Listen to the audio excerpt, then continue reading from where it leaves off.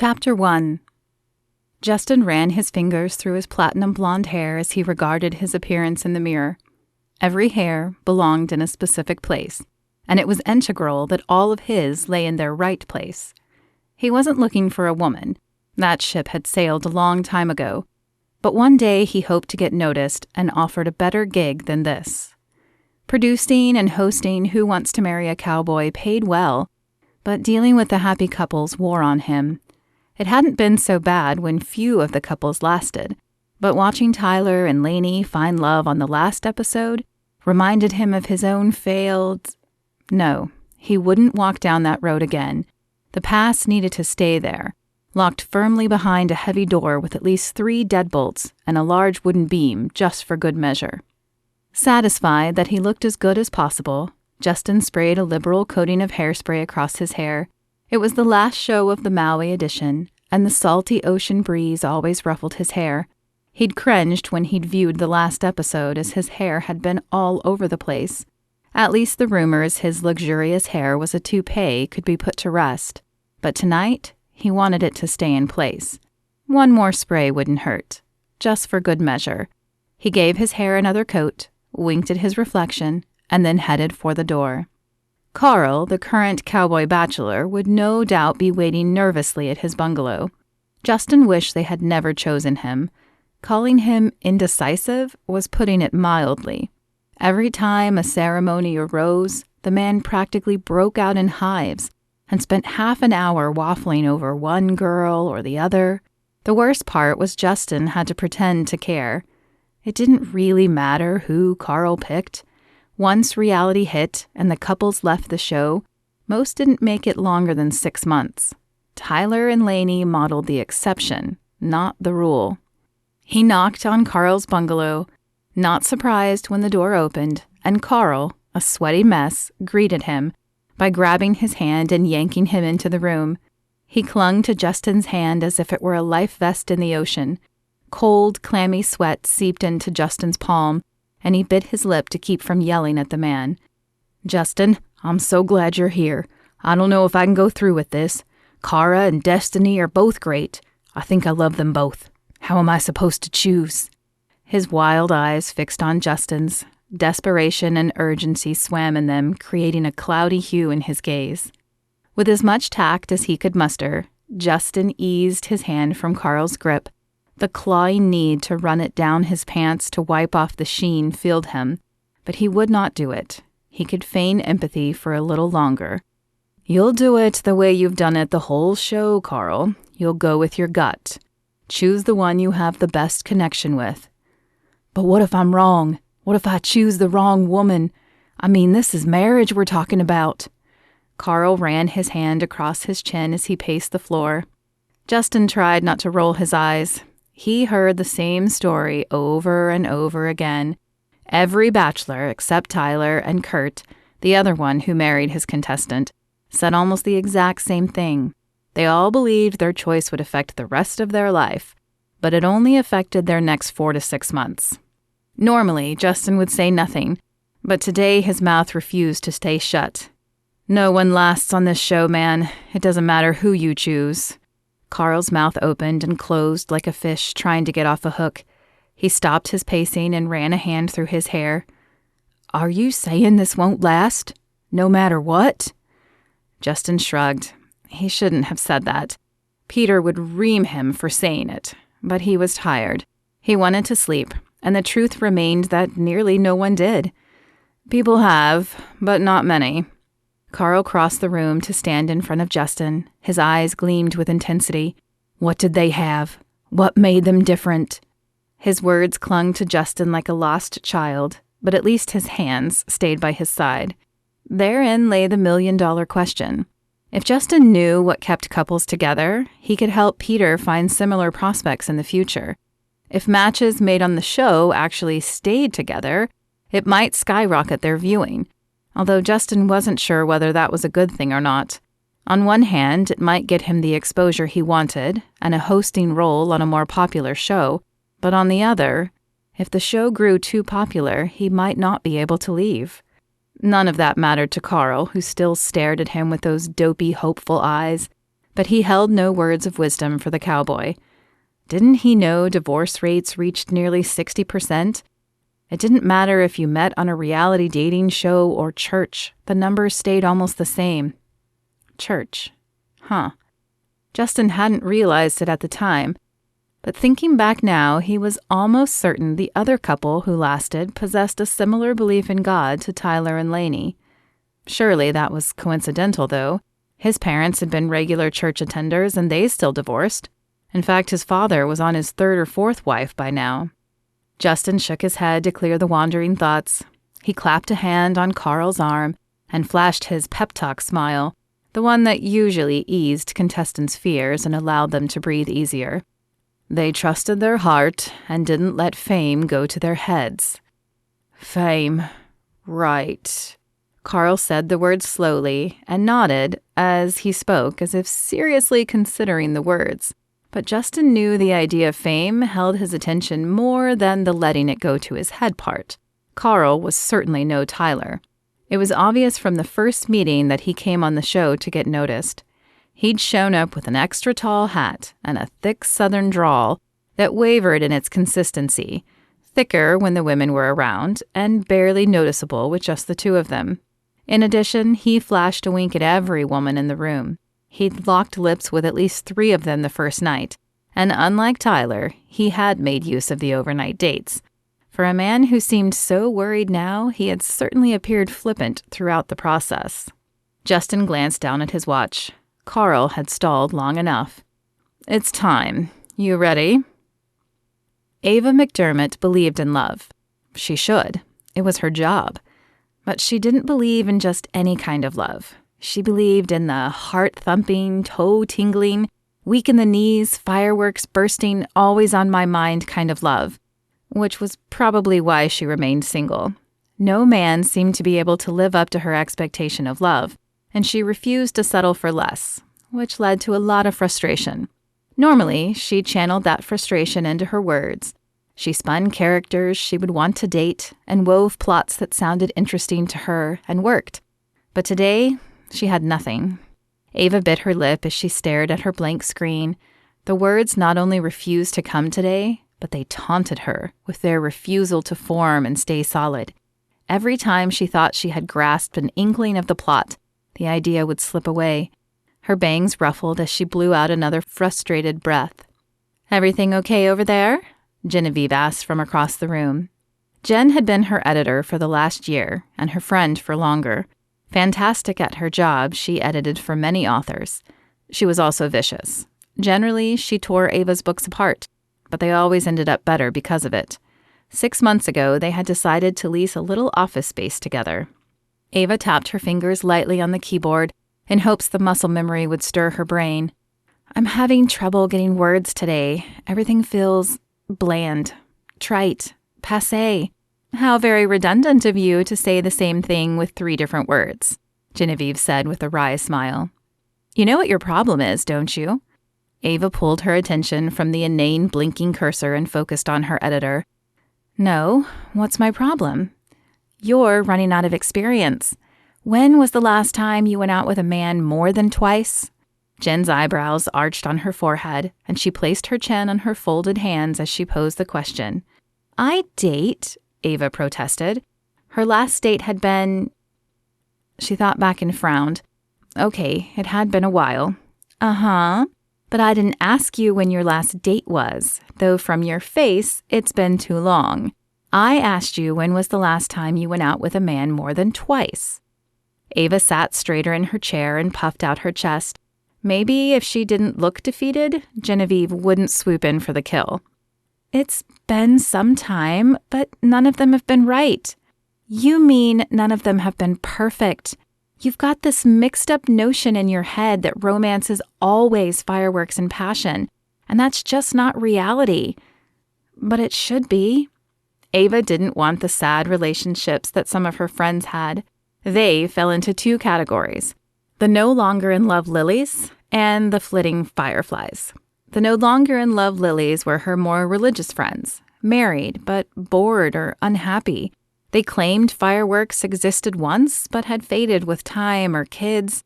Now they couldn't remember the last time they held hands or kissed. A few of them even believed they married the wrong person, but their desire to be faithful to God kept them from leaving their spouse. Then there were the flitting fireflies, friends who jumped into relationships and stayed until the sparks disappeared. Then they left to find a new spark. It didn't matter if they were just dating or married for 10 years. They held the mindset that they deserved to be happy, and if their relationship no longer made them happy, then it was time to leave. Ava didn't want to fall into either of those categories. She wanted what her parents had. After 40 years of marriage, they remained very much in love. Her father still kissed her mother every day and held her hand as they walked. And if her parents could find it, then she could too. She might just have to kiss a lot more frogs to find her prince. Maybe it should be, Genevieve continued, but it isn't. And if you don't get some new experiences soon, your writing is going to become stale, trite, and passé. Ava stuck out her tongue at Jen, but Jen was right. Almost always right. Jen doled out sage advice, but that didn't mean Ava could just wave a wand and find a man she wanted to date. Look, Genevieve stood and crossed the space between them. Maybe you need a break. Why don't you go somewhere different for a week and see if it opens up your creative juices? A week. Could she afford to be gone a week? Ava enjoyed writing. It was certainly more rewarding than her previous job selling insurance had been. But the one thing that irked her was the ebb and flow. She had saved 6 months' salary before quitting her day job, and 2 months ago she had sold a plethora of books and enjoyed a spike in her income. However, last month she hadn't released anything. Now she was watching her income drop, and it was stressful to say the least. She needed to finish this book and release it, because even though the words weren't coming, she still had a mortgage payment and a car payment due. They weren't going to care that the words refused to come as easily this time. She couldn't call them and use writer's block as an excuse for why she couldn't pay her bills. Well, she could, but she doubted they would have any sympathy for her. Yeah, maybe. Ava closed her eyes. Maybe closed, she could see the picture unfold. That's how the last book had been. She'd prayed for words, shut her eyes, and seen a movie in her head. Then she'd written until the words ran dry. The next night had been the same, and every night after until the book was done. Maybe the difference resided there. She hadn't taken this book directly to God in prayer when she started. She'd run with an idea in her head that matched the flow in the market, but while the first 1,000 words had poured out, now she was stuck. She waited for an idea, a feeling, a word, but the only image that kept popping into her head was the ocean, the gently lapping waves, the smell of salt, the soft caress of the wind on her skin. How long had it been since she had visited the ocean? Too long for sure, but she remembered always feeling inspired when there. Was that what she was supposed to do? Go to the ocean? Ava gave it another few minutes, but only the picture of the ocean remained. She opened her eyes. All I see is the ocean, so I guess the ocean it is. With a shrug, she clicked a new browser open and began searching rental houses near the ocean. A hotel or an inn wouldn't work. She needed a quiet space that would have little interruption from others. The ocean is good, Genevieve said as she came behind Ava and watched over her shoulder. A quaint white cottage appeared on the screen. From the picture, it appeared the cottage sat right on the beach, as the expansive blue could be seen to the left. 2 palm trees that held a hammock between them sat on the right, and the sand appeared to glisten in the picture. Ava grinned up at Genevieve. And this might be perfect. It sure looks pretty, although a little lonely. Not sure where you'll meet a man around there. I'm not going to meet a man, Ava said. I'm going to get inspired. Genevieve held up a hand in surrender before returning to her desk. Ava turned back to the screen and scanned the information. The rate appeared reasonable, and it appeared the cottage came with a kitchen to prepare your own meals, a utility room with a washer and dryer, and Wi-Fi. Even better, she could totally unplug and still get work done. At the bottom of the page was the rental company's information. Reflection Rentals. Sounded interesting. Ava picked up her cell phone and punched in the number. Reflection Rentals, how may I help you? The warm voice on the other end reminded Ava of her grandmother, and the smell of the chocolate chip cookies her grandmother always baked filled her memory. "Hello, I'm interested in renting your cottage on the beach." Ava scrolled back up, searching for a name, but there wasn't one. "It has no name, but it's the quaint white one." "Ah, that's our slice of tranquility," the woman said. "Is that what it's called?" Ava asked. A gentle laugh filled her ear. "No, dear. It doesn't have an official name, but that's what I like to call it." "I see. Well, is it available to rent?" She would need a few days to pack and make sure she had someone to check on her place. "I could be there Sunday, and I'd like to have it for at least a week." "Of course. I can certainly do that for you. What's your name, dear?" "Ava McDermott." Ava rattled off the rest of her information, including her credit card, and then hung up. She still had no words, but she had a plan, and hopefully the words would come when she followed the plan. Chapter 2. Justin sighed in relief as the last light flicked off. This Maui show had felt so much longer than the others. Was it because exhaustion covered him? Irritation he hadn't gotten to do much sightseeing? Or something more? Could it be that watching all this love and facing his loveless life was wearing thin on him? He relaxed into the approaching darkness. "Justin, I need a word." And the relaxation flew out the window. The tone in Peter's voice sent chills down Justin's back, and he hurriedly searched his memory for any reason Peter might be upset with him. He hadn't sent out any new auditions yet, so the likelihood he knew about those was small. Besides, Peter had to know this wasn't a permanent gig for Justin. Justin had told him that at the beginning, when they'd partnered as producers.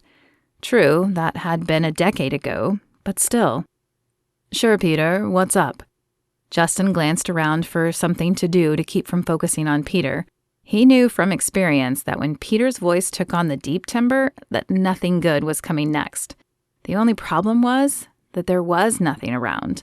The crew had packed up and vanished, like ghosts, almost as if they knew this discussion would be happening. There was nothing around them but sand. "I want you to take some time off," Peter began. Justin sagged with relief. Time off? He'd planned to take some anyway. Now he had his partner's blessing. Even better. "Of course, Peter, now that the show has wrapped, I wasn't finished." It wasn't quite anger, but there was a definite forcefulness to Peter's voice that shut Justin up and sent the dread coursing through him once again. "It is obvious from your behavior of late that you need some time away from the show." "My behavior?" Justin swallowed the words quickly, afraid his tone would invoke suspicion. Peter shot him one of those, "You know what I'm talking about" stares, the kind that could make you feel guilty even if you had done nothing wrong. But Justin knew he was off his game. He had just hoped no one else had noticed it. "Yes, your behavior. Bringing the reporters to Tyler's and Laney's wedding, hoping to break them up." Justin held up a hand and shook his head. "In my defense, those two were over-the-top sweet. And besides, it didn't work." Peter continued as if Justin hadn't interrupted him. "Setting up all these physical dates to make the women look bad? Carl said he wanted an active woman.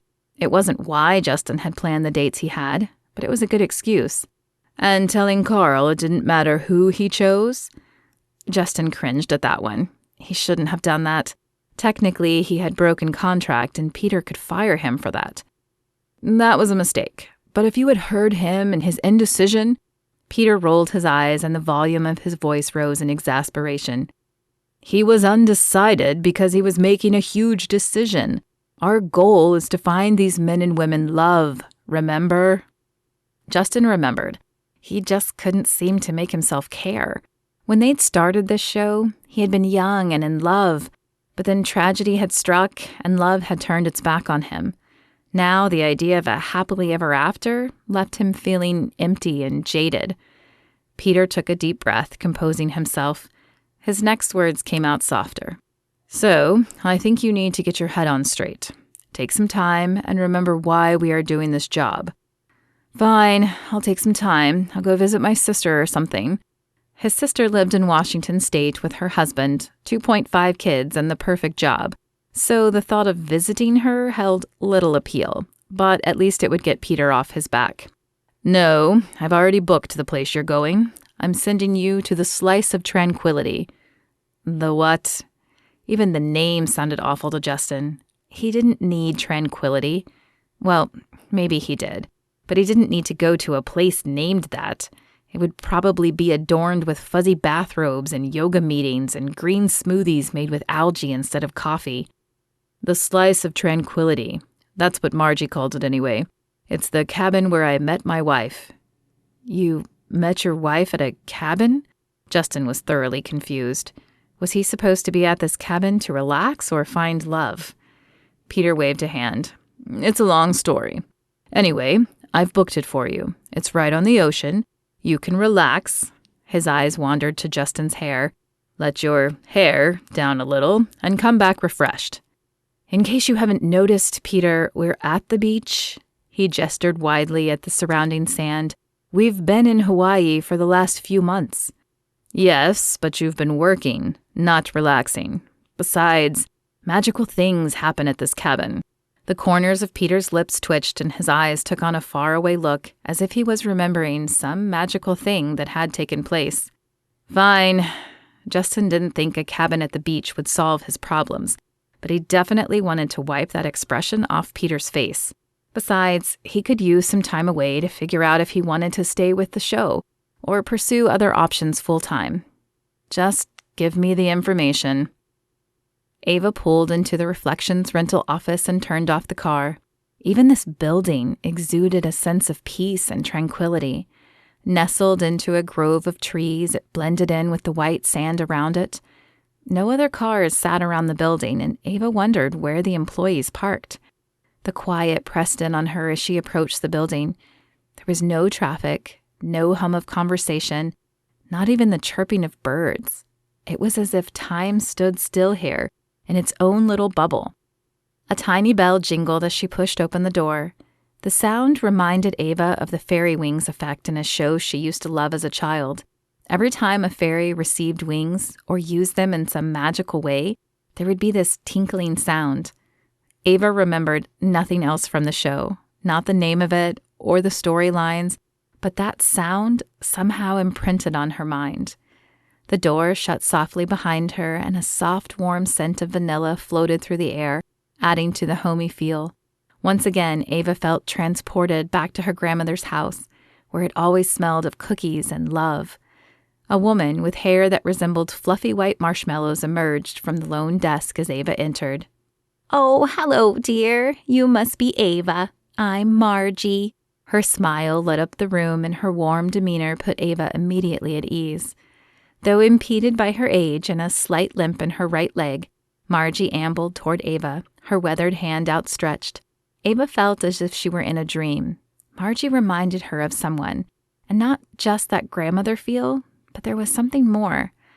"I am." Ava shook the hand, not realizing she had lifted her own. Margie's other hand closed over their clasped hands, and Ava felt frozen, as if glue held her feet in place.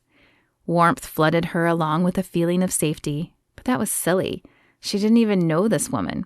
"I just know you will have a fantastic time. Let me get you the keys." She dropped their hands and Ava blinked. The warmth receded from her body, though it still circled through the room, just out of touch. She followed Margie back to the desk where a stack of papers sat prominently in the middle. Margie rifled through the papers, shaking her head and emitting soft murmurs as she turned the pages. "Ah, here we go. I just need you to sign here." She handed the paper and a pen to Ava. Ava scanned the contract, but nothing seemed out of the ordinary. She was responsible for her own meals and her laundry, but she knew that going in. The cottage also needed to be in the same condition when she left. Again, understandable. Only one clause seemed odd. If perhaps the cottage was double booked, she agreed to give it 3 days before asking for a refund. "Does this happen often?" she asked, pointing at the odd clause. Margie looked down and then waved her hand. "Oh, hardly ever. But it did happen one time, and it makes more sense to have the information there. You know what I mean?" "Right. So does this mean if it gets double booked, That I have to stay there with someone else for 3 days to qualify for the refund? Margie's white hair bounced with her nod. It does, but again, it hardly ever happens. I'm sure you have nothing to worry about.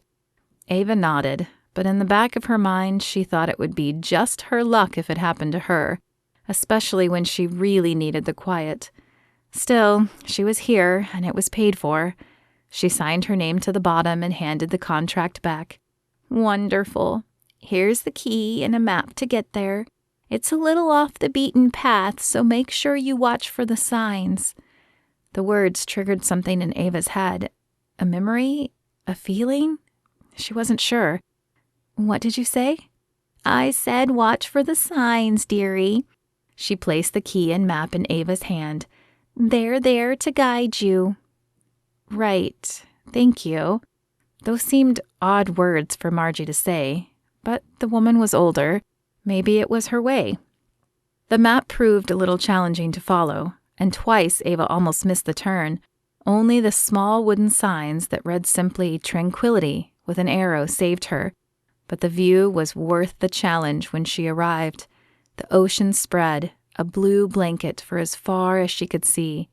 Was this a private beach? Warm, salty air caressed her skin as she stepped out of the car. A light breeze ruffled her dark hair, and the sun rained soft kisses on her face. This she could get used to. Fear and worry rolled off her shoulders as she stepped into the cabin, which was larger than it had looked in the picture. The immediate room welcomed her with a charming fireplace and large plush furniture. Her favorite was a cushy chair in the corner by the window. A lamp nestled behind it as if protecting it with its glow, and the chair faced the window, which looked out at the expansive ocean. It would be the perfect place for her to work. She could almost feel the creative energy flowing through her as she pictured sitting there. A hallway led out of the room and opened to the kitchen, patterned with cottages and beach prints. It wasn't large, and the only seating was a small table with 2 chairs. But Ava didn't figure she would spend much time in here anyway. Long enough to prepare the food, but she'd much rather eat it facing the window, or better yet outside. A sliding glass door lay behind the table, and it led right out to the beach. Ava could see a small table and 2 chairs outside. Perhaps that was where she would eat. She checked the cupboards, but they were empty, as was the refrigerator. No matter. Ava had brought food with her. Beyond the kitchen were 2 bedrooms, each about the same size and color palette. They both contained a private bathroom, which seemed a little odd in a 2-bedroom, but Ava certainly didn't mind. She disliked hotels that had no bathroom in the room and forced her to walk down the hall, often in the dark, early morning hours. She deposited her suitcase on the bed on one of the rooms, the one with the view of the hammock, as the other just had a view of the beach, but no ocean, and then returned to the car for the cooler of food she had brought. It should be enough to last her a week, and then she figured she would either be finished with her book or she could take a break and drive to the nearest town for more. With the food unpacked and put away, Ava grabbed her notebook and headed outside. She couldn't wait to feel the sand between her toes and soak up the inspiration from the waves. Surely here she would find inspiration. How could she not?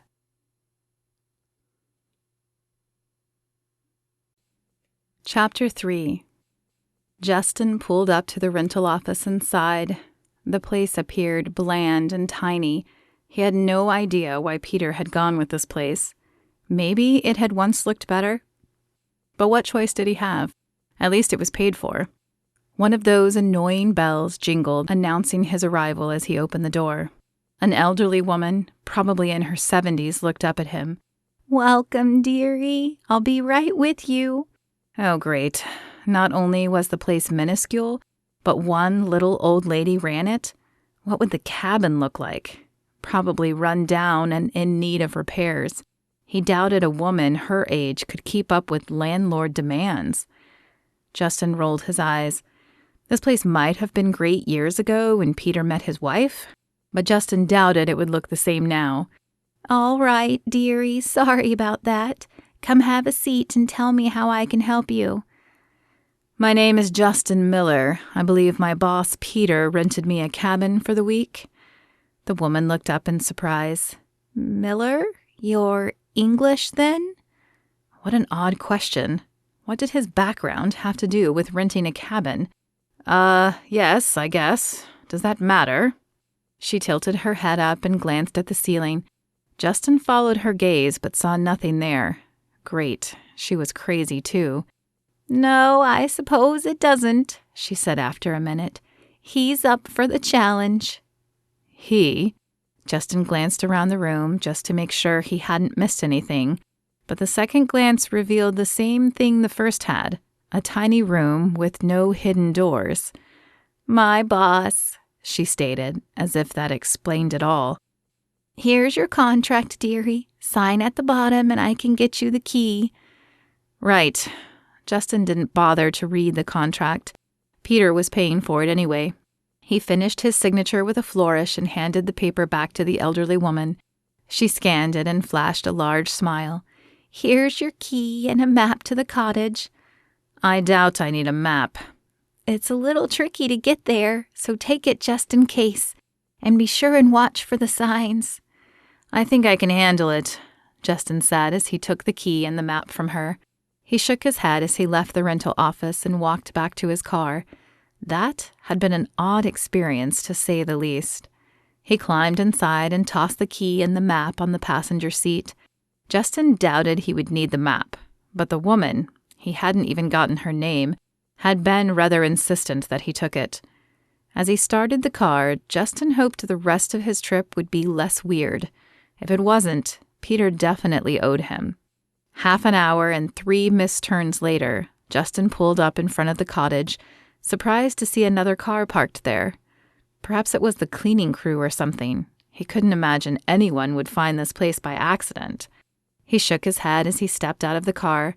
Someone should tell that woman at the rental office to make those signs larger, as he'd missed every one of them the first time. Of course, he probably could have been paying closer attention, but that was beside the point. He grabbed his bag from the trunk and slugged his way to the front door. Suitcases with wheels and sandy beaches went together about as well as peanut butter and catfish. At least the view was nice. The cabin itself wasn't much to look at, but the expansive ocean to the left of it took his breath away. Justin felt the tension easing off his shoulders with each gentle lap of the waves on the beach just feet away. And to the right, a hammock swung lazily back and forth in the breeze.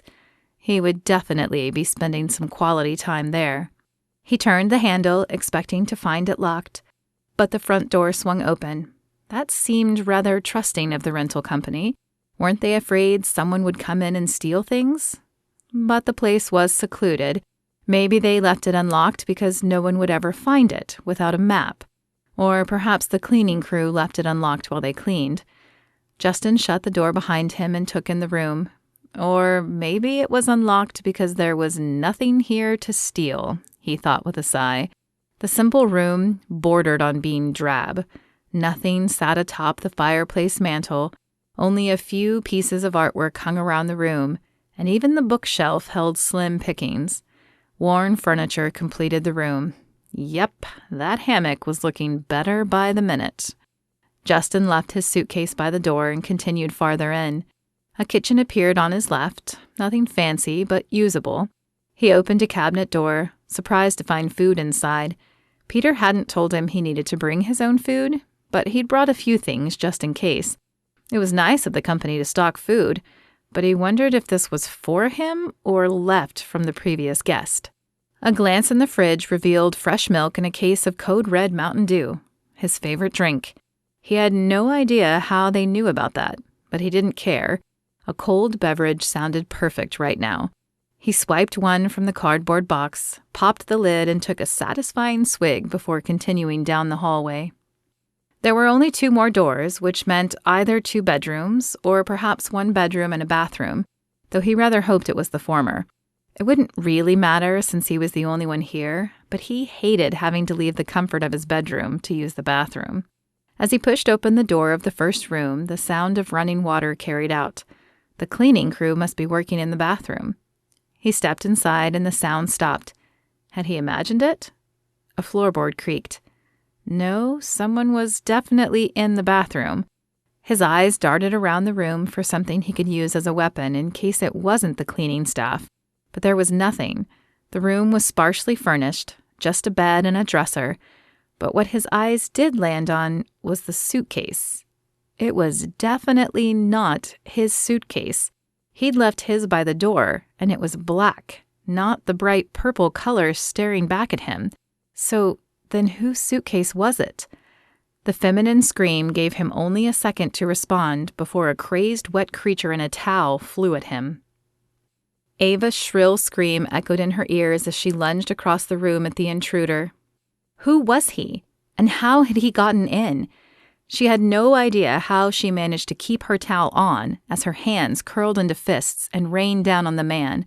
The drink in his hand, her Mountain Dew, went flying as he defended himself. He grabbed her hands and quickly pinned her wrists, stopping her punches. "Who are you, and what are you doing in my cottage?" His gruff voice matched the strength in his hands. "Your cottage?" She struggled to get her hands free, but his grip held firm. "This is my cottage, at least for the next week. Now will you let go of me?" "Do you promise to stop hitting me?" "Stop hitting you? You're a strange man in my bedroom. I think I have every right to defend myself." But even as she said the words, her fear lessened. He didn't seem dangerous. Stiff, perhaps, if his hair was any indication. But he'd made no move to attack her, and he was clearly stronger than she was. Struggling would only wear her out. "There's obviously been a mistake, and we can figure it out, but only if you calm down." Ava nodded, but kept her guard up as she dropped her hands.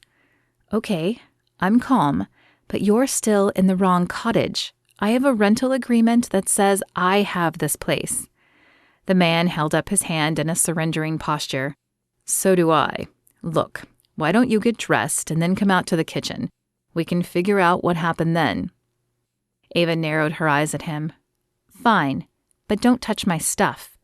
She eyed the can that was slowly pouring liquid on the floor. "Or any more of my food." He followed her gaze and then bent down and picked up the can. "I'll find a towel to clean the floor." "Don't bother," she said. "I'll use this one after I'm dressed." His eyes dropped to her towel and Ava's face grew hot. Way to pull attention to the fact that only a small piece of cloth was keeping her covered. "Right." He cleared his throat. "I'll just be..." He pointed awkwardly at the door before turning and darting out to the hallway. With the door shut and locked, Ava quickly finished drying and dressed. Even though the weather was warm, she tugged on her most modest shirt and shorts. She didn't think he was dangerous, but there was no need to go tempting fate either. She dropped the towel on the red puddle and wiped it up, and then deposited the towel in the laundry hamper on her way out the door. As she neared the kitchen, she pulled back her shoulders, putting on a brave exterior. She was a strong, independent, assertive woman, and he was clearly in the wrong place. He sat at the small table, his phone in his hand, but he stood when she entered. "Tea?" she asked before he could say anything. The situation was uncomfortable as it was, but sitting across from the stranger with nothing to occupy her hands sounded like torture. "Do you have any coffee?" "There's a pot." She pointed to the contraption on the counter. "But I don't drink the stuff, and I didn't bring any." "Tea's fine," he conceded and sat back down. Ava filled the kettle in the sink and then turned the burner on before rummaging in the cabinets. She brought down 2 mugs and pulled out 2 tea bags from the stash she had brought, placing one in each mug. She was thankful that she had something to keep her hands occupied and a reason not to be looking at him. When the kettle whistled, she finally turned to him. "Do you take anything in it?" "Cream and sugar, I guess," he answered. "I'm not really much of a tea guy." Ava nodded, unsurprised by this declaration, and opened the fridge. She retrieved the cream and set it on the table next to the sugar. Then she grabbed the mugs. "So, what are we going to do about this?" She kept her tone even, though her hand shook slightly as she lifted her mug. "I suppose we should check the rental agreements and find out which one of us is in the wrong place." Ava did not miss the condescension in his voice. He obviously had money, or wanted people to believe he did. His manicured hands, perfectly coiffed hair, and designer shirt did not go unnoticed. "Uh-huh. Well, I have mine, and I can assure you that I'm in the right place. I followed Margie's map to a T. He pushed his chair back. I have mine as well. I'll just grab it, and we can put this to rest. He strode out of the room with a purposeful gait and returned a moment later with a single sheet of paper in hand. With an exaggerated flourish, he placed the paper on the table in front of her. She picked it up, expecting to find something wrong. The date, the name of the cottage, something. But there was nothing off. His paper looked exactly like hers. But I don't... Oh, no. She shook her head in disbelief. What were the odds? Oh, no, what? He asked as he sat again. Ava sighed and ran a hand across the bridge of her nose. Did you read the contract? The man shrugged. I skimmed it. Of course you did. A judgmental edge filled her voice, but she didn't care. There's a clause in the agreement about what happens if they double book the cottage. I asked about it because I thought it was odd, but Margie assured me it rarely happens. Wait, there's a clause about this? What does it say? Ava rolled her eyes. Why did people sign things they didn't read? That we have to give it at least 3 days before asking for a refund. What? His eyes widened, making the ocean blue color of them even more prominent.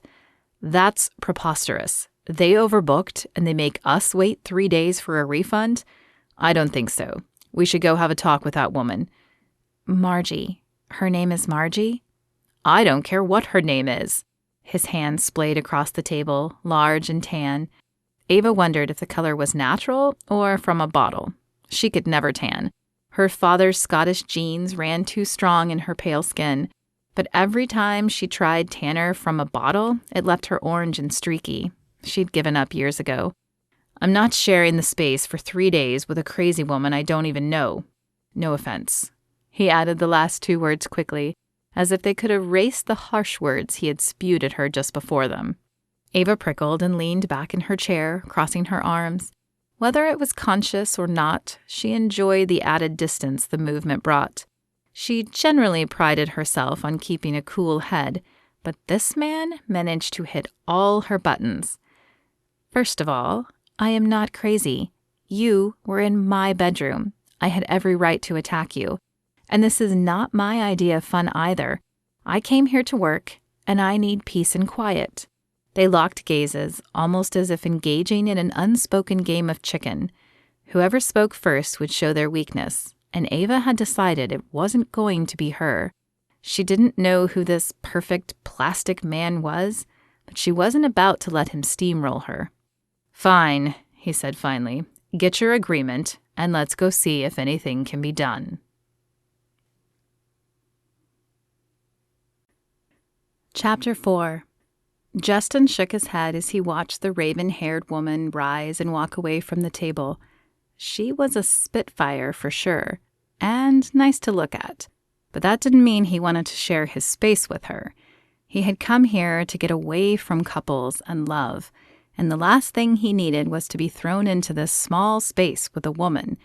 A very attractive, aggravating woman. Okay, here it is, and it's exactly what I said. She waved a piece of paper at him. He stood. Can I see it? There was no use making a trip just to get there and find out this woman had been mistaken. She cocked a raised eyebrow at him, her expression a challenge. You don't believe me? Justin shrugged. He didn't trust a lot of people, and women usually grace the top of the list of people he didn't trust. I don't even know you, but I've proven my contract was right. It's only fair you show me yours. Her lips pursed together, though the corners twitched. Her blue eyes twinkled at him. I assume you're still talking about my contract. He replayed his words in his head, smirking a little when he realized what he'd said. So, she had a sense of humor. That was refreshing, as his ex-wife hadn't seemed to. Well, unless you considered her leaving him for her Botox doctor, a sense of humor. Still, he wondered if this stranger could take what she dished out. I was, unless you had another suggestion. Her posture stiffened, and her smile faded as a light pink color floated across her face. No, I most certainly did not. Here. She thrust the paper at him as if his words had lit it on fire. He scanned it, but her contract appeared as valid as his. Satisfied? Her rigid demeanor had returned, the humor gone. Not really. I was hoping to unwind, but instead I have to get this fixed with a woman I don't know. He stepped toward the front door. Ava. What? He turned back to her. My name is Ava. If we're stuck together, we might as well use names. He couldn't care less about her name. His hope was the rental company would figure this out and relocate one of them, even if it was him. He didn't care what cottage he stayed in, as long as he was the only one in it. Justin, he said, but he didn't offer his hand. Can we go now? By all means, lead the way. Sarcasm flowed out of her voice, but Justin didn't take the bait. He simply wanted to get this cleared up and get away from her. He headed toward his car, but the woman stepped toward the other car as they exited the cottage. Where are you going? I'm parked right here. She crossed her arms. I don't know you. I'm not getting in a car with you when you might be some serial killer or something. I'm not a... Justin sighed and shook his head in frustration. I'm not a serial killer. I'm a producer and the host of Who Wants to Marry a Cowboy? She blinked at him, her expression deadpan. Is that supposed to mean something to me? This reaction was exactly why he needed a new job. He didn't even care if it was just producing, though he preferred being in front of the cameras. But he needed something that people knew, some job that would allow him to be recognized. It's a reality dating show. We've been around for 10 years. Ava shrugged. I don't watch much television. I'm a writer, so I'm more focused on my own stories. A writer? That piqued his interest slightly. He wondered what she wrote, but only briefly. Unless she was a screenwriter who worked for a large studio and could get him an acting job, he doubted they would have much in common. Though he thought it silly. If she wanted to drive herself, he wasn't going to stop her. Suit yourself. I'll see you there. Ava shook her head as she climbed into her own car. Not only was he a distraction, but Justin was a piece of work. Why wasn't he staying at some fancy schmancy hotel instead of at this little cottage? Maybe his money was all a facade. He seemed like the type to want to have prestige and therefore pretended he did in hopes of fooling people. She shook her head as she opened her door. She didn't know him, so she shouldn't be judging him, but he certainly made it hard not to. He was already parked at the rental office when she arrived, but he hadn't gone in yet. He opened his car door just as she did. Was he afraid of little old Margie, or was it just that he hoped a unified front might help their case? Ava pulled on the door handle, but it didn't budge. It was locked in the middle of the day? What's the problem? Justin asked, coming up beside her. It's locked. She cupped her hands around her face and leaned closer, but she could see no movement inside. What? That's not possible. I just came from here 15 minutes ago. As if he thought the problem was just her strength, he pulled on the door handle himself. Maybe you were the last client for the day. At just past noon? That makes no sense. He pulled again on the handle and then began banging on the glass.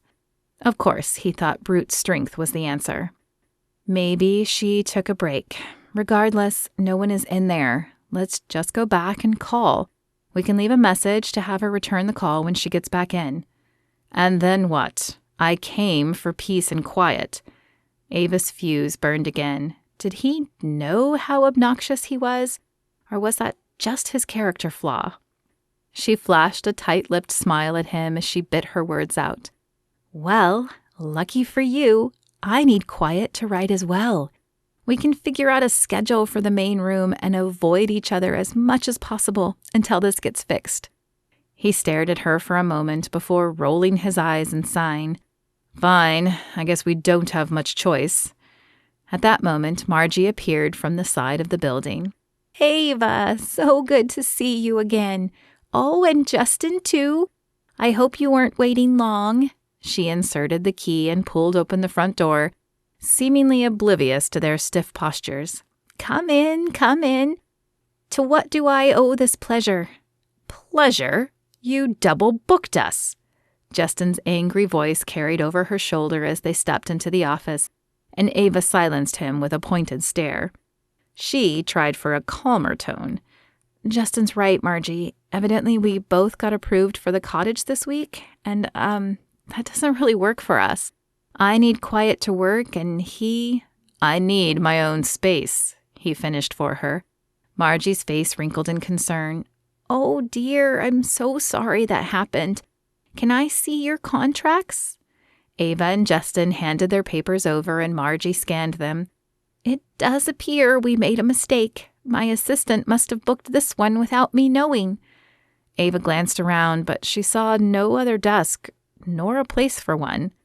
"We don't care who made the mistake," Justin said, stepping forward.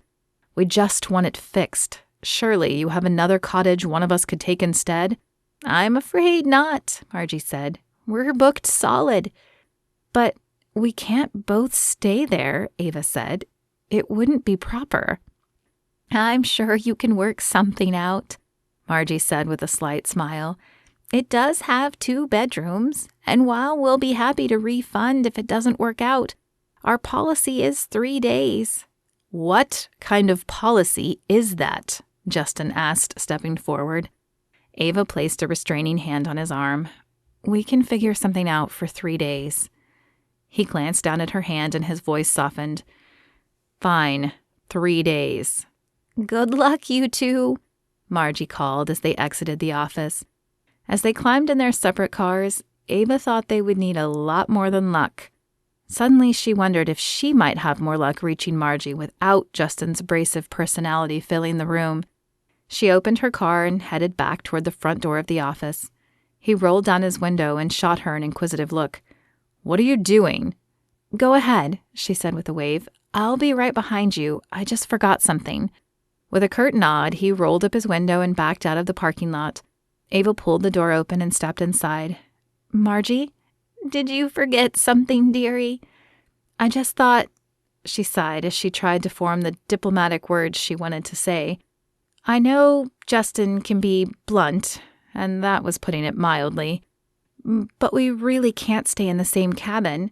Surely there's something you can do." "Are you a believer, Ava?" "I am, which is why I shouldn't stay in the same cottage with him, even if it does have 2 rooms. Margie nodded. "And do you believe that God makes mistakes?" "Of course not. But what does that have to do with anything?" Margie smiled her sweet grandmotherly smile, but said nothing. Was she trying to say God had made sure they were double booked? But why would he do that? It was clear she and Justin were nearly complete opposites. "All right. Well, thank you, Margie, and please call if something opens up sooner." Bewildered by the exchange, Ava left the office for the second time and headed back to the cottage. Justin was sitting at the table scowling when she entered. "Okay, so how do you propose we make this work?" She sat across from him and folded her hands together on the table. Sweet. She would be sweet. "Well, my best writing time is in the morning, and while I could write in my room, the view in the main room is more inspiring." "So you want me to stay out of the main room the whole morning?" Justin's face morphed into a portrait of contempt. Nope. Sweet flew out the window, and she glared at him. This wasn't how she had planned to spend her time at the cottage either. "No, but if that could be quiet time until lunch, that way I could still get writing done." He matched her stare for a moment before rolling his eyes. "Fine, I can make that work. I'll go surfing or something." "You surf?" She couldn't picture him surfing. Even the jeans he wore currently had a pressed line on them. She didn't know anyone ironed jeans. She certainly didn't. But then again, she didn't mind wrinkles. In fact, she was probably on a first-name basis with wrinkles. But she chalked that up to her hate-hate relationship with irons.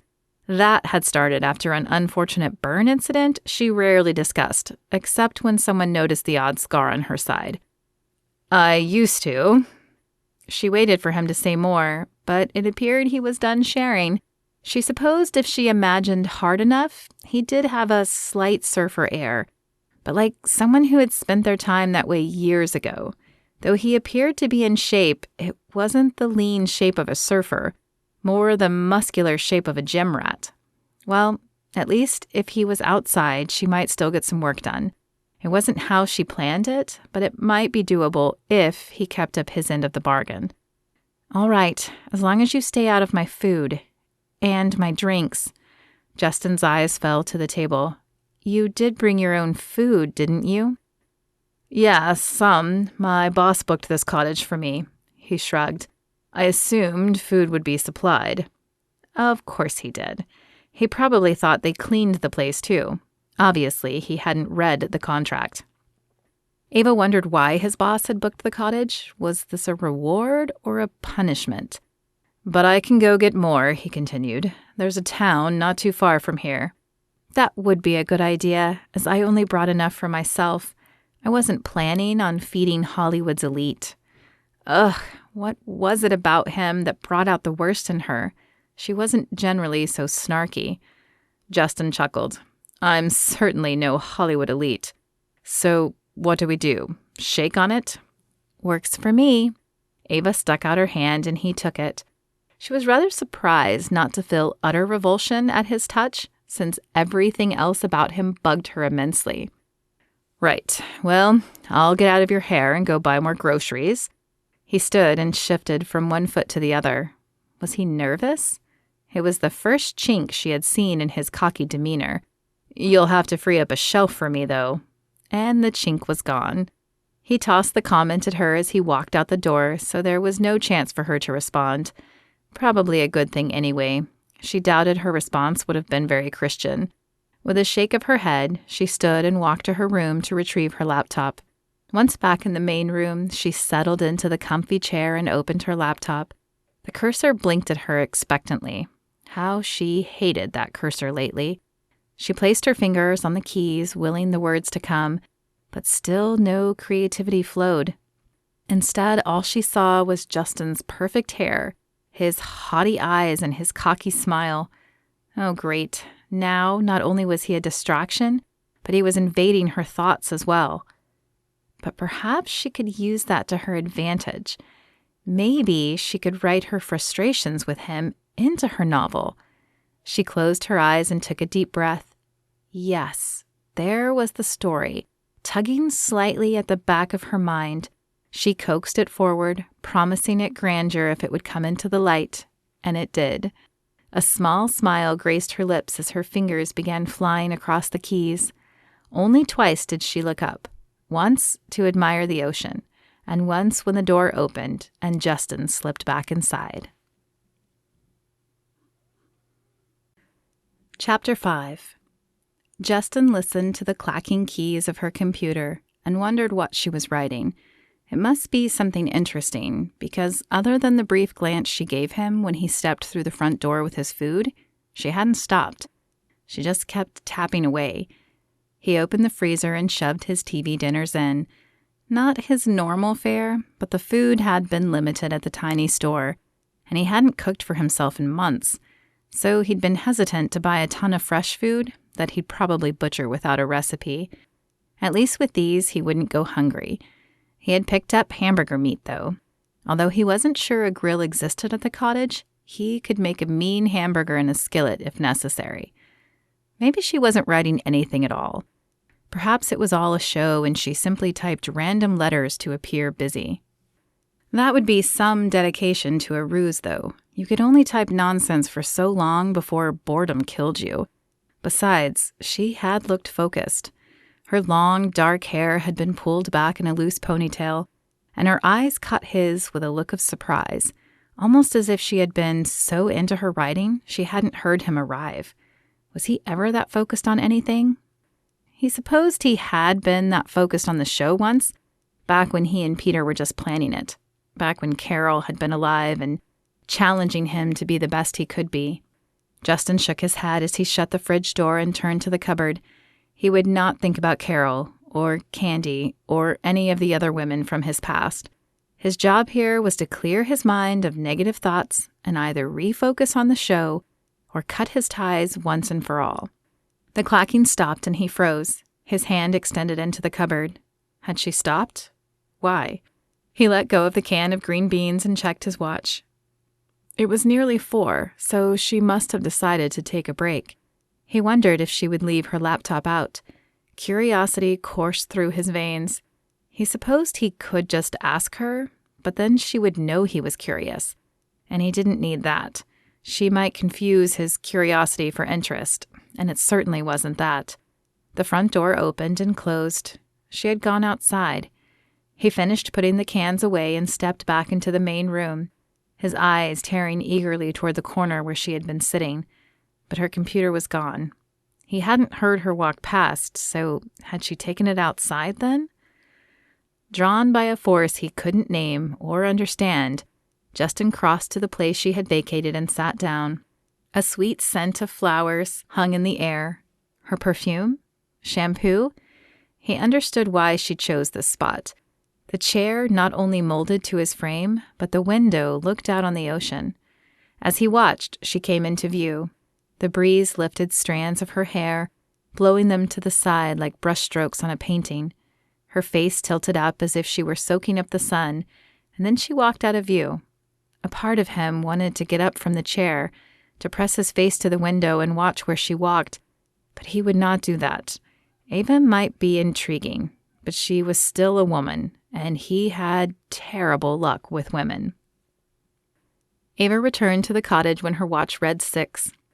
She enjoyed walking the beach and not thinking for a few hours. There was something refreshing in just letting go, but now her stomach yearned for some food and her fingers itched to add a little more to her story, even if she had to do it in the small bedroom. She opened the cottage door, surprised to find Justin asleep in the cushy chair. He actually looked human and vulnerable, passed out with his mouth slightly open. Too bad he was so cocky when he was awake. She wondered what made him that way. Was it working in television? Had he grown up that way? Ava shook her head as she walked past him to the kitchen.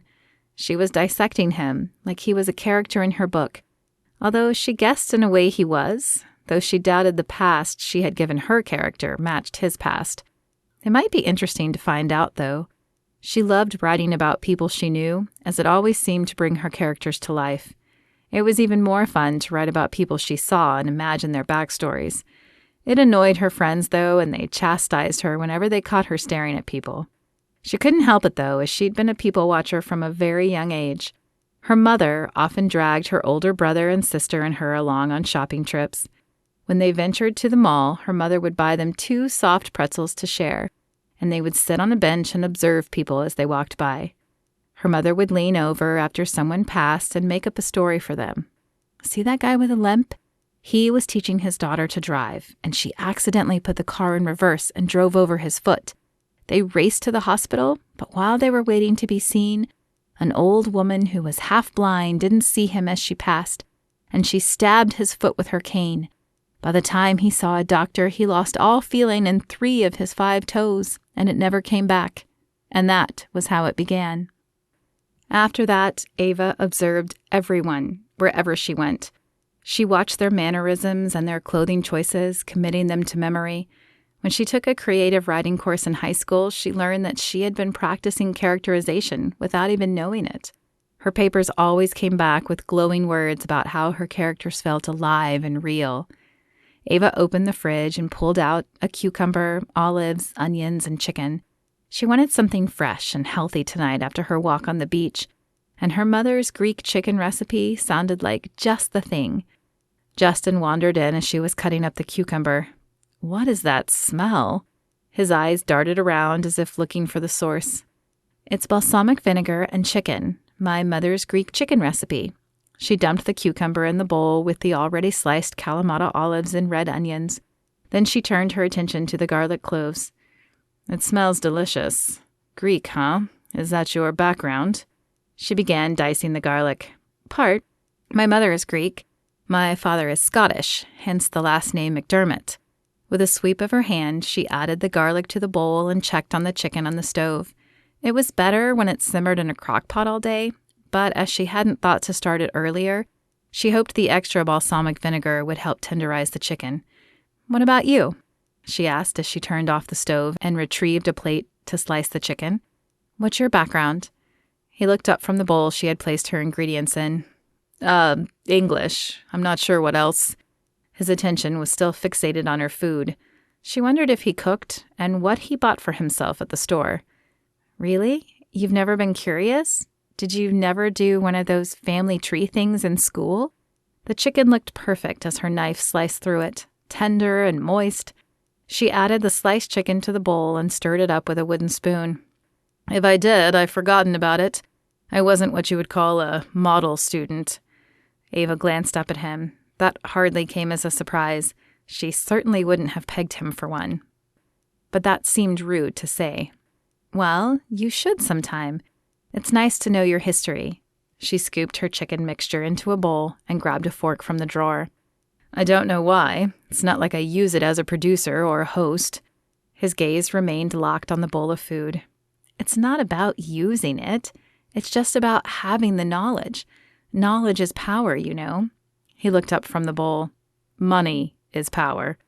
Ava shook her head as she picked up her bowl and headed to the table. As she sat, she heard the freezer door open.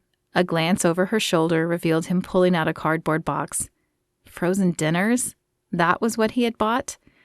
With a sigh, she shook her head and turned to him. "Don't heat that up. Get yourself a bowl and have some real food." "Really?" "Really, but do it quickly before I change my mind." Justin wasted no time in grabbing a bowl and sitting across from her. The smell alone sent him salivating 10 minutes ago. He picked up his fork to dig in, but Ava interrupted him with her question. "Frozen dinners?" He shrugged. "The show I work on caters meals every day. I haven't cooked for myself in months. Besides, the store was really small." Ava chuckled and bowed her head, and Justin knew she was about to pray over her food. A vice seized his heart, and he forced his eyes to his bowl. He should have known he would get stuck with a believer, and just when he thought Ava might be worth getting to know, he would have to be even more careful about keeping his distance from now on. That was a hole he didn't want to get sucked into again. "You don't pray?" she asked when she opened her eyes. "Not anymore. I put my faith in God a long time ago, and he proved he didn't care." Justin dug the fork into the dish and shoveled a mouthful in. Ava's forehead wrinkled as she picked up her fork. "I know it feels that way sometimes, but God is always with us." Justin finished chewing his last bite and stared evenly at Ava. "Not when he lets my wife die." Her mouth dropped open, but he could tell she had no words to say to that. No one ever did, at least not words that mattered. "Thank you for the food, but I think I'll finish it in my room." He stood and carried his plate down the hall. Justin had come here trying to get away from these memories, not dig them up and open old wounds. He wondered, not for the first time, if that would ever be possible. Ava shut her Bible with a sigh. She had tried blocking out the noise for the last 10 minutes, but the words kept bouncing around the page. They had said nothing about quiet time in the evenings, but she would have to tell him to turn the music down. Why on earth did he need it that loud anyway? And why didn't he have headphones? She grabbed the robe off the end of the bed and shrugged it on. It had been an afterthought to pack it, but now she was glad she had. Her short shorts and tank top revealed too much skin to wear around Justin, even though he didn't seem interested in her in the least, which she found fine because he was not her type either. This loud, blaring rock music emphasized just one of the many differences between them. Ava knocked lightly on his door, and then curled her hand into a fist and pounded when he didn't open up. The music stopped and the door swung open. Justin wore a tank top himself and a pair of cargo shorts. The casual appearance shocked her for a second, but she should have expected it. No one stayed in slacks and a button-down shirt all day, did they? Yes. The way his eyes roamed over her sent a heat crawling up her neck, and Ava pulled the robe tighter. "I was hoping you could turn your music down. I'm trying to do my devotional, and I can't concentrate with all the screaming going on." "It's not screaming, it's heavy metal, and it helps me relax." He moved to shut the door in her face, and she shoved her foot out to keep it from closing. "Okay, fair enough. But can you at least turn it down or use headphones? I have a pair in my room if you need to borrow some." Justin sighed and rolled his eyes. "I have my own. I'll use them so you can get back to your fairy tales." "They're not but she didn't get to finish the statement as Justin muscled her foot out of the doorway and shut the door in her face. "You could use some fairy tales," she hissed under her breath as she turned back to her room. He was infuriating and obnoxious, and she tried to cut him slack due to the bomb he had dropped at dinner, but he wasn't making it easy. At least he kept the music lower. Ava climbed back on the bed and opened her Bible again, but the words still swam over the page. This time, it wasn't due to his music, but her conscience. With a sigh, she closed the book and then closed her eyes. It was obvious Justin could use prayer, and she could use patience dealing with him. Chapter 6. Justin woke early as he did every morning. The filming schedule didn't always call for an early morning wake-up, but it did more often than not, and his body had gotten used to it.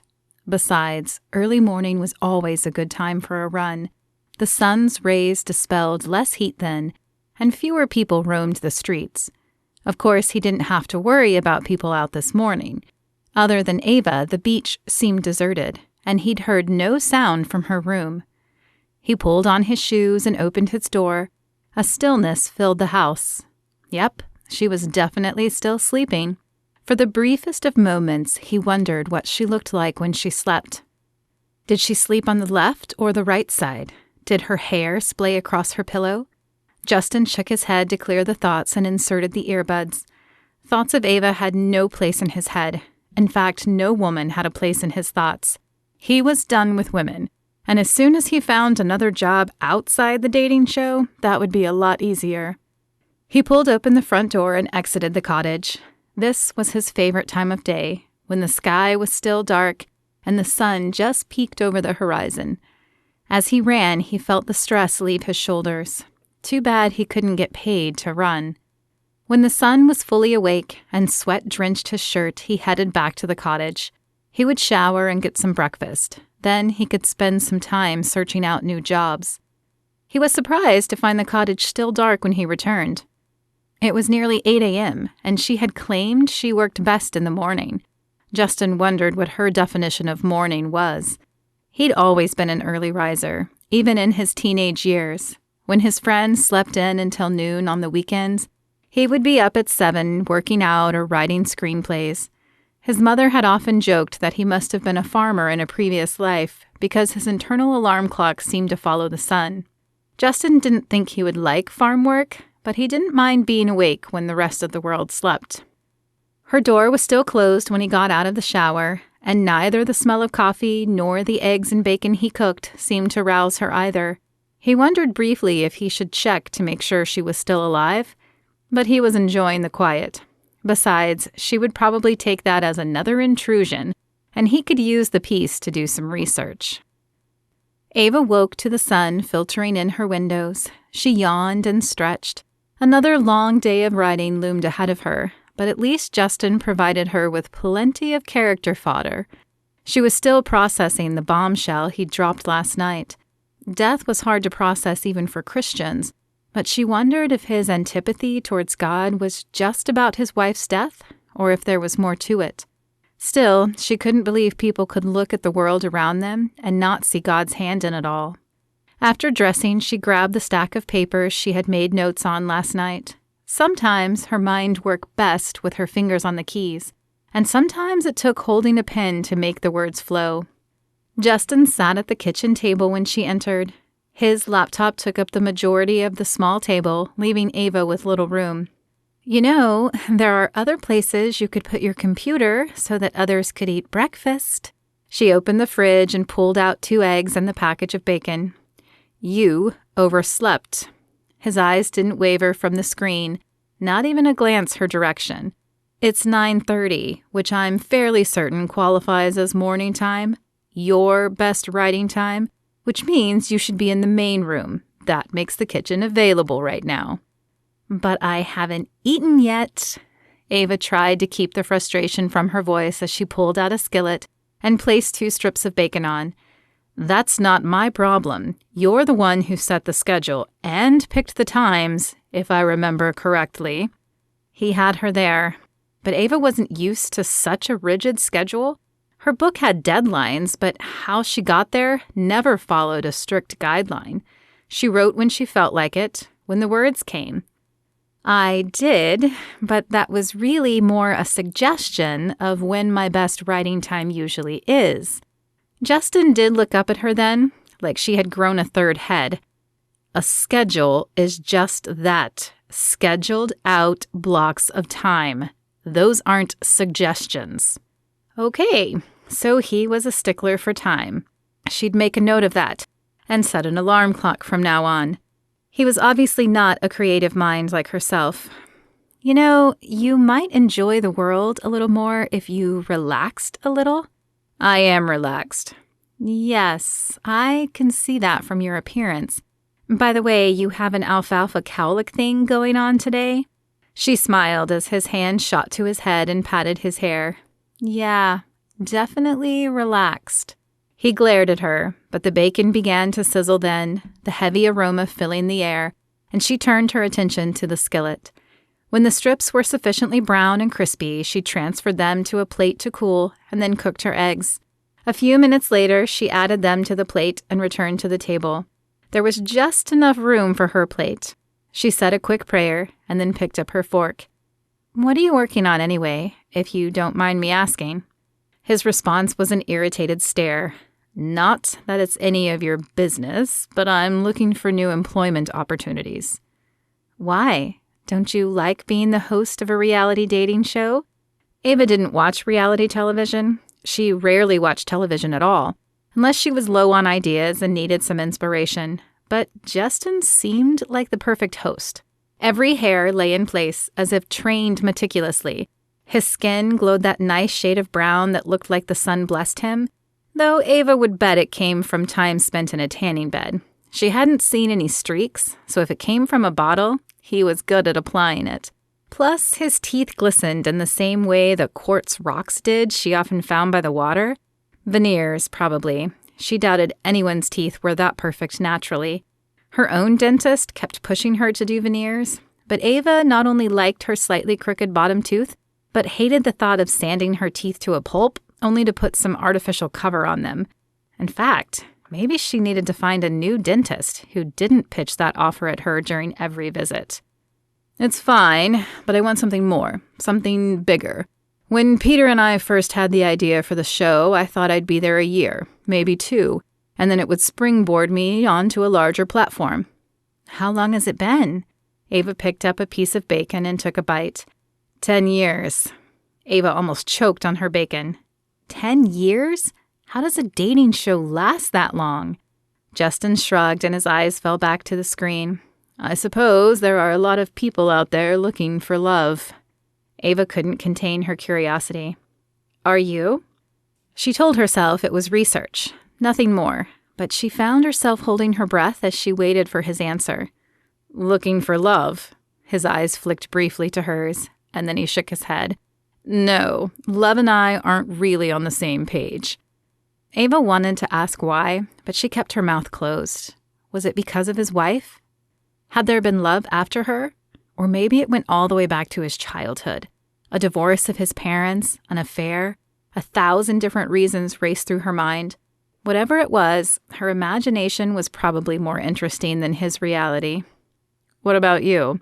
He stared at her again, this time with one of those expressions, like he was trying to figure out what she was thinking. She almost laughed out loud. Her head was a dangerous place to be, with all the thoughts and storylines jockeying for position. She doubted he would enjoy the experience. "Me? Well, I'm a romance author, so I'm always looking for love." Justin snorted and turned back to his laptop. "Figures." Her grip tightened on her fork. "What does that mean?" "It just figures you would write sappy love stories. You seem like an optimist." "And what's wrong with being an optimist?" Her hackles rose up, the need to defend herself and her occupation taking over. It's not realistic. There are no happy endings, just happy moments you might get to enjoy before life comes and slaps them away." Ava shook her head. "Wow, who stole the color from your rainbows?" His face wrinkled in confusion. "What?" I just mean that's a terrible view on life. How do you work on a dating show with that outlook?" He said nothing, and the pieces fell into place. "Oh, so that's why you want to leave, isn't it? You can't stand watching others find happiness." "Fleeting happiness," he said, rolling his eyes. "They usually only last 6 months before they break up." "All of them?" Ava found that hard to believe. Even on a dating show, there had to be a few who found lasting happiness. "None have lasted?" He stared at her as if he couldn't believe she would ask such a stupid question. That third head had probably grown a third eye. "Fine, 2 of them have." Ava smiled smugly. "And what did those 2 couples have that the others didn't?" "Who knows? Luck more than likely," he said. But his eyes had shifted. He was lying, or at least not telling the whole truth. He either knew or suspected what kept those couples together, but didn't want to share, and Ava wondered why. "You'd better get to writing. It's almost 10, and I can't promise to be quiet after lunch." Before she could respond, he shut his laptop and left the room. Ava smiled as she finished her breakfast. He was right, and he'd spurred her creative juices enough she thought it would be a very productive couple of hours. Chapter 7. Justin stretched out in the hammock and let the gentle rocking blow the troubles from his mind. How long had it been since he'd been able to do nothing and relax? He'd spent a month in Maui, which most people would have considered a vacation, but he couldn't remember walking the beach just for fun. No, he'd walked the beach looking for the best places to set up a camera or how the light affected a shot. He'd probably heard the gentle lapping of the waves behind him, but he certainly hadn't listened to them as he was now. Each ebb and flow seemed to have a story. The sands would be arranged just right, but then the water would wash ashore and sift them, change them, steal some back to its murky depths. He felt like the sand, and life was his ocean. When he'd first graduated from acting school, dreams filled his head. Dreams of making it big, of presenting visual stories that people would love. But then he'd met Carol. Suddenly, his dreams of making it big shifted. He still desired that, but even more, he needed a steady income to offer her some stability. That's when he met Peter. A reality dating show hadn't sounded terrible, and the audience appeared to be there. But then Carol had died, and his plans had changed again. He'd thrown himself completely into the show, needing it to do well in order to keep busy and avoid thinking about Carol. The show's popularity rose, and with it his fame, which was how he'd met Candy. He should have known with a name like that she wouldn't last, but he'd been lonely and foolish. However, she had been the wave that took a piece of him back to her murky depth. Now he felt lost, adrift in the sea of life without a compass. He hoped a new gig would give him focus, something to work toward, but he wasn't even sure of that.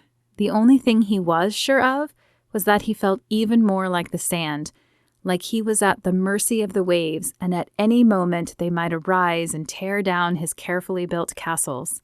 His phone buzzed in his pocket, and a terrible feeling it held a wave washed over him. Peter's number on the screen came as no surprise, but that knowledge didn't warm the chill that was slowly spreading through his veins. "Hello, Justin, it's Peter. How is the stay going?" "Well, it's only day 2, but I'm working on relaxing. Lying in a hammock right now, listening to waves. However, they made a mistake when you booked, and I'm having to share the cottage with a woman." "A woman?" "Yeah, some romance writer. There are no other cottages available, and the contract says we have to wait 3 days before asking for a refund." "What is she like?" "The woman? Why on earth would Peter care what this woman was like?" "Yes, the woman. Who else?" Justin glanced back at the cottage. "She's infuriating. Always looks for the positive, believes in love, and prays before every meal. So not really my type. Not that I'm looking for romance." "Is she pretty?" Why was he pushing this? Hadn't Justin just told him she wasn't his type? I suppose. In truth, she was pretty, and Justin had noticed. Her raven hair made her skin appear creamy and soft, and her green eyes held just the hint of a challenge when she stared at him. "Why do you ask? I thought I was supposed to be relaxing and not thinking about some woman. At least that's what my boss told me." Justin made sure to put extra emphasis on the word boss. "Partners, Justin. We're in this together." Right, except that Justin didn't think he could send Peter on a mandatory pull-yourself-together retreat. There were clearly areas where Peter held the control, but that was an argument for another day. "All right, partner. What is this call really about? I don't believe you called just to check up on me." Peter sighed on the other end of the phone. "It's your image, Justin. Somehow they caught wind of what you told Carl, and the tabloids are blowing up about it. They're calling you a humbug, a Grinch, and my personal favorite, the male heiress." Justin scanned his memory of mythology, but the name was just out of reach. Who was Eris? The goddess of discord. Not a great comparison for a dating show host? It wasn't, but as Justin wasn't sure he wanted to be a dating show host any longer, he wasn't entirely sure it was as bad as Peter was making it out to be either. "Look, Peter, I know it sounds awful, but I think I might be done with Who Wants to Marry a Cowboy." "I think you're missing the point, Justin. This isn't about you looking bad on the show. This is affecting your brand. I've known you were thinking about leaving for a while, but right now you are damaged goods. No show is going to pick you up with this reputation." And there it was, the wave. He couldn't lose his brand.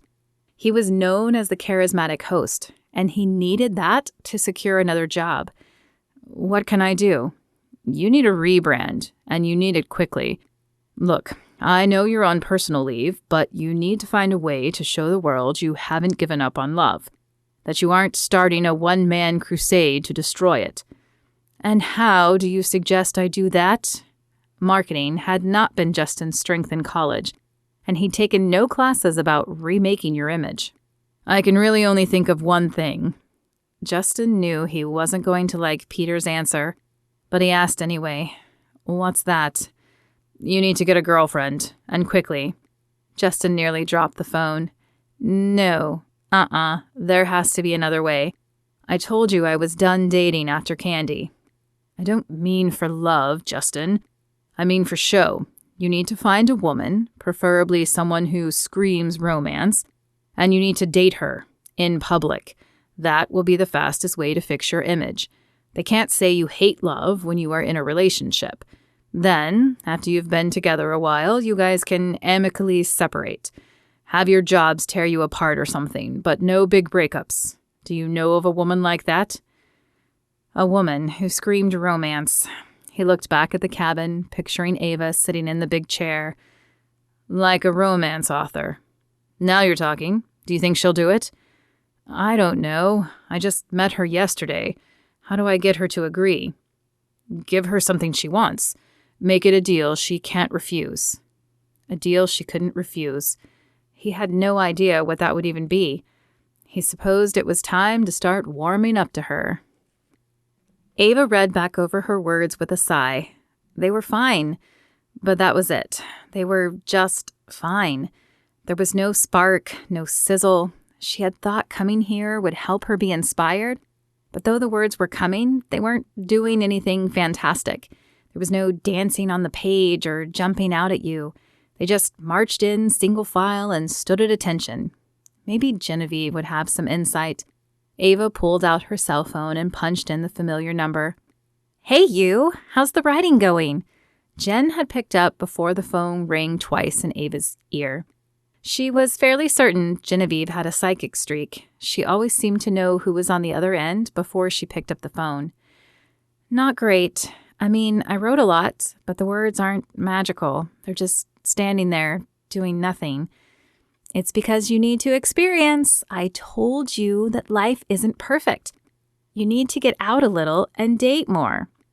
"I think it's more because the rental lady double-booked the cottage, and I'm having to share it with a living Ken doll."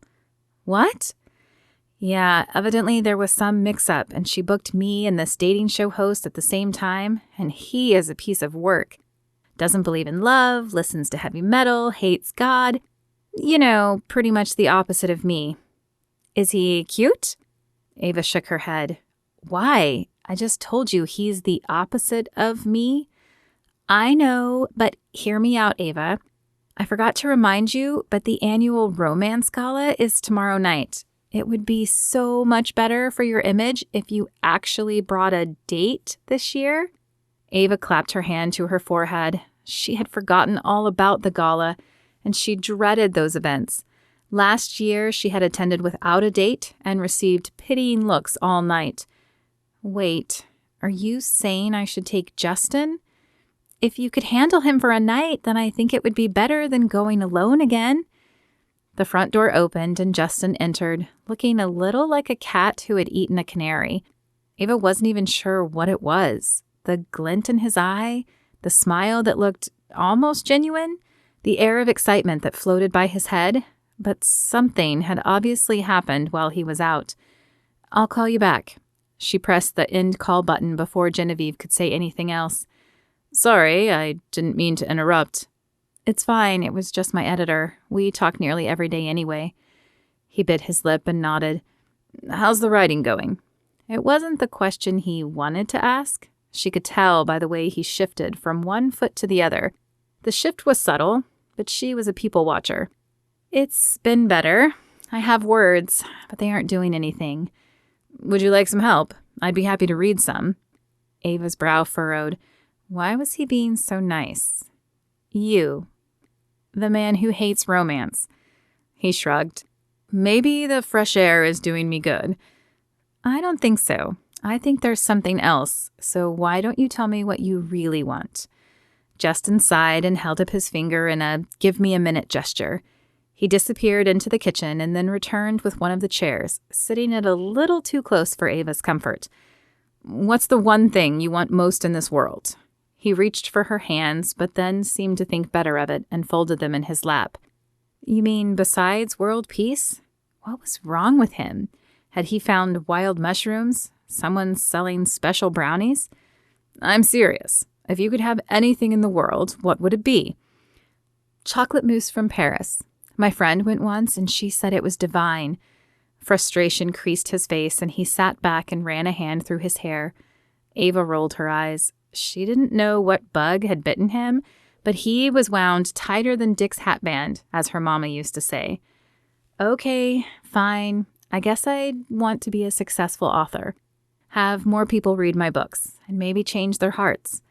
He leaned forward so fast she thought he might fly out of the chair, and this time his hands did find hers. She doubted he even noticed, though, because his eyes danced like a flickering candle flame, and his features were more animated than she'd thought possible from him. That's what I'm talking about. Now, what if I could make that happen? He had gone off the deep end. Ava gently removed her hands from his and leaned away from him. Are you a genie now, granting wishes? I don't see your lamp anywhere. Of course not. I only play when on TV. He flashed a teasing smile. This was a side she hadn't seen of him. But then she'd just met him yesterday. He probably had many sides she hadn't seen. But seriously, if I could make that happen, would you do me a favor? Now he was getting to the real question, though what favor she could do for him, she had no idea. I guess it depends on what the favor is. His shoulders rose and fell in an exaggerated gesture, as if gathering courage for whatever was about to come out of his mouth. Okay, hear me out. I know we just met, but I need you to be my girlfriend. If Ava had had a drink in her mouth, she would have spat the contents all over him. Instead, a surprised chuckle escaped her mouth. Then it grew and became a full-fledged throaty laugh. He really had lost his mind. Only he wasn't laughing. Why wasn't he laughing? Her laugh died in her throat. You're serious, she said when she was able to speak again. I am. I just got a call from my boss, and it turns out that my lackluster feelings about love were discovered. Imagine that, Ava interrupted, but Justin continued as if he hadn't heard her. I'm all over the media, and not in a good way. It's important we turn my image around fast, and Peter's suggestion was a romance. Then Peter is crazier than you are. Ava stood and began pacing the room. And why me? You don't even know me. Don't you have some female friend you could ask? Surely you haven't soured all the women you've met." Justin's jaw clenched at her words, and he stood as well. "I'm kind of a loner. I don't have a lot of close friends, much less girlfriends." "Well, color me surprised. You mean that surly attitude of yours doesn't have women falling at your feet?" That information did not surprise Ava in the least. Again, he let the comment slide. He must really need her help. Besides, it needs to be someone who screams romance, someone the public will love. Who better at romance than a romance author? Ava covered her face with her hands. This couldn't be happening. She had come here hoping to find quiet to finish her novel, not jump into a fake relationship with some stranger. "I don't even know you. What do we even have in common?" "We both like the ocean," he said, gesturing out the window, "and Code Red Mountain Dew." Ava threw her hands up in frustration. "We cannot build a relationship on a carbonated beverage." Justin shook his head. "A fake relationship, and we can build it on anything. We can make up some fantastical story if you'd like. Look, you help me turn my image around. In return, I help put you on the map. We'll get tons of press, some TV interviews. You'll be a household name, and your books will fly off the shelves." Ava couldn't believe she was even considering this. But her books, getting exposure, was her dream. An exposure like this? It would be years before she could afford something like this. Plus, there was the gala. She would have a date. Of course, it would only be a good thing if he could pretend to enjoy romance. But he was a television host. He must have some acting skills. How long are we talking? I mean, I do hope to marry for love one day in the future, and that requires being free to date. "A few weeks, maybe a month. We just need to attend events, score a few interviews, be seen together. Peter thinks that should be long enough to turn my image around and make it believable. And then we amicably separate. Claim our work pulled us apart or something like that. As long as there's no public fighting." When he put it that way, it did sound much more like a business arrangement than a relationship, and she would get things she needed in return. "I need to think about it and call my editor back." "Of course." The excited mania left Justin's face, and he reverted back to his plasticky used car salesman look. Could she really pretend to be in a relationship with someone who reminded her of a used car salesman?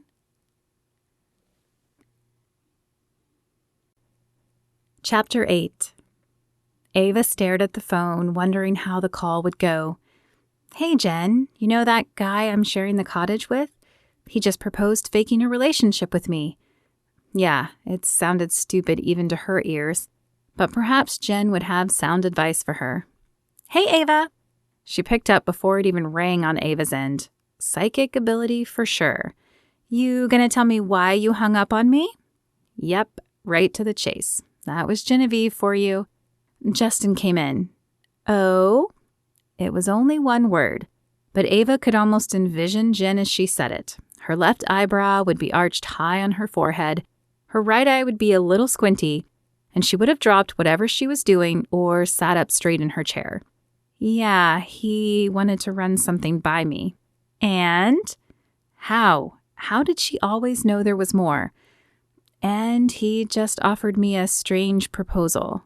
There, she'd said it, and it still sounded ridiculous, maybe even more so out loud. "What? He proposed?" Ava smiled at the surprise in Jen's voice. Finally, she had shocked her friend. In the 3 years she had known Genevieve, Ava had never shocked her, until now. And then Jen's words translated in her brain. "No, not proposed. Not like marriage, anyway. He wants me to pretend to be his girlfriend." "Why?" Jen's voice had shifted to her inquisitive what's-the-deal tone, and Ava could picture the expression on her face. "Did you tell him about the gala?" She was glad she was doing this over the phone and not in person, because she'd probably be squirming under Jen's scrupulative gaze right about now. "Not yet. He needs his image fixed. Specifically, his image on love. He's the host of some reality dating show, but I guess someone caught wind that he's not big on romance, His boss thinks a romance could save that, and Justin says he can get exposure for my books through television spots and the works. This is perfect, Ava. It is. Perfect was not the word Ava would have chosen to describe her and Justin. Yes, you agree to the fake relationship, and you can take him to the gala. A romance writer with a boyfriend improves your image. Plus, he's for real. I'm Googling him right now, and he really is somebody. Not A-list celebrity status, but enough that he might get some interviews. This could be amazing for your books. Yeah, but do you think people will believe it? We are total opposites, remember? People believe anything you put in front of them if you sell it right. And opposites attract. It's like the greatest love story trope of all time. Ava bit her lip. What Jen was saying made sense. But a fake relationship? She prided herself on truth and honesty. I don't know, Jen. It's lying. Yeah, but it's not hurting anyone. You help his image. He helps yours. It's a win for everyone. I suppose you're right. And people will look me up in my books. This is the kind of exposure I could never buy. And it's only for a few weeks. Ava wasn't sure if the words coming out of her mouth were to convince Genevieve or herself. I think it's perfect. The only thing is, your mom. Have you thought of what you're going to tell your mother? Her mother. There was the rub. Her parents had been high school sweethearts. They had dated no one else, and they believed in true love. Ava doubted her parents would approve, but she was 30 years old, and this was her decision to make, and not theirs. I'll tell her what we tell everyone else. It was love at first sight. Justin ran a hand across his forehead as he stared at the laptop. It was as bad as Peter had claimed. Infamy sometimes worked in an actor's favor, but it rarely worked in the favor of a host or producer who was known for love stories. And even though he wasn't sure he wanted to continue down that path, if he didn't get his image fixed, the only thing he would be working on were dark, depressing shows. A change down that path might be okay for a while, but he knew those dark shows wore on the people who worked on them as well. He had known a lot of actors and writers who had left shows like CSI and Law and Order because they carried their work home.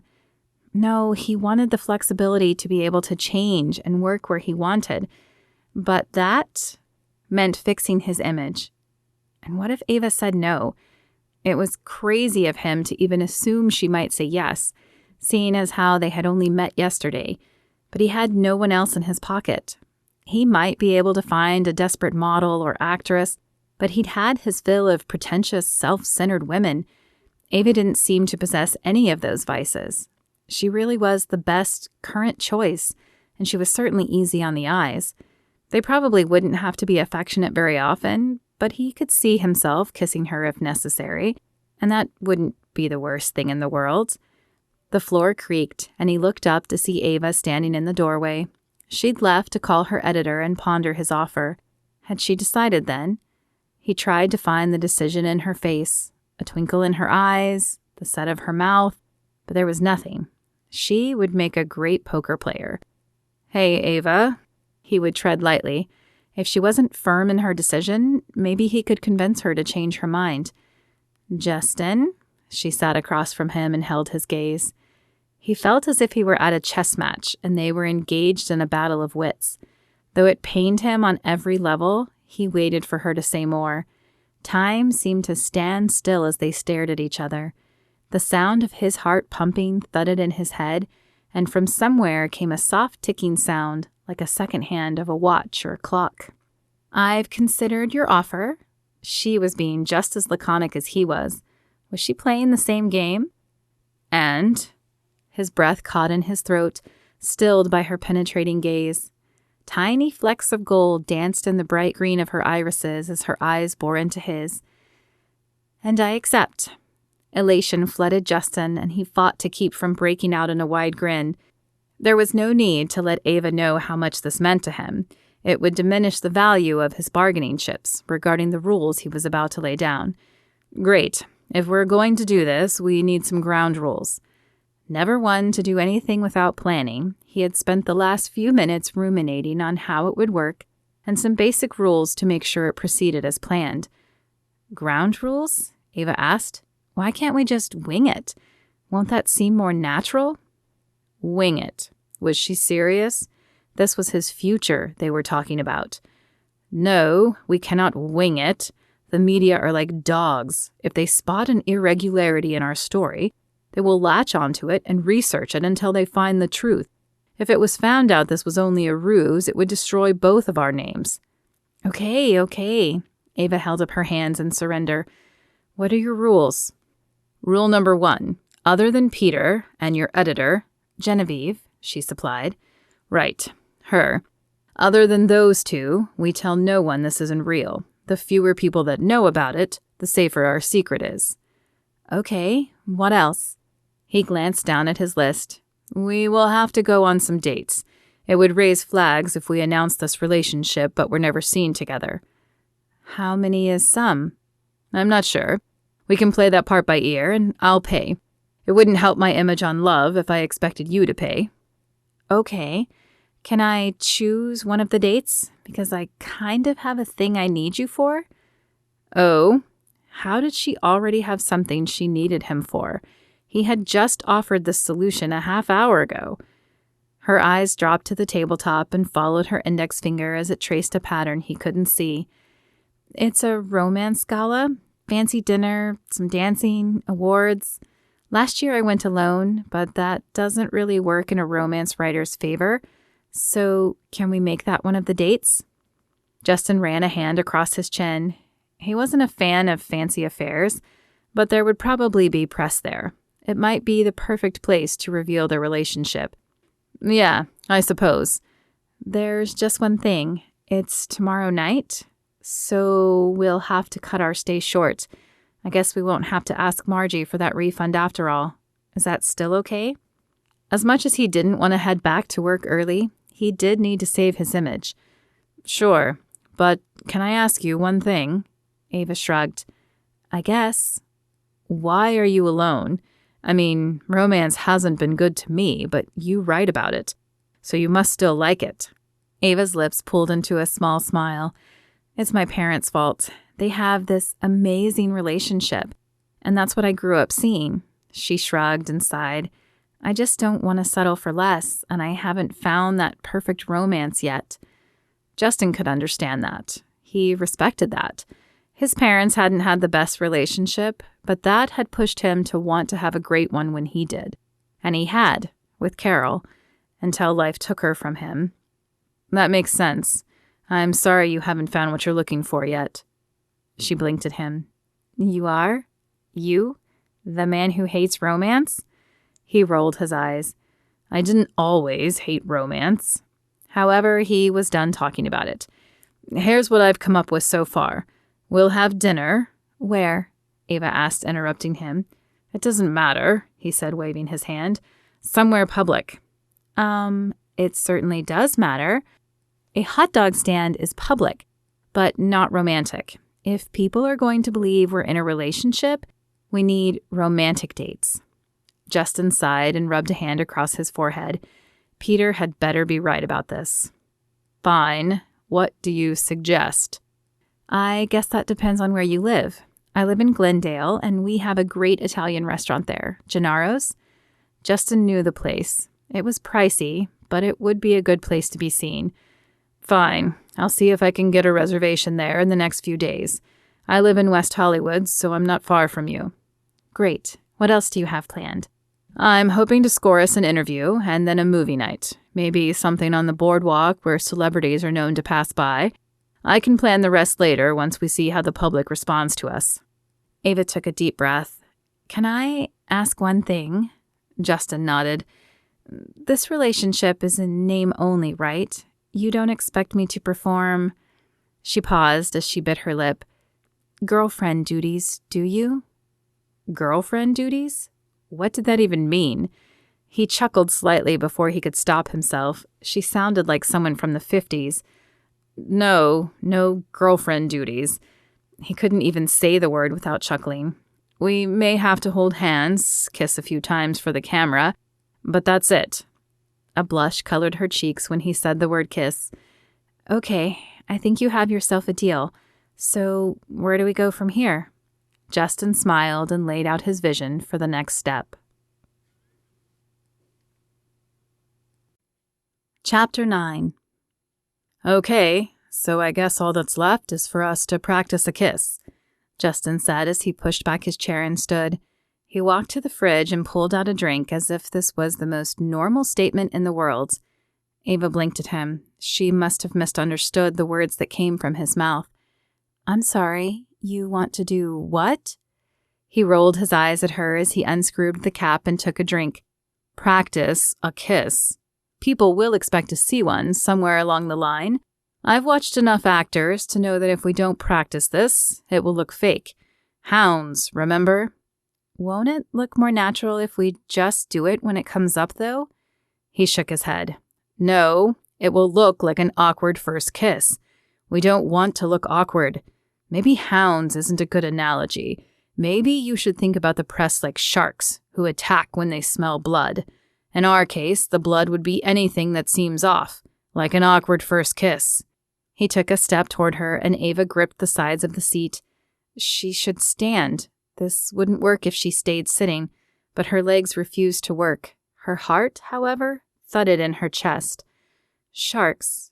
Right. It wasn't that she didn't kiss. It was just that it had been a while since she had kissed. There was a part of her that thought she might be rusty, if such a thing existed. Justin set his water down on the table and held out his hand. Ava noticed hers trembling as she placed it in his. He pulled her to her feet with ease, but her legs still felt like jello. How did he look so calm when her gut was a twisted bundle of nerves? Then his hand touched her cheek. It was soft and not entirely unpleasant. His eyes stared into hers, and she wondered how long it had been for him. He seemed so rigid toward romance. Would he kiss the same? Stiff and thought out as he seemed to do everything? He leaned closer and her breath caught. Should she tilt her head? Would their noses bump? Why did she feel like a teen experiencing her first kiss? His face was close enough she could feel the warmth emanating from his mouth. She closed her eyes and his lips touched hers. Tentative at first, as if exploring her response. Then they pressed harder, and Ava felt the need behind them. She responded and found her arms circling his neck. Her eyes opened when he pulled back. She felt dizzy, like the room was spinning. His hands pulled her arms from his neck. They stayed on her upper arms a moment, as if to steady her before falling to his side. She immediately missed the warmth they had offered. I think we'll be fine. His voice was husky, and his eyes cloudy. He ran a hand over his chin as he stepped back, and not just a normal step back. He took a large step, as if he feared she had a contagious disease. Had he not liked the kiss? Or had he, like her, been more affected by it than he thought he would be? Fine? He was not fine. Fine did not explain the heat searing across his lips, or the pounding of his heart in his head.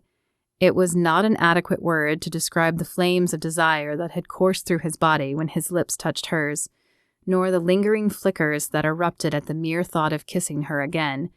And it certainly didn't justify the traitorous thoughts racing through his head right now. Thoughts of a real relationship with Ava. Thoughts of opening his heart again. No, it was just a kiss. There were too many differences between them. He turned from her questioning gaze. His behavior probably confused her, but that's because it confused him as well. He hadn't expected to feel anything with that kiss. He had expected it to be methodical, emotionless, awkward even. After all, this relationship wasn't real. It was a show for the media to improve his image and increase her sales. That's all it was. Or all it was supposed to be. A loud sigh escaped his lips as he pulled the front door open. Fresh air. He needed a breath of fresh air to clear his head. The warmth rolled over him as he stepped into the sun, but the peace didn't last long. Justin pulled his cell phone out of his pocket and answered the incoming call. Hey, Peter. Justin, how are things with your author friend? Friend, what a loaded word. Good. She agreed to it. We've been hashing out the details so our stories align, and we're attending a romance gala tomorrow night. Good. I leaked the information, and the evening show wants to do an interview. Can you two be there Saturday night? Yeah, it shouldn't be a problem. A gala tomorrow and an interview the day after? That didn't give him much time to get his emotions under control, but he could do it. He would just have to avoid touching her, because he was fairly certain he would not be able to control himself if he did.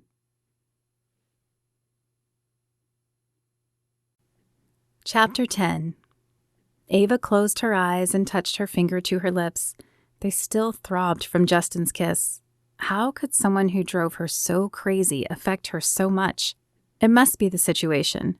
The whole insane, fake relationship idea had her mind spinning in a direction it had never been in before. But she could use this. She could write the romance scene while it was fresh in her mind. She opened her laptop and let her fingers fly over the keyboard. It had been a long time since a romantic scene flowed this easily for her. Perhaps Jen had been right. The door opened and Justin stepped back in, but he didn't even glance at her. He walked straight to his room, and a moment later, the loud thumping sound of his heavy metal music poured out, ending her writing time. At least for now. No matter, she had gotten down several thousand words, and she could always finish later. After shutting the screen, she grabbed her sunglasses and headed for the front door. If she had to leave tomorrow, at least she could take some time to enjoy the ocean a little longer today. "Oh, Margie," she said in surprise when she opened the door and saw the elderly woman on the porch. "What can I do for you?" "I just thought I would check on you and Justin, see how things were going." She peeked around Ava as if trying to see inside the cottage. Ava shielded the doorway, though she didn't know why, except that she found it odd that Margie was checking up on them. Things are fine. We both have to return home tomorrow, so I guess we won't be bothering you about the refund after all." Margie's expression took on a look of concern. "It's nothing serious, I hope."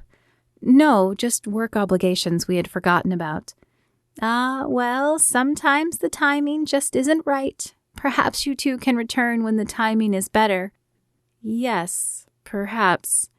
Ava watched Margie get in her car and drive away before shutting the door behind her. The woman was sweet, but definitely an odd one. Justin threw himself into packing while he let the music drown out his feelings. Though he was cutting his vacation short, he was glad they would be leaving tomorrow. After that kiss, he wanted to put some distance between himself and Ava. He tried to think about why the kiss had affected him so badly as he folded each article of clothing and placed them back in his bag. Was it because they were so different? Because she irritated him? That had to be it. The passion in the kiss had come from their mutual dislike of each other. That happened, right? He just needed to remind himself that they would never work.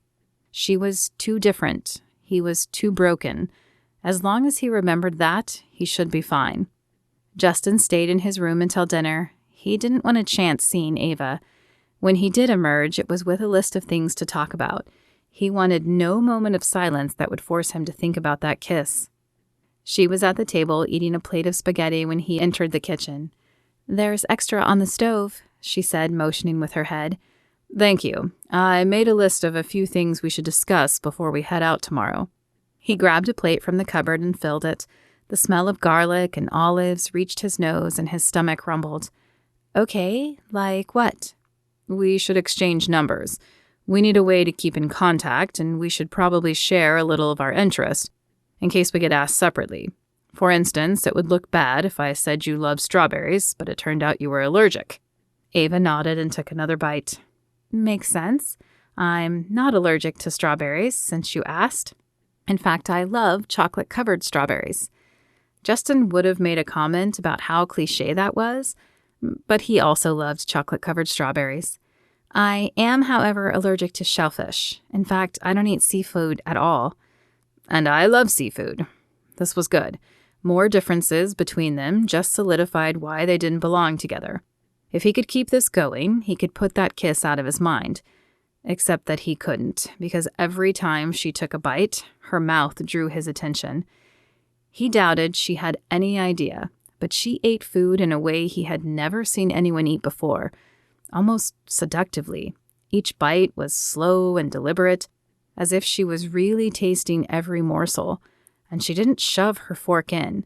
Instead, it appeared to glide over her lips, deliver the bite, and then ease out the same way. Every once in a while, her eyes would flicker and then close a touch longer than a blink. He found the whole experience cute. What? Ava had stopped eating and was staring at him. A smile tugged at the corner of his lips. You eat seductively. I eat what? A pink blush spread across her cheeks. Seductively, like every bite might be your last. He chuckled at the horrified expression on her face before realizing what he had just done.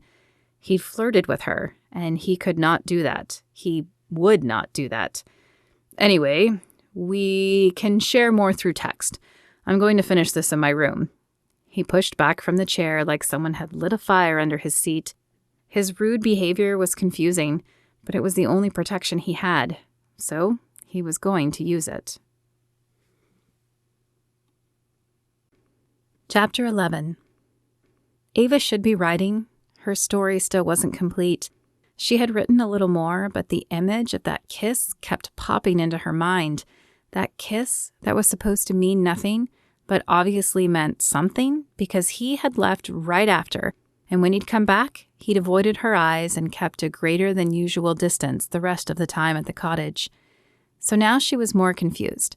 Navigating a fake relationship posed a new challenge on its own, but that kiss had changed things. It had transformed a relationship designed to end into something that might be real. How was she supposed to navigate through those mine-infested waters? What were the rules for that? Were there even rules? She shut the laptop screen. As much as she wanted to write, tonight was their first official date, the gala, and she needed to get ready. A knock sounded at her front door. Genevieve was right on time. Ava might be the writer, but Jen had the better fashion sense, so Ava often asked her to approve any final look before events that might have cameras. "You're not even dressed?" Jen asked, as Ava pulled the door open. "Hello to you, too. No, I was trying to write and drawing a blank as usual." She stepped back and Genevieve entered, makeup case in her hand. "Well, perhaps tonight will spur your creativity.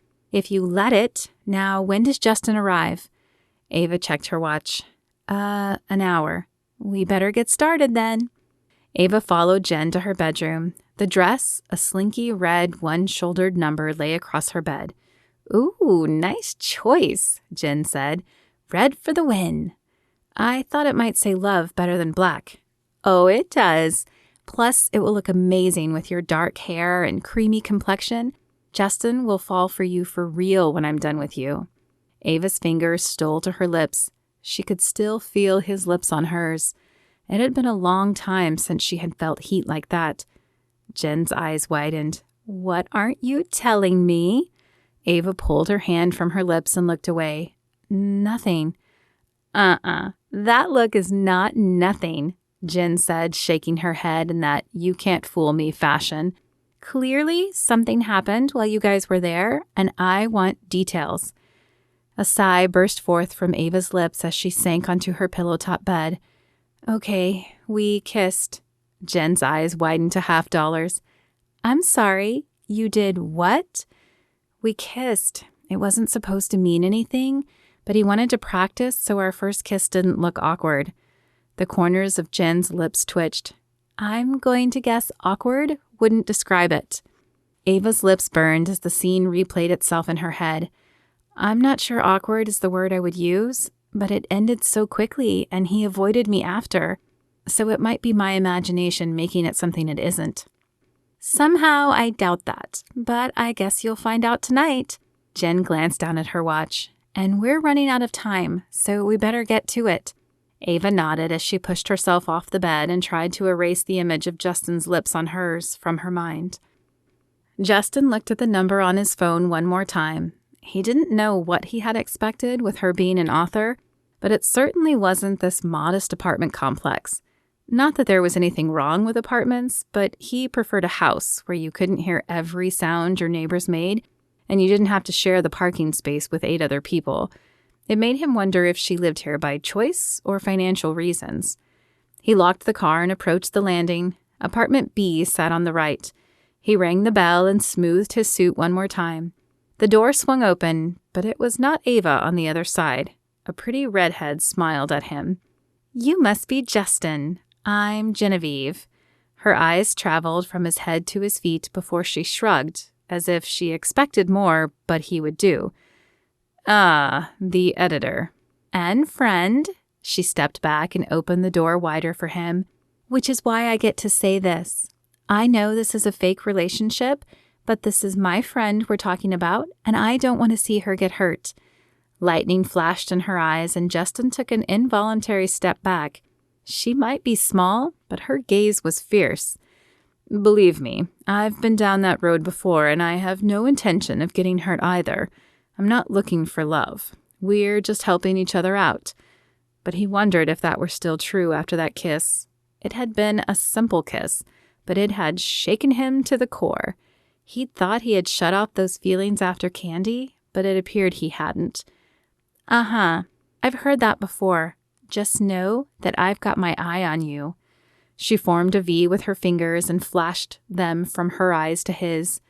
Justin pressed his lips together to keep from smiling. Genevieve had spunk, and he liked that, but he wouldn't let her know that. "Understood. Now, is she ready? Because we will be late if she doesn't hurry." Genevieve's green eyes danced as her smile deepened. "Oh, she's ready. The question is, are you?"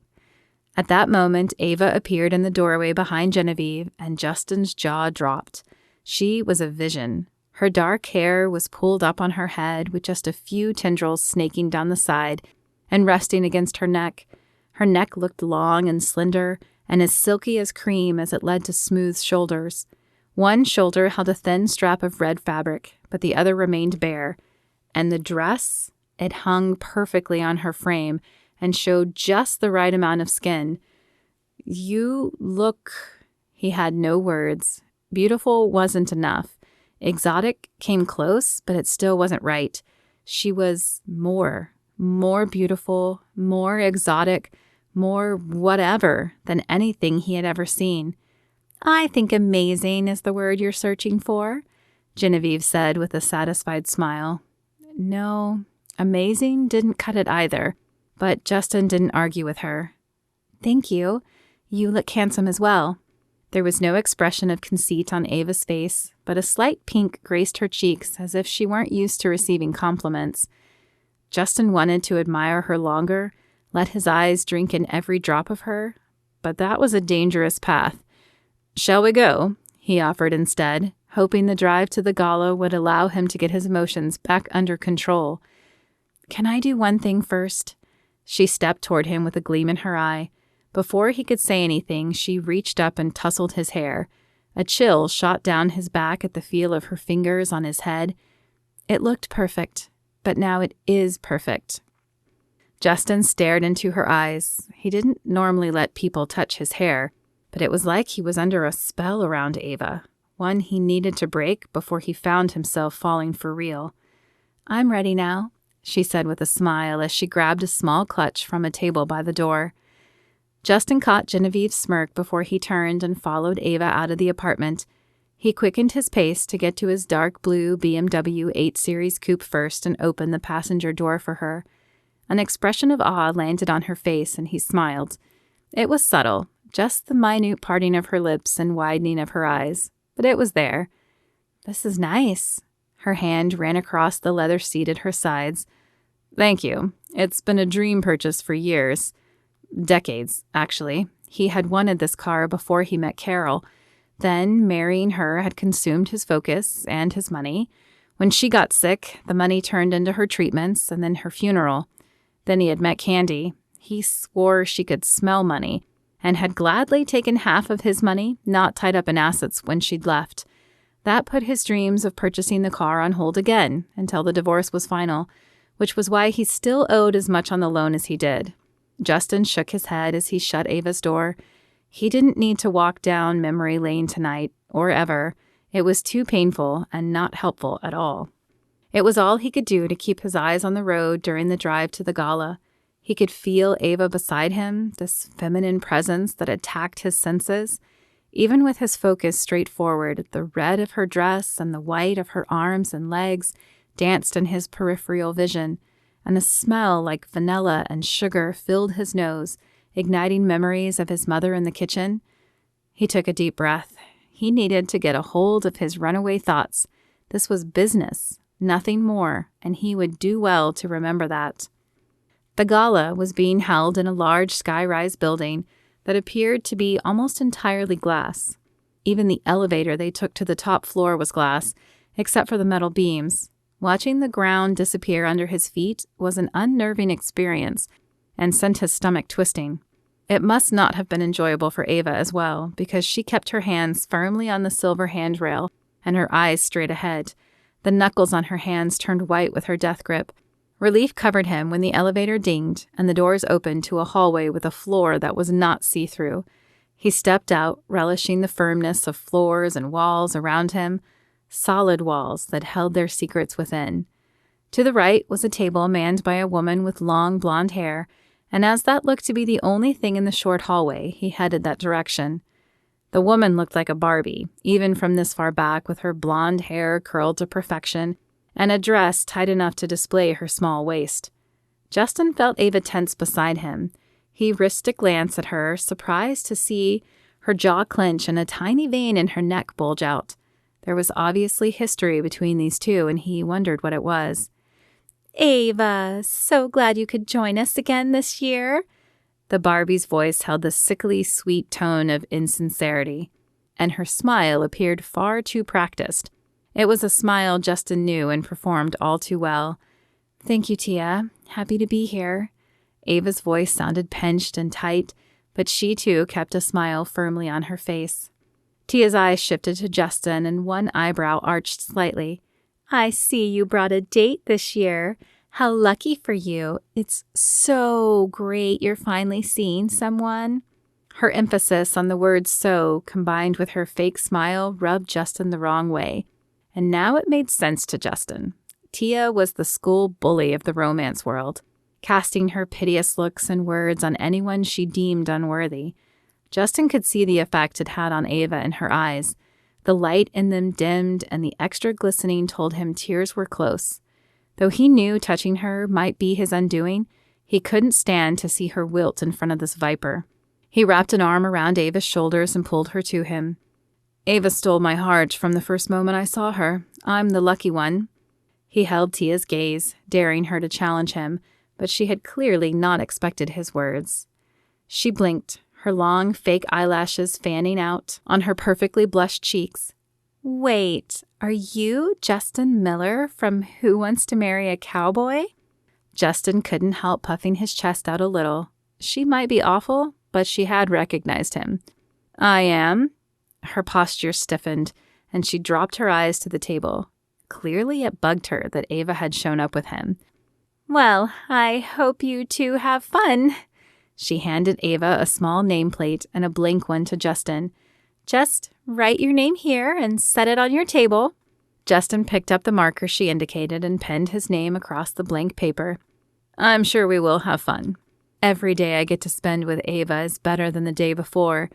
He leaned in and kissed Ava's cheek, enjoying the shocked expression on Tia's face. Then, arms still around her, he led her away from the table and into the room. You didn't have to do that. Ava's voice was small beside him, and had he not held her so close, he might not have heard her at all. Yes, I did. I can't stand people like that. The kind that think the only way to feel better about themselves is to make others feel bad about themselves. I may not like many people, but I don't pretend I do either. She offered him a sincere smile along with a look of gratitude. Thank you. I came last year, but she made the night awful, pointing out how I was alone. I know this isn't real, but I'm glad we met. His lips parted as he smiled back. I am too, but don't go getting ideas. I'm a good actor, but I make a terrible boyfriend. Chapter 12. Ava couldn't keep from looking at Justin as they finished dinner. It was like she was seeing through his facade for the first time. He claimed what he'd done with Tia was just him acting a role, but she didn't think so. It had felt genuine, and then he'd kept his arm around her even after they moved out of Tia's sight. Even now at the table, he had scooted his chair slightly so that, though not touching, she could feel the heat from the proximity of his body, and he looked handsome in his tux.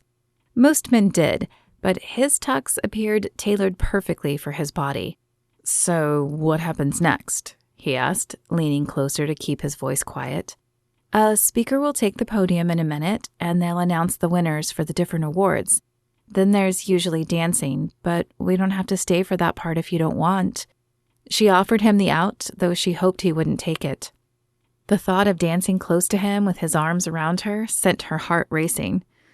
"I suppose we could stay to dance." He looked around the room. "Will there be any photographers taking pictures? Dancing together would look great on a cover." Ava shook her head, unsure of the answer and even more unsure of everything else. Had she read more into his actions than existed? Maybe his nice guy act really was more for image than for her. "Welcome, everyone, to the 15th Annual Romance Gala. I'm Nancy Johnson, and I'm excited to be announcing the winners for our 7 categories. As you know, all of these men and women work very hard throughout the year to put out the best romances possible. Some have many books out, and some are brand new authors. We pride ourselves on finding the best talent out there. Without further ado, let's begin with our winner for the erotic romance genre." She held up a white envelope and waved it as if she were Vanna White indicating a new puzzle. "Which category are you nominated for?" Justin whispered. "Clean romance. I don't write erotica. Far from it." "I should have guessed that," he said with a small smile before turning back to the presenter. "The winner in our erotic genre is Devon Sheets." Ava clapped along with the rest of the room as a woman with a large curly mane of dark hair took the stage. "That's a pseudonym, right?" Justin sounded pained at the notion that might be her real name. "Probably. Most erotic authors don't use their real names." Devon Sheets gave her acceptance speech, and then Nancy took the stage again. "Our historical romance is quite the large category. It covers everything up until about 1950, so the competition is quite fierce. This year, our winner is Bev Franklin." Another round of clapping as an older woman with a head full of white hair took the stage. "She looks like she's the historical fiction," Justin whispered. Ava giggled and swatted his arm. "Be nice." After Bev, they announced the Contemporary Romance Award, the Mystery and Suspense Award, and the Paranormal Romance Award. The woman who won that resembled a wolf with her black and gray hair and stormy eyes. And our last romance category is our clean romance genre. This category has gained a lot of traction in the last year, so more competition filled the arena this year. The winner this year is Eleanor Cady. Ava hadn't expected to win, but the disappointment stung nonetheless. Justin placed a hand on her arm. "I'm sorry you didn't win." "Me too, but Tia didn't either, so I count that as a win." Justin's face scrunched in disgust. "She writes clean romance?" Ava laughed and shushed him. But it was nice to have someone in her corner this year, even if it was just as a friend, or whatever Justin was. That brings us to our last category, our Emerging Author Award. This is for a new author who shows promise. In order to qualify for this award, the author can have no more than 2 books out, and they have to meet a sales and review quota. It is my pleasure to announce this year's winner is Ava McDermott. Ava began clapping along with the rest of the crowd until it registered that Nancy had called her name. Her? She was the emerging author they'd chosen? "Get up there!" Something like admiration shone in Justin's eyes as he motioned for her to take the stage. Ava pushed back her chair and stood. She plastered a smile across her face as she made her way to the front, but inside her wheels were turning 90 miles an hour. What was she going to say? She had no speech prepared. She hadn't even thought this was a possibility. Nancy beamed as she handed over the Golden Pin Award to Ava. With trembling hands, Ava took it and turned to the crowded room. She sought Justin among the sea of faces, and his smile gave her the confidence to open her mouth. Wow, well, this was definitely unexpected, but I thank you. My first novel was really a gift from God, but I'm so pleased. Now if I could just finish the next one. There was a titter of laughter from among the crowd. Most of them were authors, and they had been there at one point in their career. I'd like to thank Jen, my editor and friend. She's not here tonight, but she bleeds all over my initial drafts, making them better than before. I know she edits for a few of you as well, so you know my pain. Another few chuckles reached her ears. And she faltered over the word boyfriend. It was what he was pretending to be, and it would look awkward if she didn't say anything about him in the speech. But saying the word boyfriend out loud somehow made it more real. She couldn't do it. Justin, I know we haven't been together long, but you inspire me with new ideas. Yes, that sounded plausible, but not forced. Thank you all again. She held the award up to another round of cheering and clapping before stepping off the platform and making her way back to her seat. As she passed Tia's seat, she felt the evil glare of her eyes. The award was nice, but Ava wasn't sure it was worth giving Tia even more reason to hate her.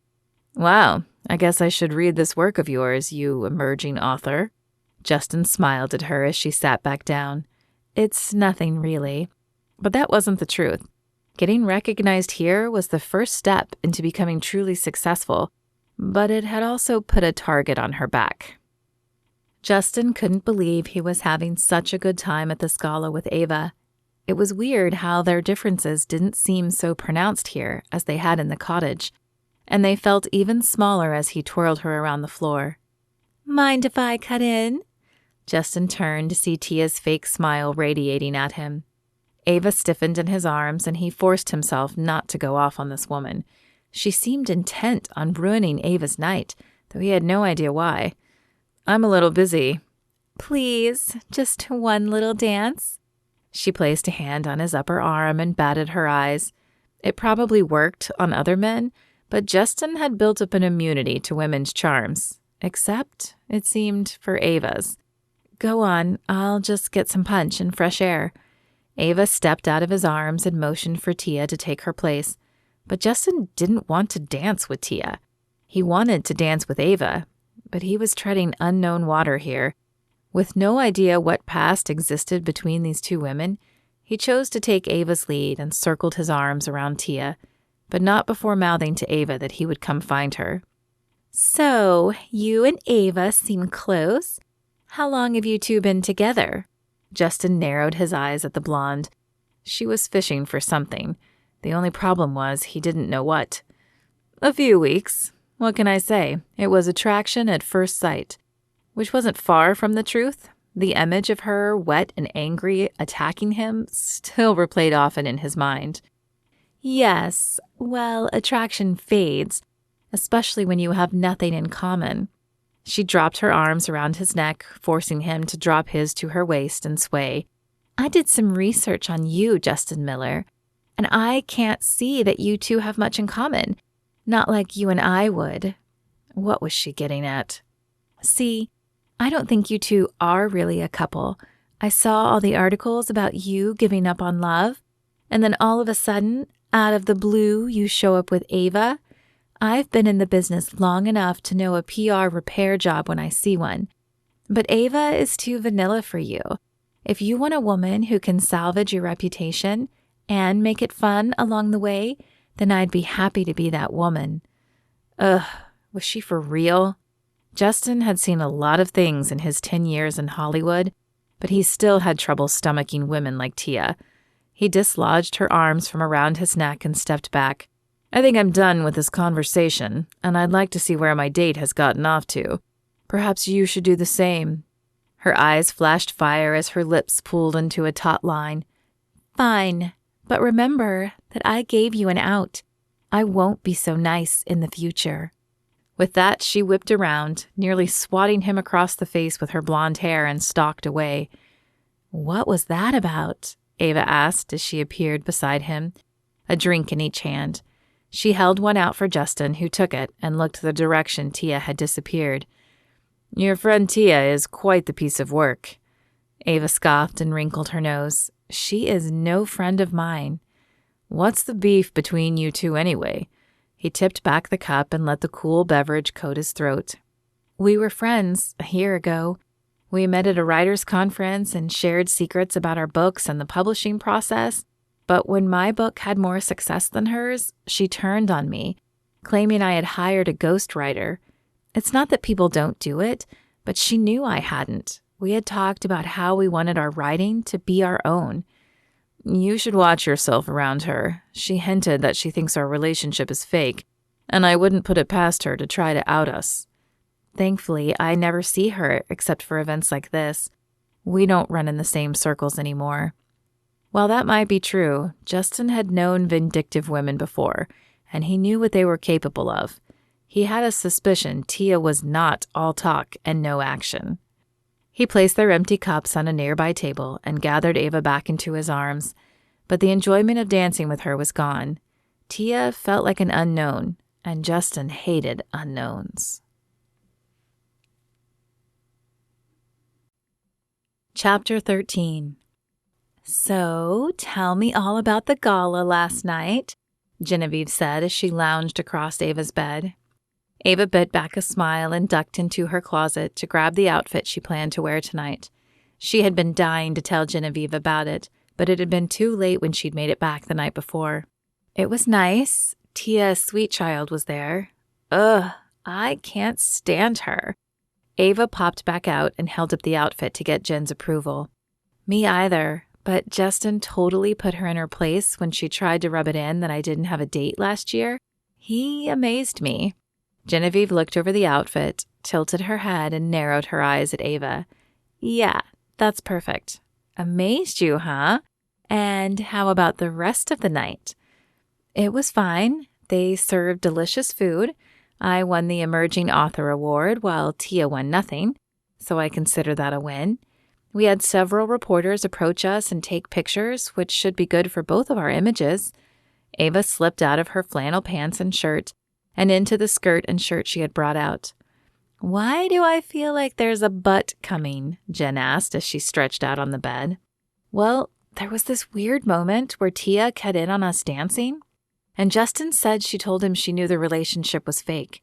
He doesn't think it's anything to worry about, but he doesn't know Tia like I do. He's probably right. Tia won't come to our office, and even if she did, you know I won't say anything. More than likely, she was just fishing for information. Maybe, but it still makes me nervous. What if it gets discovered? Won't that ruin my reputation as a writer? Ava smoothed her skirt and regarded her reflection in the mirror.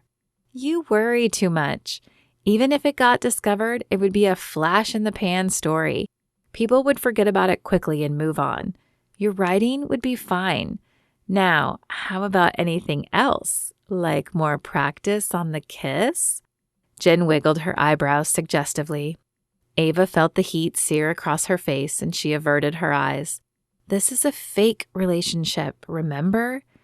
But the expression on Justin's face as he dropped her off flashed into her mind. She could have sworn there had been desire and struggle there, as if he'd wanted to kiss her, and she'd wanted him to. At least, she thought she had. Yeah, I remember. The question is, do you and Justin remember? I watched his face when he couldn't take his eyes off you last night, like you were an ice-cold beer after a marathon. What? Who drinks beer after a marathon? Jen shrugged. You know what I mean. And then he pulls this knight in shining armor routine. That doesn't sound like the man who hates romance you described. Genevieve crossed to the vanity and patted the seat for Ava to sit. I didn't say he was a knight in shining armor. It's not like he rescued me from a dragon, although describing Tia as a dragon isn't far off. She sat down and faced the mirror. Besides, it's part of the game. He's pretending to care. Nothing more. Her eyes flicked to the mirror, daring Jen to disagree. But Jen said nothing as she picked up the curling iron and began curling her hair. The silence forced Ava to ponder Jen's words. Justin had seemed different last night. But surely it had been her imagination. He had made it very clear he held no interest in a real romance, and one night wouldn't change that. Would it? She watched as Jen created cascading curls in her hair. It created an effect so different from her usual look. It wasn't that Ava couldn't curl her own hair. She simply rarely did. Maybe it was because she thought her time was better spent writing. And maybe it was because she didn't want a man to fall in love with a perfect image, only to find out she wore sweatpants and a ponytail around the house most days. She'd had a friend tell her stories of how she woke up at 5 a.m. to put on makeup because she was terrified her husband would leave if he knew what she looked like without it. Ava didn't want a relationship like that. Better for him to see her flaws from the beginning. The doorbell rang, jolting her mind back to the present. "That's Justin. Do I look okay?" Genevieve flashed a knowing smile. "Yep, good luck. Don't do anything stupid on national TV. Thanks for the boost of confidence." Ava stuck out her tongue at her friend before opening the door. "Don't forget to lock up when you leave," she hollered over her shoulder. "Did I interrupt something?" Justin asked, looking over her shoulder. "No, just Jen being Jen." She pulled the door shut behind her and followed Justin to his car. "So, this is my first television interview. Is there anything I should know?" "Yes, avoid the water. Trust me, the last thing you want to do is fight a full bladder on TV." Ava chuckled as she pictured him squirming in his seat. "I take it you speak from experience." He shot her a pointed stare as he opened the door. "It's not funny. The first time I appeared on a show, I was so nervous that I downed an entire bottle of water while I waited in the green room, which had no bathroom. I thought it would be fine because I was supposed to go on 20 minutes later, but the guest in front of me had a seizure, and they had to call an ambulance. Nearly an hour passed before they got her taken care of and came to get me. That left no time to use the bathroom, as they were already behind in their filming. Needless to say, nerves combined with a full bladder do not make for a comfortable experience. It was the longest 20 minutes of my life." "I wish I could have seen that." Ava couldn't help the smile that parted her lips as she slid into the seat. Justin rolled his eyes as he shut her door and walked around to his, but she had caught the ghost of a smile on his mouth. The ride to the studio remained quiet, but not uncomfortable. Ava found it odd how they could sit in silence, especially accounting for the fact they were still practically strangers, though he didn't feel much like a stranger anymore. She followed his lead when they pulled into the parking lot, and a surge of relief flooded her as he took her hand. Ava had no idea if that was part of the act, but gratitude filled her with the gesture. He stopped outside the front door and turned to her. "Try not to be too nervous," he said, squeezing her hand. "Remember, they smell fear." Ava nodded and took a deep breath as he opened the door. A smart brunette manned the desk in the lobby and looked up at them as they entered. "Hi, Justin Miller and Ava McDermott. We have an interview with Kevin Jones." The brunette tapped a few keys on her computer. "Yes, sir. I'll call Vicky to come get you. It should be just a few minutes." Vicky, a young woman with a headset glued to her ears and a clipboard attached to her hands, showed up a few minutes later. She led them down the hallway to a small dressing room with a large mirror and 2 chairs. "Desi will be in shortly to check your makeup." "Is she always so brusque?" Ava asked as she perched in one of the chairs. Justin shrugged. "I don't recognize her from the last time I appeared, but it's not usually long from here. After they check makeup, they'll probably move us to the green room, which leads to the stage when it's time." A minute later, another woman appeared.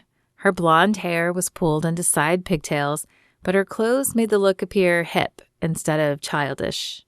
"I'm Desi, and I'm here to make you beautiful. I know you think you are already, but believe me, I work magic. What you've done doesn't always look good on HD, so please don't be offended if I change something." The smacking of her gum exaggerated the bored timbre of her voice, and Ava wondered how many times a day she gave the same spiel. Desi motioned for Justin to sit first. She tilted his chin up and then side to side. "You must be in the industry," she said as she opened a container with powder. She dusted some across his forehead and the bridge of his nose and then stepped back. "I'm a host for a dating show, and I've been doing my own makeup for TV for years." Justin's chest puffed out a little in pride, and Ava mashed her lips together to keep from laughing. Only a TV personality would brag about his ability to put on makeup. "I've been doing mine for years too," she said, smiling up at Desi as she sat in the chair Justin had vacated. "Since the age of 12, anyway." Desi tilted her head up and frowned. "Yeah? Well, there's a difference between doing your makeup and doing it for HD TV. She shook her head. "This eye color won't work." Ava's smile faltered as Desi wiped a cool cotton ball across her lids. She couldn't believe she had to get her makeup redone while Justin's had been nearly perfect. He caught her eye and winked before dusting his shoulders as if congratulating himself. She stuck her tongue out at him. He could have at least warned her so she hadn't opened her mouth like a complete fool. She'd had no idea doing your makeup for television was very different from everyday makeup. He grinned and stuck his tongue out at her in return, and Ava felt something in their relationship shift. When Ava's makeup met Desi's satisfaction, she led them out of the room and to another area that Ava assumed must be the green room. Vicky, or headset girl as Ava had taken to calling her in her head, watched a screen that showed a live view of the stage. There were a few more chairs and no mirror in this room, but otherwise it appeared no different. Justin sat in one of the chairs, but Ava paced in a small circle. She tugged on her shirt, wishing suddenly that she had worn something different. This one felt too tight all of a sudden. She glanced over at Justin, but he still appeared calm and collected. How could he not be nervous? There was no planning live television, and Justin liked to have everything planned out. Sure, Kevin Jones, the host, had given them questions he might ask, but Ava had heard stories about hosts deviating from those questions, sometimes for whatever reason. "Will you stop?" he asked as she tugged on her shirt again. "You're making me nervous, and I'm never nervous in front of the camera." "Why shouldn't I be nervous?" she asked. "What if he asks us something we didn't practice?" "Shh," he hissed in a low voice as he looked around. He crossed to her and placed his hands on her arms. Then he leaned down until his face was inches from hers. "We don't talk like that, ever, and especially not here. Look, I know this is new for you, but Kevin is generally a straight shooter. If it wasn't on the card, he probably won't ask it." Ava swallowed as the nearness of him washed over her. His blue eyes stared into hers and her breath caught. "Okay," she whispered breathlessly, "but you take the lead. You answer first, and I'll chime in only if asked or add little details." Her lips parted before she could stop them, and his gaze dropped to them before returning to her eyes. She could almost read the question of permission in his gaze, and she closed her eyes in assent. "You guys are on in 5, headset girl said from the side of the stage, and the moment shattered. Justin jumped away from her and reached for his tie. Ava cleared her throat as she fought to bring her heartbeat back under control. "Can I get some water?" Suddenly, her throat was as dry as the Sahara Desert. Headset girl rolled her eyes, but a moment later a boy appeared with a water bottle in hand. Ava had just managed a sip when Headset girl motioned them over. "You're on." Ava looked around for a place to put the water, but nothing was nearby, and Headset girl was ushering her out. Oh well, bringing a water bottle out wasn't that big of a deal, right? The sound of the applause hit her first, and Ava froze as she scanned the room. It wasn't a large room, but it was packed. There were 3 sections with at least 10 rows of 10 chairs, and a person filled each and every seat. She tried to do the math in her head. Was that 300 people? "Are you going to join us, Ava?" Ava looked to her left, where Justin and Kevin were standing and staring her direction. "Oh, right. Yes, sorry." She hurried to join them, her face hot, but as she did, her foot caught on something and she flew forward. Justin reached to catch her, but her momentum carried her past his arms and into his chest. The water bottle squished between them, the force of their bodies popping the lid and sending water shooting into the air. Ava jumped back in surprise, but the damage was done. Water drenched her front, sending her shirt clinging to her. But Justin's predicament was even worse. The water had landed on the crotch of his pants in a most unfortunate place. A collective gasp erupted from the audience, and Ava's hand flew to her mouth. "I am so sorry." Justin's gaze was unreadable as he wiped at his pants. Well, this is quite the way to make an entrance. Kevin took control of the situation, but he couldn't contain his smile either. Ladies and gentlemen, Justin Miller and Ava McDermott. Why don't you guys have a seat and I'll have towels brought out? The crowd laughed and cheered as Headset Girl ran out with 2 towels. Justin and Ava each took one and sat. As discreetly as possible, Ava patted her shirt, hoping her pink bra wasn't showing underneath. She should have listened to Jen and wore the beige one, but she had claimed it was too boring. Well, it would definitely not be boring if her pink one was showing. At least Justin could hide his wet pants when seated. He folded the towel on his lap. So, Justin, you've been hosting Who Wants to Marry a Cowboy for 10 years, is that right? That's right, Kevin. 10 years and going strong. Justin flashed his fake smile. He was way too good at that, and Ava wondered if she had even seen his real smile. 10 years is a long time to watch people fall in love, especially when your life hasn't reflected that. Justin's jaw tightened beside her, and Ava tried to contain her shock. This had not been on the list of questions, and it felt like Kevin hoped to anger Justin. She hoped he would keep his cool and answer the question, because she certainly couldn't. His past relationships were an area Justin had refused to fill her in on. She knew his wife had died, but that had been as much as he'd shared. I've had my fair share of bumps, but everyone has. Still, he picked up Ava's hand and his smile stretched further. Love always wins in the end. Ava forced a smile in return. He looked pained, not happy, rather like the Joker from Batman. Yes, and we'll get to that in a second. But since you've been on the show, you've been married twice. Is that right? Justin's grip tightened on Ava's hand. Yes, that's right. My first wife passed away, and a few years later I met my second wife. And she left you for her Botox doctor. Is that right? The tension in the room lay heavy, tangible. Ava should say something, but what? She did. Veins bulged in Justin's throat, and the muscles in his jaw tensed. Ava wasn't sure how much longer he would keep his cool. Her loss, though. Ava's eyes widened when she realized she had said the words out loud and not in her head. I mean, if she hadn't, then I never would have met Justin. Justin's eyes sent her a silent thank you as he squeezed her hand again. Kevin's eyes, however, roamed over her face as if searching for any sign of weakness. You're a romance writer, isn't that right, Ava? She beamed, first at Justin and then at the audience. I am. Love is important for what I do, and I think it's important for everyone to have in their life. Yet you remained single up until recently as well, right? Kevin's words felt like an accusation, but Ava was determined to keep a calm demeanor. That I was. I don't believe in falling in love with every man I date because I am looking for something more serious. Kevin's eyebrow lifted and he sat back. And you found it with Justin, the man who claimed love was a fraud and relationships never last? Disbelief was written all over Kevin's face.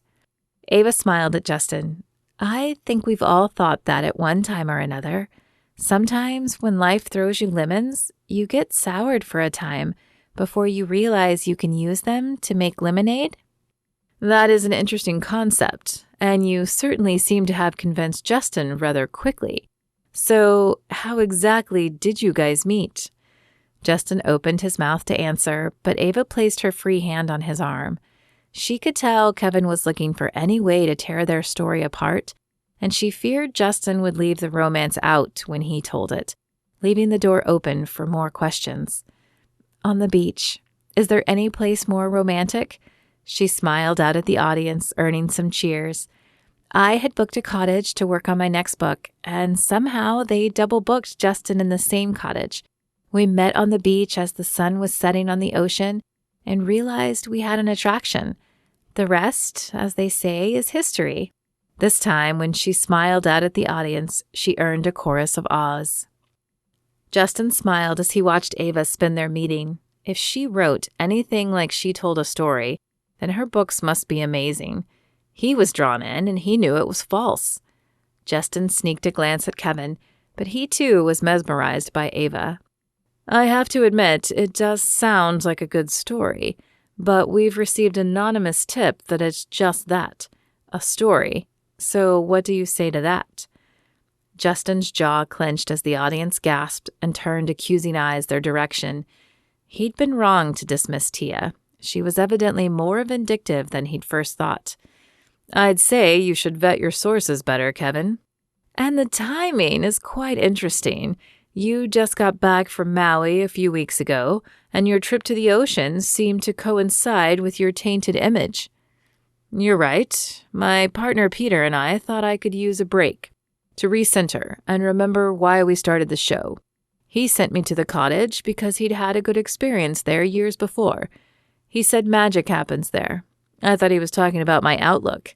He turned and smiled at Ava, but it turns out more than one kind of magic happens there. That earned a chorus of ahs from the audience, and Justin knew he had turned the tide. Kevin wouldn't press anymore during this interview for fear of the crowd turning on him. Well, that definitely sounds sweet, and goes to show that love can happen at any time. So, Ava, what's your next book going to be about? A flush crawled across Ava's cheeks and her gaze shifted to the floor. It's about a man who's given up on romance, but meets his opposite and finds love again? Kevin chuckled. Write what you know, am I right? Justin stared at Ava. He'd had no idea he was the topic of her new book, and curiosity coursed through him. How would she portray him? Would it be flattering? He supposed he better read it before he let her put it out there for the world to read. It does make it easier, but it's never all true. I take things that inspire me, and then I put my own spin on them. Well, I'm sure we'll all look forward to reading it. And how about you, Justin? Do you have plans to continue with Who Wants to Marry a Cowboy, now that you've found love again? The question seemed innocent, but there was a gleam in Kevin's eyes that Justin didn't like. He would have to make sure he and Ava were seamless from here on out, because he certainly wasn't sure they had convinced Kevin. I'm not sure what the future holds for me yet, Kevin, but Who Wants to Marry a Cowboy has been my home, and it's always good to go home. And they're lucky to have you. Let's have another round of applause for Justin and Ava and true love. Though the crowd cheered and Ava smiled, Justin's insides churned. That had been close, and he knew Kevin suspected their relationship was fake. The only question was if Kevin cared enough to pursue it. Justin wasn't a huge star, so Kevin might let it go. But then there was Tia. She'd gotten to Kevin quickly. Had she known of their appearance on the show, or had she just shot off her knowledge to anyone who would listen? Well, that was interesting, Ava said as they left the studio. Interesting. Not the word he would have chosen to describe it. Disastrous was a little closer. He thought they'd managed to salvage it, but how well would be determined by the spin in the papers tomorrow. It was not as good as I'd hoped, but you did great. You are quite the storyteller. But I was watching Kevin, and I don't think he bought it entirely. Plus, I'm fairly certain Tia was his source. We just have to be careful. Make sure every T is crossed and every I is... The ringing of his cell phone interrupted his statement. Hang on. Surprise and dread filled Justin as he recognized Elizabeth's number on the screen. He frowned but punched the button. Hello? Justin, it's Liz. Hear me out before you say no. Garrett called me this morning and he's sick. Justin scoffed. Yeah, I've known that for years. No, I mean health-wise. His leukemia has gotten worse and he needs a bone marrow transplant. Justin was already shaking his head. Liz, no, you can't ask me to do that. Hasn't he taken enough from me? He's tried to apologize to you for over a year, Justin, but you haven't let him. And I'm not about to start now. Listen, I'm sorry he's sick, but he needs to look elsewhere. Justin hung up the phone without saying goodbye, but he'd forgotten Ava was right there. She fixed a questioning gaze on him. Is everything okay? Yeah, that was my sister. My half-brother is sick and needs a bone marrow transplant. She wants me to get tested." "But you don't want to?" Her words were slow and hesitant, as if she didn't understand his unwillingness. And why would she? He hadn't even told her about his half-brother, much less the whole story. Justin sighed and ran a hand across his chin. "My brother is a plastic surgeon." He let the words sit there, knowing they would make sense to her in a minute, at least if she had been paying attention. "I don't understand," she said with a shake of her head.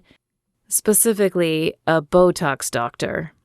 Her brow furrowed for a moment as she looked at him, and then her eyes widened. He knew the light switch had been flipped. "Not the same Botox doctor that stole your second wife?" "The very one. How's that for irony?" Ava placed a hand on his arm and turned a soft gaze on him. "Maybe he's changed. We all make mistakes." Justin shook her hand off. "Not Garrett. He's always been like this. We haven't spoken in years, and I'm not about to give him anything, much less bone marrow from my body." "But he's your brother." "Half-brother. And he was, but he isn't anymore." Justin felt the anger boiling up. He'd tried so hard to not think about Garrett and Candy, and Liz had destroyed it all in one night with her phone call. He closed his eyes and took a deep breath to calm the fire within. This wasn't Ava's fault, and he shouldn't take it out on her. "Come on, I'll take you home." Chapter 14. Ava leaned against the brown Formica counter and stared into her empty mug as her thoughts swirled around in her head. "Oh, there you are. I thought you were just getting a drink, but when you didn't come back for 10 minutes, I began to wonder." Genevieve stood in the doorway of the little office kitchen. It wasn't really much of a kitchen, but as it contained a small fridge, an even smaller stovetop, and 2 cabinets that held plates and silverware, Ava classified it as a kitchen. It didn't, however, have the room for a table and chairs, which was why she leaned against the counter currently. She pointed to the simple black kettle next to her that sat on the stovetop. "It hasn't whistled yet." In fact, it took ages for the burner to heat up the kettle. Ava probably could have walked to the nearby coffee shop and ordered a tea faster than her water would heat up, but she hadn't wanted to. She wasn't even sure she wanted tea as much as she wanted the quiet stillness waiting for the water to boil brought. Her computer wasn't in here mocking her, and so she could let her mind wander to the thoughts that consumed it anyway. Genevieve's brow arched slightly, and she crossed her arms as she leaned into the doorframe. "Uh-huh. Well, you guys looked good on the show last night. Very believable." Ava nodded, but her mind wasn't on the show. It was still firmly fixated on the conversation she'd had with Justin after the show, the one where he turned his back on his estranged brother, and of course, how she could fix it. Ava understood sibling rivalry. Her sister had been the pretty one, the one who always won prom queen and homecoming queen and pickle queen, a crown title reserved for girls who lived in Piedmont, her hometown, though Ava wasn't sure Kelsey had been quite as excited about that one. And her brother Tristan, he'd been the brains of the family, the one who'd attended medical school and now headed the trauma unit at one of the biggest hospitals in the state. And she'd been the dreamer, the one who escaped into books and writing, the one who created characters and plots who found their happily ever afters because she couldn't seem to find hers in real life. But even though she and her siblings were different, she'd never turn her back on them if they needed bone marrow. Of course, they hadn't stolen her husband either. Not that she had one. Still, she needed to find a way to get Justin to give his brother a chance to apologize. "Uh-oh, I know that look. What's going on?" Genevieve crossed to the cupboard and retrieved a mug for herself, but she didn't wait for the piercing whistle of the kettle. She turned instead to the Keurig machine and popped a pot in. "You know this makes tea, too, and it's faster than your kettle method," she said as the machine began its familiar warm-up groans and gruntings. Ava shrugged. "It's not the same." The kettle elicited its shrill cry at that moment, and she turned the burner off, dropped a tea bag in the mug, and poured in the water. Then she picked up the mug and cradled it in her hands, enjoying the warmth emanating from the ceramic sides. "It's Justin. He got a call from his sister last night. It seems his brother needs a bone marrow transplant and wants to know if he's compatible, but he refuses to even get tested. What? Jen picked up her mug, blew lightly on the brew, and then braved a sip. Why? Ava sighed and shook her head. Evidently, his brother is the Botox doctor his second wife ran off with. Genevieve let out a low whistle. Whoa, that's pretty heavy. Yeah. Ava bit the inside of her lip and watched the amber liquid swirl in her cup. They haven't spoken in years, but I feel like they need to. Like maybe forgiving his brother will help Justin move past his anger and his hatred of romance. Jen's eyebrow arched. Are you hoping they'll reconnect for his sake or for yours? What? Ava pushed herself off the counter and headed back toward the main office, making sure to keep her eyes on her drink and away from Genevieve's prying gaze. I don't know what you're talking about. Oh, yes, you do. You're developing feelings for this guy, aren't you? Ava set her mug down at her scratched and scarred desk. It had been a hand-me-down from her father when he upgraded his office equipment, but Ava loved it. She held fond memories of writing at this desk while her father spoke with clients in the other room. Her initials were still engraved on the side, though he had been peeved the day she had done that. She pulled out the ergonomic chair, that she had splurged on, and sat down. No, of course not. It would never work out. He doesn't even attend church, and you know a relationship with God is important to me. Ava glanced up, but Genevieve had her head cocked in the, I don't believe you expression that she used whenever she thought Ava was lying. And if he did? Ava sighed. Okay, I don't know. I mean, I know I shouldn't be attracted to him for all the reasons I just gave, but... Ava shrugged as she let the statement trail off. She had spent last night dissecting the dilemma. She wanted to believe her desire to help Justin was altruistic and had nothing to do with her, but the truth was she did feel something for him. She just wasn't sure if it was friendship or something more. Genevieve sat down at her desk across the room. Well, I think you better figure that out before you go in trying to Dr. Phil things you may not understand. Ava's breath exited in a small sigh as she turned back to her screen. Jen was right, of course. She was the more rational one. Ava tended to leap first and ask questions later, and on more than one occasion, that had landed her in hot water. Still, she couldn't shake the feeling she was supposed to do something, especially after the weird way they met in the first place. Justin punched the ignore button and pocketed his cell phone as he stepped into the office he and Peter shared. Garrett had been calling all morning, but Justin had nothing to say to him. Not now, not ever. Peter looked up from his computer as Justin entered. I watched the show last night. She's good. Justin sat down and punched the button to turn his laptop on. A tiny hum filled the room and the screen blinked to life. Yeah, she is, but that was just one show. And Kevin wasn't entirely convinced. It's going to take more than that to turn the image around. It may not take as long as you think. Check the headlines. Justin pulled up a browser and clicked into the URL bar. He typed the evening show and hit enter.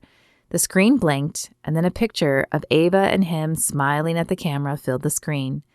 Underneath was a short article with a bold heading.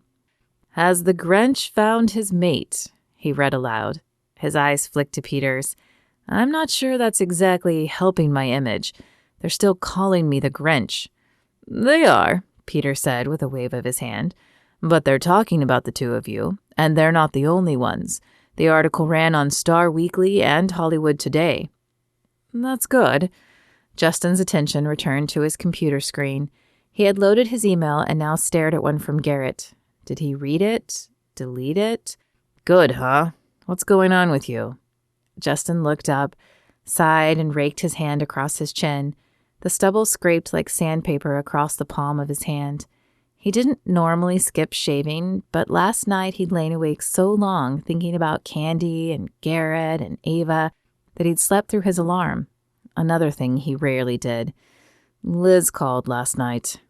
Uh-oh. Justin nodded. He'd known Peter long enough that Peter knew his background. and that a call from his sister rarely proved a good thing. The relationship between his sister and him remained tentative at best. "Yeah, evidently Garrett is sick and needs a bone marrow transplant. They want me to get tested." Peter's chair groaned as he leaned back in it. They both agreed it was time for new furniture, but neither of them had made the first move to look for any more. Justin no longer knew if it was because neither of them liked shopping, or if they both held a fondness for the furniture that had been with them since the beginning of the journey. "And what do you want?" Now that was the question of the day. What did he want? He wanted to pretend Garrett didn't exist, but he couldn't really do that. Even though they were only half-brothers, they were still brothers. It was one thing to ignore him, but it was another thing entirely to let his brother die. Justin didn't even know if they were a match, but could he live with himself if they were and he did nothing to help? After all, he'd grown up taking care of Garrett. Justin had been 6 when his parents divorced, and he'd been 8 when Garrett was born. Though the age difference was significant, Justin had always wanted a brother, and he'd let Garrett join him in all the neighborhood games. It had been Justin, not his mother, who cleaned up Garrett's first skinned knee when he fell off his bike, and it had been Justin who iced his eye the time Garrett tried to catch a fly ball with his face. And honestly, the whole Candy thing wasn't even completely Garrett's fault. Justin had fallen prey to her charm as well, so he knew how convincing she could be. And Candy had been much younger than Justin. In fact, she was just a year older than Garrett. They'd probably had more in common. It didn't make what he did okay. Garrett should have put his foot down and turned away Candy's advances, but he hadn't. Still, though Justin didn't agree with what happened, he could see how it happened. "I don't know. Ava says I should give him a chance to explain, but I don't know if I want to hear it." Another loud squeak filled the air as Peter leaned forward. "You told Ava?" "She was with me when Liz called. I couldn't very well not tell her." But Justin knew what Peter was thinking. He had dated few people after Candy, and none of them knew about Garrett. The subject was off limits even to Peter most of the time. "Are you falling for this girl?" It was a simple question, and one Justin should have been able to answer no too quickly. But the truth was that he wasn't sure. The last 2 weeks had been a roller coaster of emotions, and his insides felt like they had been ripped out through his stomach and shoved back in through his mouth. Yet Ava had been there with him through all of it, and he liked the thought of her being around. And that thought scared him. "No," he lied. "This is just business." He cringed as he thought back to his harsh words to her the previous night. "Besides, she's way too different from me. A believer." He shook his head. "It would never work long term. Honestly, I'm surprised people are buying this relationship now. If I remember correctly, you were a believer once." "Yes, once. Before God took Carol and then decided to twist the knife in further with Candy and Garrett. He's probably enjoying watching this predicament unfold." "Somehow I doubt that," Peter said. He looked as if he wanted to push the issue further, but they'd had this discussion before. Anyway, finding love again wouldn't be the worst thing in the world. But it would be, because in order to find love, he would have to open his heart again, and every time he had done that, it had been torn apart. No, he needed to take these feelings for Ava, whatever they were, and forget them. She was a means to an end, a new career, and that was it. Chapter 15. Ava stared at the screen and ran a slender hand across her chin. Why was this book proving so challenging? Was it the looming deadline? The fear that her last book's success had been a fluke and she wasn't really talented? Or was it Justin? She'd thought of little else all day, though she still hadn't thought of a way to help him and his brother. Her phone vibrated beside the computer and she picked it up, sighing as her mother's name flashed across the screen. Of course her mother would be calling. She had probably seen or heard about Ava's appearance on the evening show and was calling to find out who the new man was and why Ava hadn't told her about him. Could she ignore it? She hadn't practiced her words yet, and she hated lying to her mother. With a sigh, Ava punched the button and mentally prepared herself for the onslaught of questions. Hey, Mom. Hey, yourself. When were you going to tell me you had a new boyfriend? I had to find out from Elaine, who saw you on TV. Elaine was her mother's best friend and an avid TV watcher. Even when Ava had lived at home, she would often come over and regale them with information about the newest show on TV. She spoke of the characters like they were her friends, and Ava often wondered if she did anything else when she was home. I'm sorry, Mom, but we just started dating. Ava had no intention of bringing Justin to meet her parents. One, they would never approve once they found out his feelings about God. And two, they would probably see through the facade and then get on her case for ever taking the deal in the first place. She was even beginning to wonder if the delusion remained beneficial. Her books still lay unfinished, her mind still refused to cooperate, and the ride back to her house last night had been stilted and stiff, almost like the first day they met. So you'll tell the whole world on national television, but you won't tell your mother? Ava rolled her eyes and spun away from the computer screen. No way she could concentrate on the words with her mother's voice in her ear. He's a TV show host, Mother.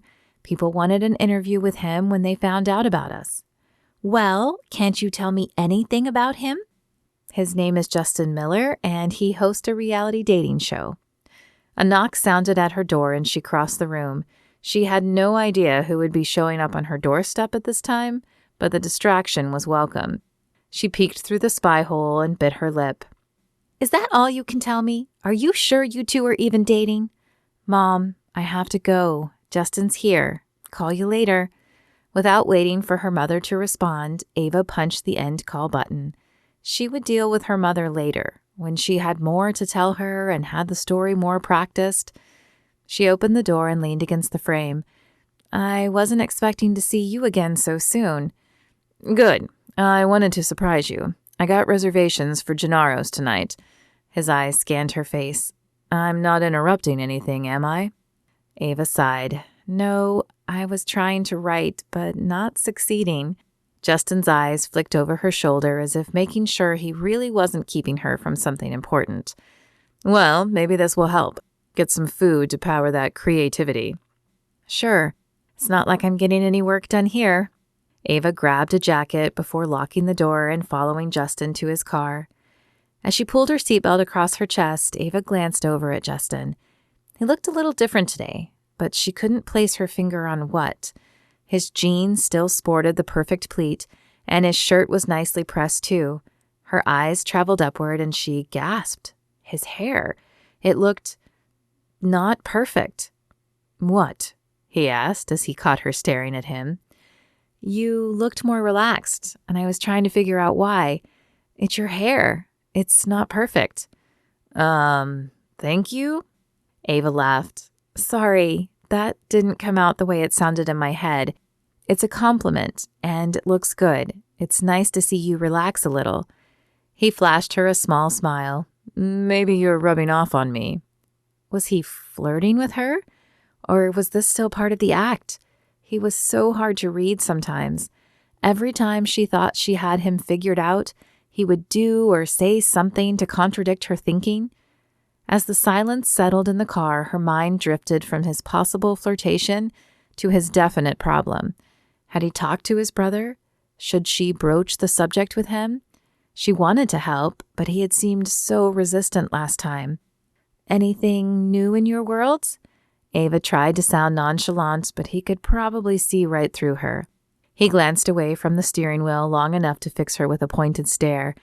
I'm not calling Garrett, if that's what you're referring to. I understand he wronged you, but he was your brother long before your ex-wife came into the picture. Justin shook his head and rolled his eyes. No offense, but seeing as how you've never been married, I'm not sure you're the person to be doling out advice. Ava blinked at his harsh words.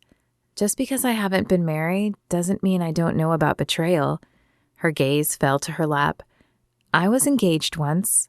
Justin shot another glance her direction, but no venom existed in this one. You were? What happened? College, Ava said with a shrug. I thought we would end up together, but he was a year ahead of me in college, so he graduated first. He threw himself into his work and decided it was more important than me and called off the wedding.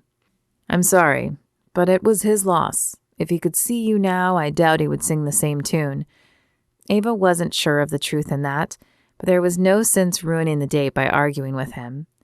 When they arrived at the restaurant, the hostess whisked them back to a secluded booth.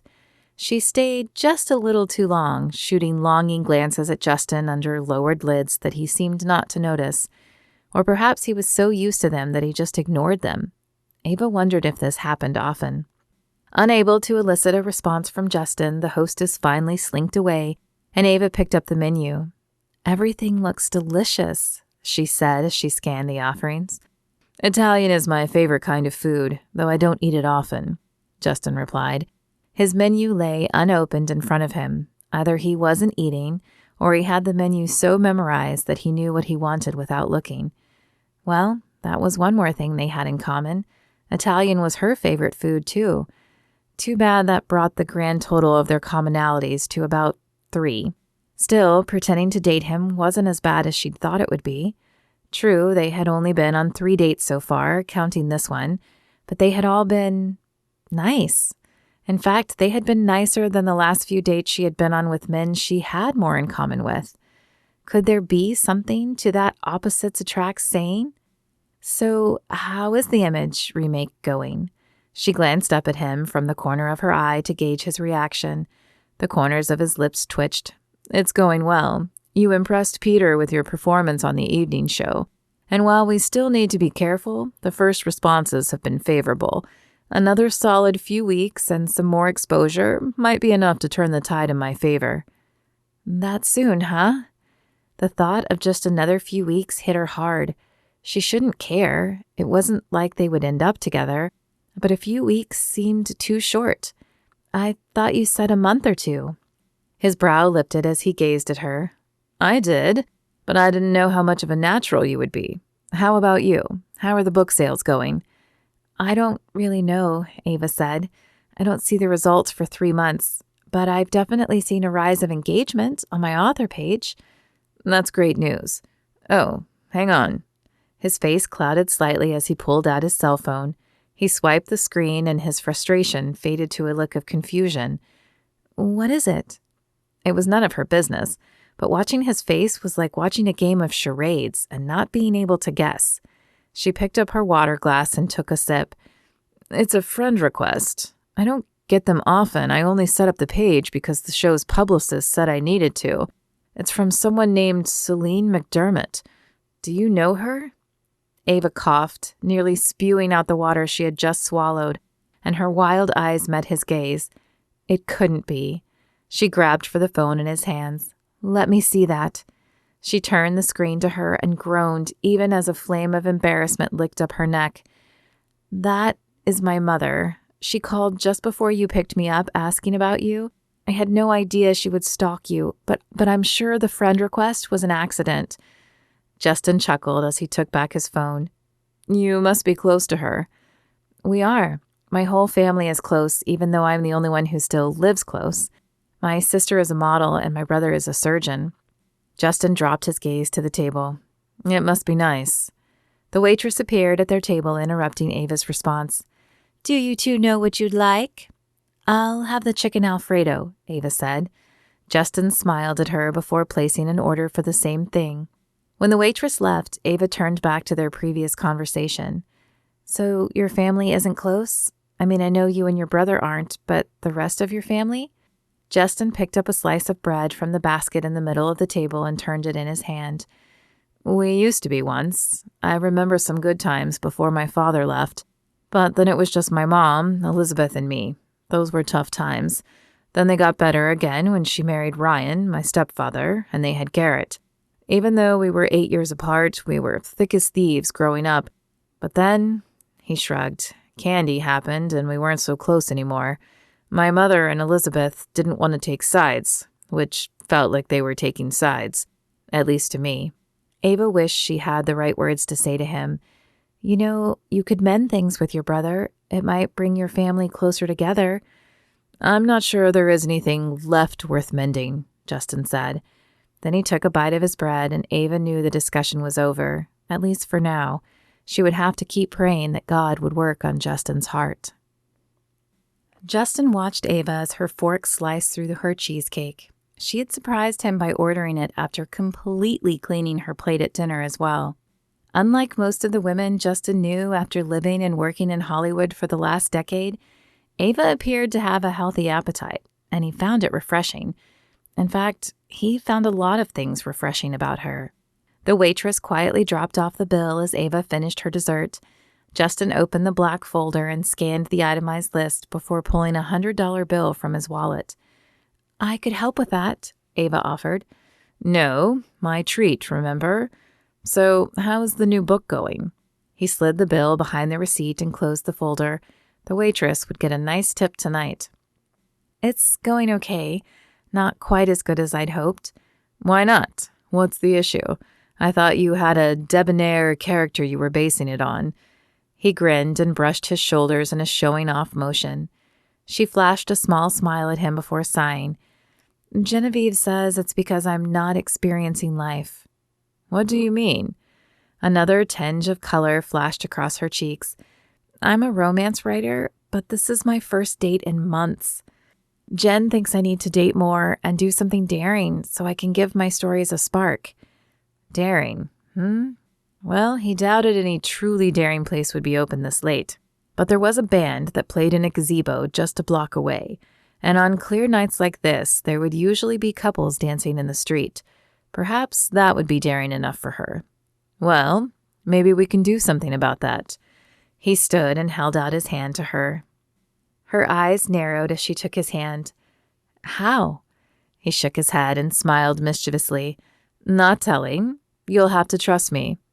"Trust you? Your idea of romance was a hot dog stand, remember? I'm not sure I should trust your idea of daring." "Actually," he said with a laugh, "you said hot dog stand. I just said it didn't matter where we ate." She smiled and rolled her eyes as they exited the restaurant. "Okay, fine, but I still don't know if I should trust you." But he could tell that she did. There was no hesitation as she let him pull her down the street and toward the music. Her eyes widened as she realized what he had planned. "Someone interrupted our dancing last time, so I thought we could continue here. Besides, dancing in the streets isn't something you can do every day." "You're right about that.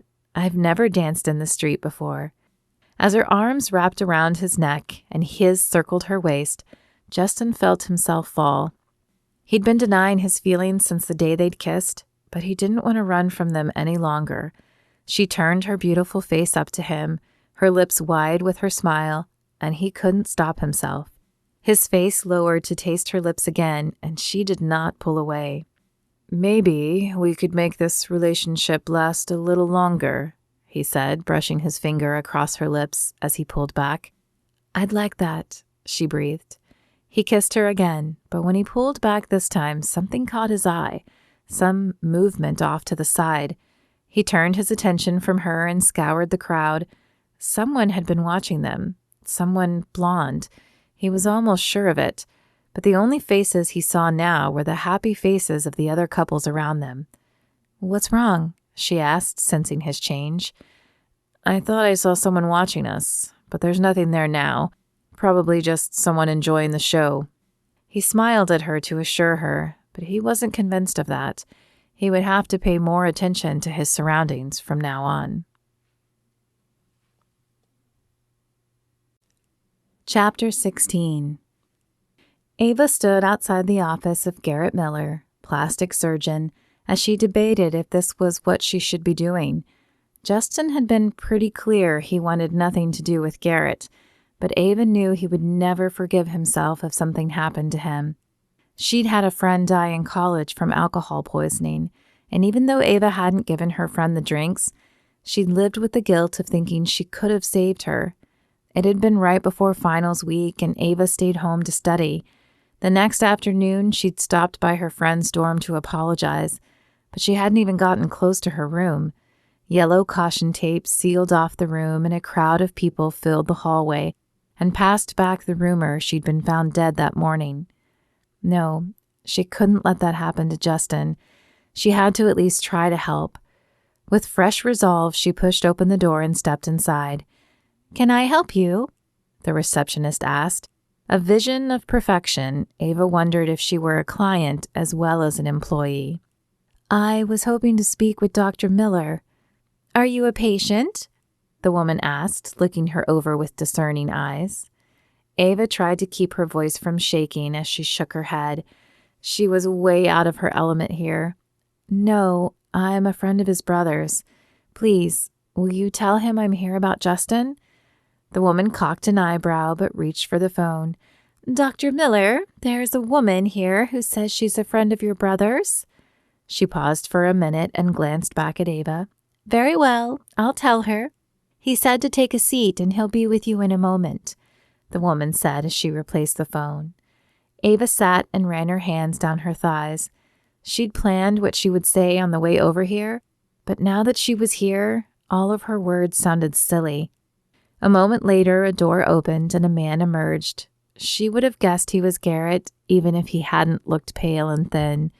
Though his hair was dark, he shared the same ocean blue eyes that Justin did, along with the distinguishing cleft in his chin. "I'm Garrett Miller. What can I do for you?" Ava stood and crossed to him. "I'm Ava McDermott. I'm a friend of your brother's, and I was hoping that maybe I could do something for you. Can we talk?" He regarded her with an intrigued expression before turning to the receptionist. "Diane, hold my calls for half an hour." "Yes, sir," the woman said. Ava breathed a sigh of relief as Garrett led the way down the hall to an office. "I'm sorry to just show up like this, but I've just recently started dating Justin, and I understand you need a bone marrow transplant, and Justin is refusing to get tested. I also know he'll regret it if he doesn't, and I'm hoping we can come up with a way to get him to change his mind." "That's a nice thought," Garrett said as he sat down behind the desk, "but he isn't returning my phone calls. Hasn't for a year now. I can't say that I blame him, but I'd like to apologize and tell him that for whatever it's worth, he was right about Candy." Ava took the chair he motioned to and leaned forward. "What do you mean?" Garrett chuckled. "He told me Candy was bad news, that he'd been seeing signs of it before she left him, but I was stubborn. Justin had always been my idol, and here was this beautiful woman who finally wanted me over him. It was wrong, and I guess deep down I knew it would ruin our relationship, but I did it anyway. For about a year, everything was great, but when I got sick, Candy showed her true colors, said she couldn't be a nursemaid, and left. I realized then what an awful mistake I'd made, and tried to apologize to Justin, but it was too late." "So he's not aware you're no longer together?" Garrett shrugged. "I doubt it. He never heard it from me, and he and Liz aren't that close either. Plus, she's told me he never lets her talk about me. Why? Do you think it will make a difference?" "I have no idea," Ava said with a shake of her head, "but I'd like to at least try. This might sound insensitive, but how long do you have if you don't get the transplant?" 6 months, maybe a year, but I can feel it this time, so I think it'll be faster." Ava's heart broke for him. "Would you mind if I prayed for you?" Garrett's eyes narrowed. "Justin's dating a believer? Never thought that day would come again after Carol's death." "I'm still working on him too," Ava said, "but I have hope he'll come back to God." "Well, I'm not much of a believer myself, but I'll take help wherever I can get it." Ava reached across the desk and took hold of Garrett's hand. "Lord, I don't know Garrett well, but I sense his sincerity, and I recognize that you are about reconciliation. Please give us the wisdom to make that reconciliation happen. And Lord, please place your healing touch on Garrett. Heal his body and renew his spirit and help him to see you. Amen." "Thank you," Garrett said. "No one's prayed for me in a long time." He stood and motioned her to do the same. "I'm not sure it will do any good, but I'm glad you stopped by." "Me too." Justin couldn't help but whistle as he entered the office. He'd been riding high all day after that kiss with Ava last night, and he didn't care who knew it. But his whistle faded as he caught sight of Peter's face. "What's wrong?" "You haven't been online, have you?" Peter asked. "No, I worked out this morning and then showered. I haven't had a chance to watch anything or check out any social media. Why?" Peter shook his head. "I don't think you're going to like it." He turned his screen around and Justin's blood ran cold. Under the headline, "Betrayed Again," was a picture of Ava outside Garrett's office, and then another one of them in the office. It was obviously taken with a long-range lens from outside, as it wasn't super clear, but Justin made out Ava's hand on Garrett's arm. "Seriously? This cannot be happening again." "Maybe it's not what you think," Peter said. "Is there another reason she might be there?" "Who cares why she's there? I told her I didn't want anything to do with Garrett, and she went anyway. Then she made me a fool by getting caught on film. How bad do you think the damage will be?" "Well, that depends on you. You have the opportunity to take the high road here, Justin. As long as you don't go off spouting how angry you are and how you hate love, then you could actually garner sympathy. Right now, most of the vitriol is pointed at Ava." "Good. I can't believe I let myself fall again.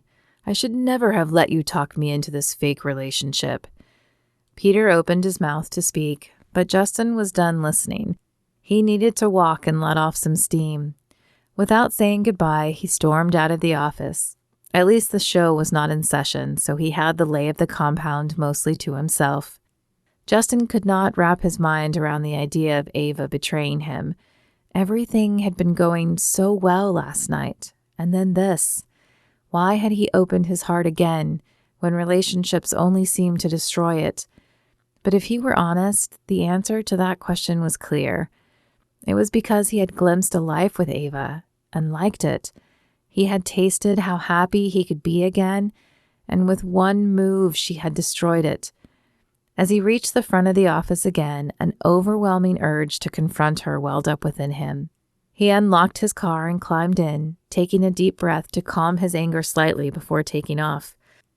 As angry as he was, he recognized driving emotionally was not a good idea. Ava opened the door with a smile that froze when she saw him. "What's wrong?" she asked. "How could you, Ava? I told you Garrett had betrayed me in the worst way, and you went to him?" Her face clouded with confusion. "How did you know I went to see him?" Justin yanked out his phone and pulled up one of the articles. "Everyone knows, Ava. Someone caught you on film. Tia, probably." Her hand flew to her mouth as she scanned the article. "Justin, I'm so sorry. I thought I was helping." "Some help," he said with a sneer. "Now I'm the piteous host whom women leave." "Justin, I wasn't leaving you. Do you want to come inside and talk about this?" Her phone buzzed and she flipped it over, glancing quickly at the screen. "No, I don't want to talk about it. I'm obviously keeping you from something more important anyway. Probably my brother calling." Her face flared with anger. "Stop that. You know I'm not interested in your brother. I was hoping to save you from the guilt I feel every day. You see, I had a friend die in college, and I've always felt I could have saved her. I didn't want the same thing happening to you, and I thought if I could talk to Garrett, maybe there would be a way to reach you." He opened his mouth to tell her to mind her own business, but before he could respond, her phone buzzed again. She glanced down again, but this time her eyes widened, and her hand flew to her mouth. "Oh no." "What is it?" Something was wrong. It was etched in every worry line on her face. And as angry as he was with her, he was also concerned. "It's my mom. She said my dad had a heart attack. He's on the way to the hospital. I have to go." She ducked back in the apartment and began frantically searching for something. "Keys. Where are my keys?" "How about I drive you there?" The words were out before he had time to think them through or ponder the ramifications. He was still mad at her. Her family would be there. Was he ready to meet her family, especially under circumstances like this? And it was a hospital. He hadn't been in one since Carol died. Could he step foot in one again? Ava shook her head. You don't have to do that. You're angry with me right now, and you don't even know my father. Her tone triggered something inside him, and he realized right then he would go with her. She sounded scared, and he wanted to be there for her. You're right. I don't know your father, and I am angry with you, but I can see you are hurting. Besides, I don't think you should drive in your condition. He held up her hand, which was shaking ever so slightly. Maybe it wouldn't be bad enough to hinder her driving, and maybe it would stop if she got behind the wheel, but he didn't want to take that chance. As angry as he was with her, he didn't want her getting in an accident. Her eyes focused on her hand and then met his gaze. Okay, you're right. Chapter 17. Justin glanced over at Ava as he pulled into the hospital parking lot. She still lay curled inside herself as she had been for the whole drive. Her face never left the window, though the blank gaze of her eyes left him wondering if she had seen anything. He understood, though. He remembered how he had been when Carol was dying. The same blank stare that coated her gaze filled his eyes then, which brought up his current conundrum. Should he go in with her? Anger still burned inside him, but he wanted to be supportive for her. Could he even go in with her? Just being in the parking lot of a hospital, even a different one than where Carol died, had dried his mouth up. His pulse beat faster than normal, pounding like a drum in his ears. Would he even be able to make it inside and be her strength? Hey, we're here. He turned off the engine and touched her arm. She jumped as if his touch was fire instead of fingers. The vacant look in her eyes stirred his heart. What if he dies? Her voice was barely more than a whisper, but it didn't need to be louder. Those 4 little words held all the weight in the world. He's not going to die. Justin couldn't know that for sure, but he needed it to be true. Ava appeared closer to her father than he was to his own. He'd never met the man, but it seemed obvious that losing him would deal a massive blow to Ava. Okay. She sniffed and ran a finger under each eye. No tear escaped, but perhaps it was a preemptive swipe. Will you come in with me? And there it was. He wouldn't say no. Couldn't say no. But in agreeing, he was stepping on the boundary lines of this fake relationship. He could feel it shifting, almost like a chasm created during an earthquake. If he went with Ava, he suspected that the foundations of that carefully constructed wall would crumble into dust. He'd have to put his anger aside, and there might be no turning back after this moment. Of course I will. Now he hoped his body would agree. He closed his eyes and took a deep breath as his therapist taught him years ago when the pain of losing Carol grew too great. When his pulse slowed, he stepped out of the car, walked around to Ava's side, and helped her out. She grasped his hand tightly as they walked up the sidewalk, as if he were a lifeline tethering her to reality. She appeared small and frail next to him. Justin tried to keep his breathing slow and regular, but he could feel the weight on his shoulders with every step they took, and he forced himself not to shiver. He hated hospitals. Even before Carol's death, he wasn't a big fan, but spending the last month of her life in one with her hammered the final nail in the coffin. When the front doors whooshed open, the vision of him leaving Carol's hospital broken and alone flooded his mind. Justin stepped out of the hospital in a daze. Why had no one been here with him? No one came to say goodbye to Carol. Her parents were dead, so that made sense. But he had family. Where were they? Busy, had been Liz's reply. And okay, she was planning her own wedding, but still, she couldn't take 3 days off to be here with him. His mother was still in rehab, so she had a decent excuse. She had stopped drinking for years, but when Ryan died last year, she picked it up again. And Peter was filming, so Justin understood that. But Garrett? Yes, he was at med school, But again, he couldn't spare a few days for his only brother. Of course, some of the blame rested on him as well. He hadn't told them how alone he'd felt. He'd inferred he could handle it all on his own, but he hadn't meant it. He'd assumed they would see through his bravado and come anyway, but they hadn't. The pastor of their church visited, but Justin didn't know him well, and he hadn't stayed long, nor had he imparted much wisdom. "She's in a better place." He'd said it as if it made all the sense in the world, but it didn't. Not to Justin, who needed her here.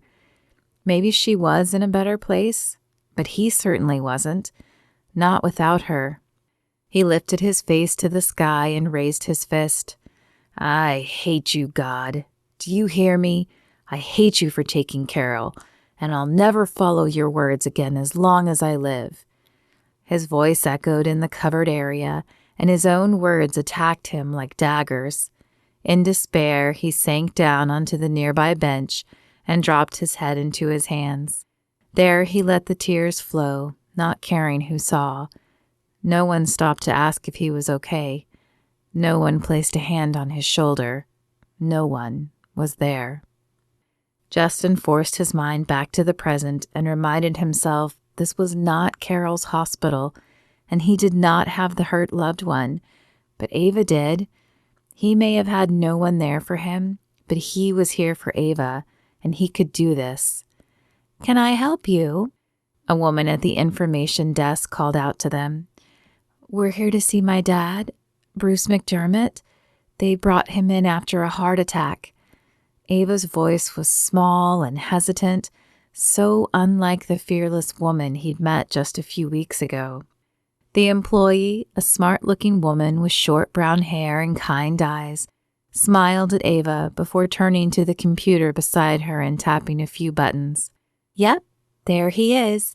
He's still in ICU, but you can at least go to the ICU waiting room and then see when they'll let you back. Let me just get your visitor tags and you can go on up. Can I get your names?" "Ava and Justin." "Great, thank you." She tapped a few more buttons, and a moment later an ancient printer sputtered to life, grunting and groaning as if on its last leg. It spat out 2 squares, which the woman peeled off and handed to them. "Be sure to keep these on while you're in the hospital, or you'll find yourselves escorted out." Ava nodded and pressed her name tag to her chest. Justin followed suit, trying not to remember the last time he had done this. He took another calming breath and led Ava to the elevators across the lobby.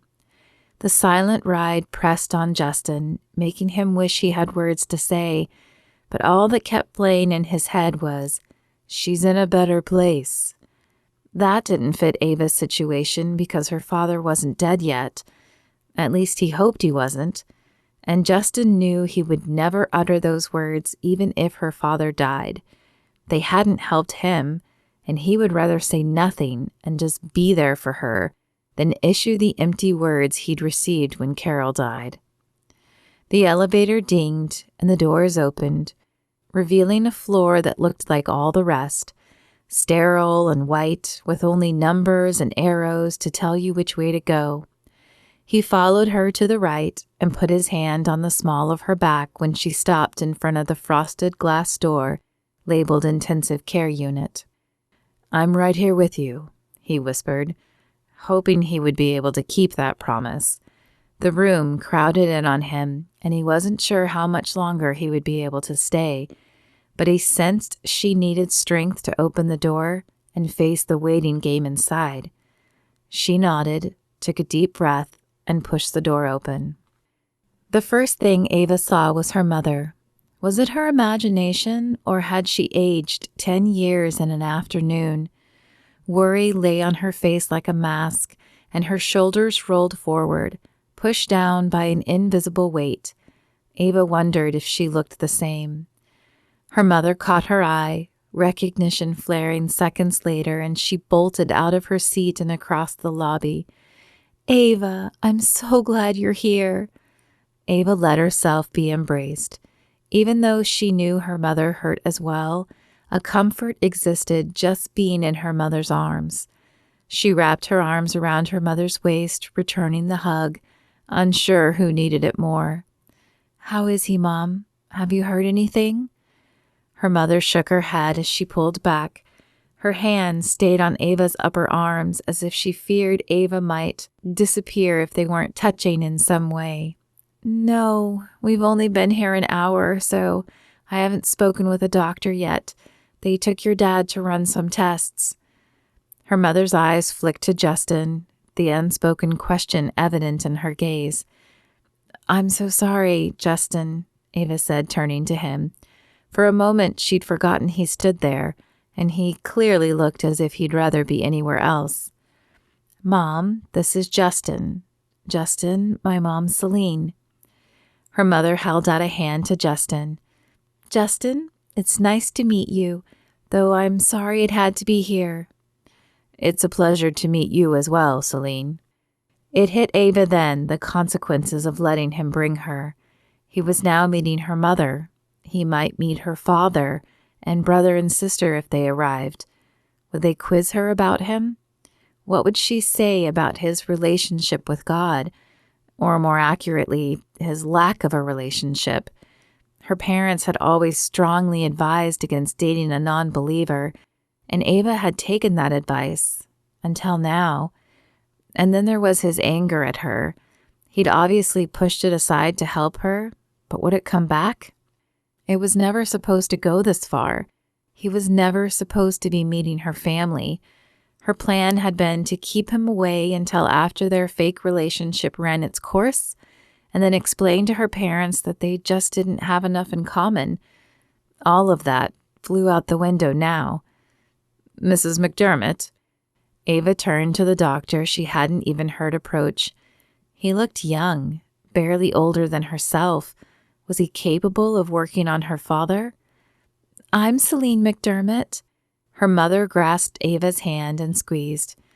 "Your husband is stable, but there appears to be some blockage to his heart. We'll want to evaluate again tomorrow to see how it looks after the drugs relax the muscle, but he may need bypass surgery. However, we'll discuss that more in detail at a later time. He's still sleeping off the medicine, but you can see him now if you'd like." "Yes, please. Can we all go?" her mother asked, looking first to Ava and then to Justin. "Immediate family only. He's still weak and he doesn't need any surprises or unsettling events." Ava turned to Justin. She didn't want to leave him alone, especially since he'd been kind enough to drive her here, but she wanted to see her dad. No, she needed to see him, to convince herself that he was alive and okay. "Go ahead," Justin said, as if reading her mind. "I'm not a big fan of hospital rooms anyway. I'll go for a walk and meet you back here." She opened her mouth to thank him and paused as the words froze in her throat. The meaning behind his words clicked in her brain, and she looked at him, really looked at him. There was a stiffness to his jaw that was unusual even for him, and a light sheen of sweat glistened on his forehead. He'd said his first wife had died, but she had never asked for the details. Had she died in a hospital? Was that why he looked so stressed? And yet he'd come with her anyway? Why? Before she could ponder the questions further, her mother tugged on her arm. "Thank you," she managed to mouth to Justin before she was whisked down the hall.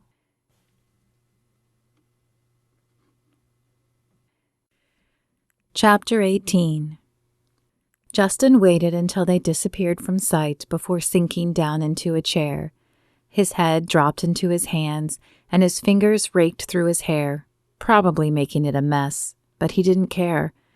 He'd tried so hard to overcome the fear he had of hospitals, and tonight he had succeeded. He had overcome his fear and found the courage to support Ava. But as soon as he sank into the cushions, every ounce of courage vanished, drained out and replaced once again by foreboding and dread. His mind swirled back to 8 years ago, and the night when he'd held Carol's hand and waited until the beeping stopped. His back and butt ached from sitting in the hard plastic chair as long as he had, but he didn't dare move. The doctor said it could be any minute, and he would not let Carol die alone. He would not let her take her last breath without him by her side. A soft crinkle sound grabbed his attention, and he lifted his face. Carol's lips twitched, probably the closest thing to a smile she could muster at the moment. Her eyes, clear of the cloudy fog they'd held the last week, caught his. "Promise me," she'd wheezed, grabbing his hand and holding him tight in her gaze. "Promise me you won't give up on love." How could he promise that? How could she ask him? She knew that she was the only woman for him. He couldn't even think about loving anyone else, and he opened his mouth to tell her that. But what came out was, "I promise." He promised, though he couldn't imagine loving anyone the way he had loved Carol. He promised because she needed to hear it. She needed to know he'd be okay when she was gone, and he did it as his last gift to her. A tear snaked down his cheek as the pain from so long ago washed over him anew. What would she say if she saw him now? She would be livid, angry that he'd broken his promise to her, but even angrier that he had given up on love. Carol had been the epitome of an optimist. In fact, she and Ava would probably have been great friends had they known each other. "Justin, is that you?" Justin turned to see the woman from the cottage. What had her name been? Mabel? Margaret? Margie? Yes, he thought it was Margie. "Margie, what are you doing here?" "I volunteer here when I can. I bring flowers to folks and read stories to the children. Mostly I listen. You look like you need a friendly ear and a good listen. Want to lay your troubles at my feet?" "I have no idea," he said with a sigh. "Suddenly, everything I thought made sense in my life no longer makes sense." Margie sat down next to him. "I think we find that often in life. Are you here with a family member?" Justin chuckled sadly. "No, I'm here with Ava. Her father had a heart attack." "Ah, yes," Margie said with a nod. "Heart attacks are hard, but so is being in a hospital when you have strong memories of grief, isn't it?" Justin looked up at the woman. Was she a mind reader? "How could you—" "I've been doing this a long time. I've come to recognize the signs. Tell me who you lost." Justin took a deep breath and blinked to keep the tears building up from spilling over. "My wife died of cancer in a hospital like this one, and I don't think I've ever really gotten over it." "I don't think one can actually get over the death of a loved one. What they can do is learn to live without them, especially if they have the knowledge they will see them again. Were you and your wife believers?" "She was, and I assumed I was, but I haven't spoken to God since the day she died." Margie nodded. "That's also understandable. God wants us to talk to Him and take our problems to Him, but He also understands our hurt and anger, and it doesn't matter how long it takes. He is always waiting for us with open arms." Justin could almost feel the loving arms wrapping around him and lifting the burden. A welcoming voice accompanied them and called him home. He knew what he had to do. "Do they have a chapel in this hospital?" Tears pushed against Ava's eyes as she stared at her father. The man who had always been her rock, strong and courageous, now looked so small in the hospital bed. An oxygen tube sat under his nose, and other wires ran out of his arms. An IV, a monitor of some sort, who knew what else. With the sheet covering most of him and only these pieces showing, he almost appeared half machine, like something out of a science fiction novel. His chest rose and fell, almost in time with the soft beeping that came from the heart monitor machine in the room. But Ava kept expecting it to stop suddenly at any moment. Her breath caught with every pause and only released again with the next movement of his chest. What would she do if her father died? How would her mother cope? Who would plan the funeral? Her mother sat next to her father, stroking his hand. Eyes closed, her mouth moved silently, and Ava realized she was praying, She should be praying too, but the only phrase in her mind was, "Please don't let him die." Had Justin felt this way? Suddenly, she understood how he might give up on love. She felt as if a large piece of her were missing already, and her father was still breathing. How different would it be if he never woke up? "Ava, you should probably go check on your boyfriend." Her mother's voice pulled her back to reality, but it took a moment for the words to register in Ava's mind. "What? Oh, yeah, I suppose. But he's not really my boyfriend, Mom." What was she doing? She wasn't supposed to mention the fake relationship to anyone, least of all her mother. But she just couldn't lie, not while her father lay in a hospital bed, and she was pretty sure Justin had broken it off anyway. "What do you mean?" her mother asked. Ava sighed. "I met Justin a few weeks ago. The story I told on the evening show was mostly true. We did both get booked into the same cottage, but while we were there, he found out his image had taken a hit because of his views on love." Her mother held up a hand to pause Ava's diatribe. "What do you mean, his views on love?" "Evidently, he's not a big fan, but he hosts a dating show, so he needs it to seem that he is." Her mother shook her head in confusion, but motioned Ava to continue. "His boss thought it would improve his image if he was seen in a relationship, but he wasn't in one, so he asked me." "He asked you to be in a relationship with him?" Her mother's words spilled out slow and haltingly. "No, he asked me to pretend to be in a relationship with him."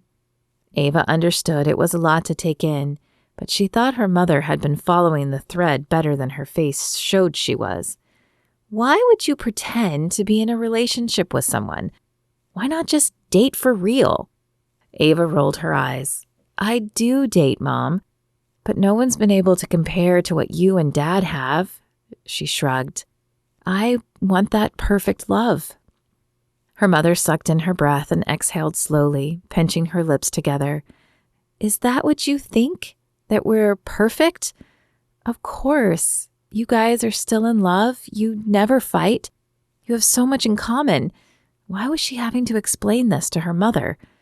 "Because we work at it, Ava. We didn't start out that way. Your dad wasn't even a Christian when I started dating him." Ava blinked at her mother. "What? But then why would you tell me to only date believers?" "Because it's what God said to do, and because it's easier, Ava. I was headstrong, and I fell for your father and thought I could change him. Luckily for me, it worked out that way, but it often doesn't. Usually the believer ends up distancing themselves from God. Your father and I didn't want that for you or your brother or sister. That's why we stress the importance of dating a believer. And you're right, your father and I are still in love, but there were a few years where we almost split apart." "What?" It seemed to be the only coherent word Ava could manage. And suddenly she needed to sit down. Her entire world had just turned upside down, and her legs didn't feel strong enough to keep holding her up. She backed up to the other chair in the room and sank down. Her mother walked around the bed to her side. "Ava, your dad and I had the same issues that every couple has. We got married and then wondered if we'd made a mistake. Your father loves to talk to people, and I was more of a homebody. I used to get so angry when he would be late for dinner. He would get to talking to someone and forget to call, and I would be sitting at home watching the dinner grow cold alone. It always felt like he was choosing others over me. That frustrated me, and for a few years we fought constantly." "How did you get through it?" "We learned how to live together. I learned that I couldn't change your father. He was going to talk to people no matter what I did. So I would tell him dinner would be ready half an hour before it really was. He made it home on time more often that way. And I also let it go if he was late. I ate dinner alone and packed up leftovers for him. A few nights of cold dinners alone, and he began making an effort to remember to call me if he got caught up. The point is, we figured out how to work together. It wasn't seamless." Ava shook her head. All this time she'd thought her parents were perfect. How many good relationships had she walked away from simply because they weren't perfect? Why did you never tell me? Her mother smiled and took her hand. I thought it was evident, Ava, but now I see we should have been clearer about our relationship. Fairy tale romances are just that, fairy tales. Relationships and marriage in particular take work. They are messy and complicated and impossible without God's help. Now, do you want to tell me why you aren't dating Justin for real? A soft snort escaped Ava's lips. I told you, Mom. It's a fake relationship. Besides, we are way too different, and I may have pushed him away. Oh, I doubt you've pushed him away. At least not for good. And I think something might have changed while you weren't looking. The man drove you all the way out here, and the expression on his face was not the look of a man who hated love, but of a man in love. No, he might have been yesterday, but then I had to go and meddle with things. Whatever you meddled with, you can ask for forgiveness. That's also a part of relationships. You will make mistakes. So will he. You just have to learn to ask for forgiveness when you do. Her mother was right. I should go find him. Yes, I think you should. Chapter 19. Justin stared at the cross in the little chapel. He hadn't needed to go to the chapel to ask God to forgive him, but he'd wanted to. Standing near a cross had once held a special meaning to him, and the power covered him again as he dropped to his knees. Lord, I'm so sorry. I've been angry at you for so long that I am unsure how to talk to you anymore. I've shut you out and tried to live life my way, but it's not working. The anger is eating me up inside. Help me not to be so angry. Help me open the doors and let you back in. He was sure there was more he needed to say, but the words wouldn't form, so he let his heart do the talking for him. When he had poured out everything he had, he opened his eyes and stood. Thank you, he said to the chaplain, who stood off to the side. You are most welcome. Is there anything else I can do for you? Justin ran a hand across his chin. Yeah, can you tell me where I might get my bone marrow tested? The chaplain tilted his head as he thought, I think our oncologist could help you. Let me get you his name.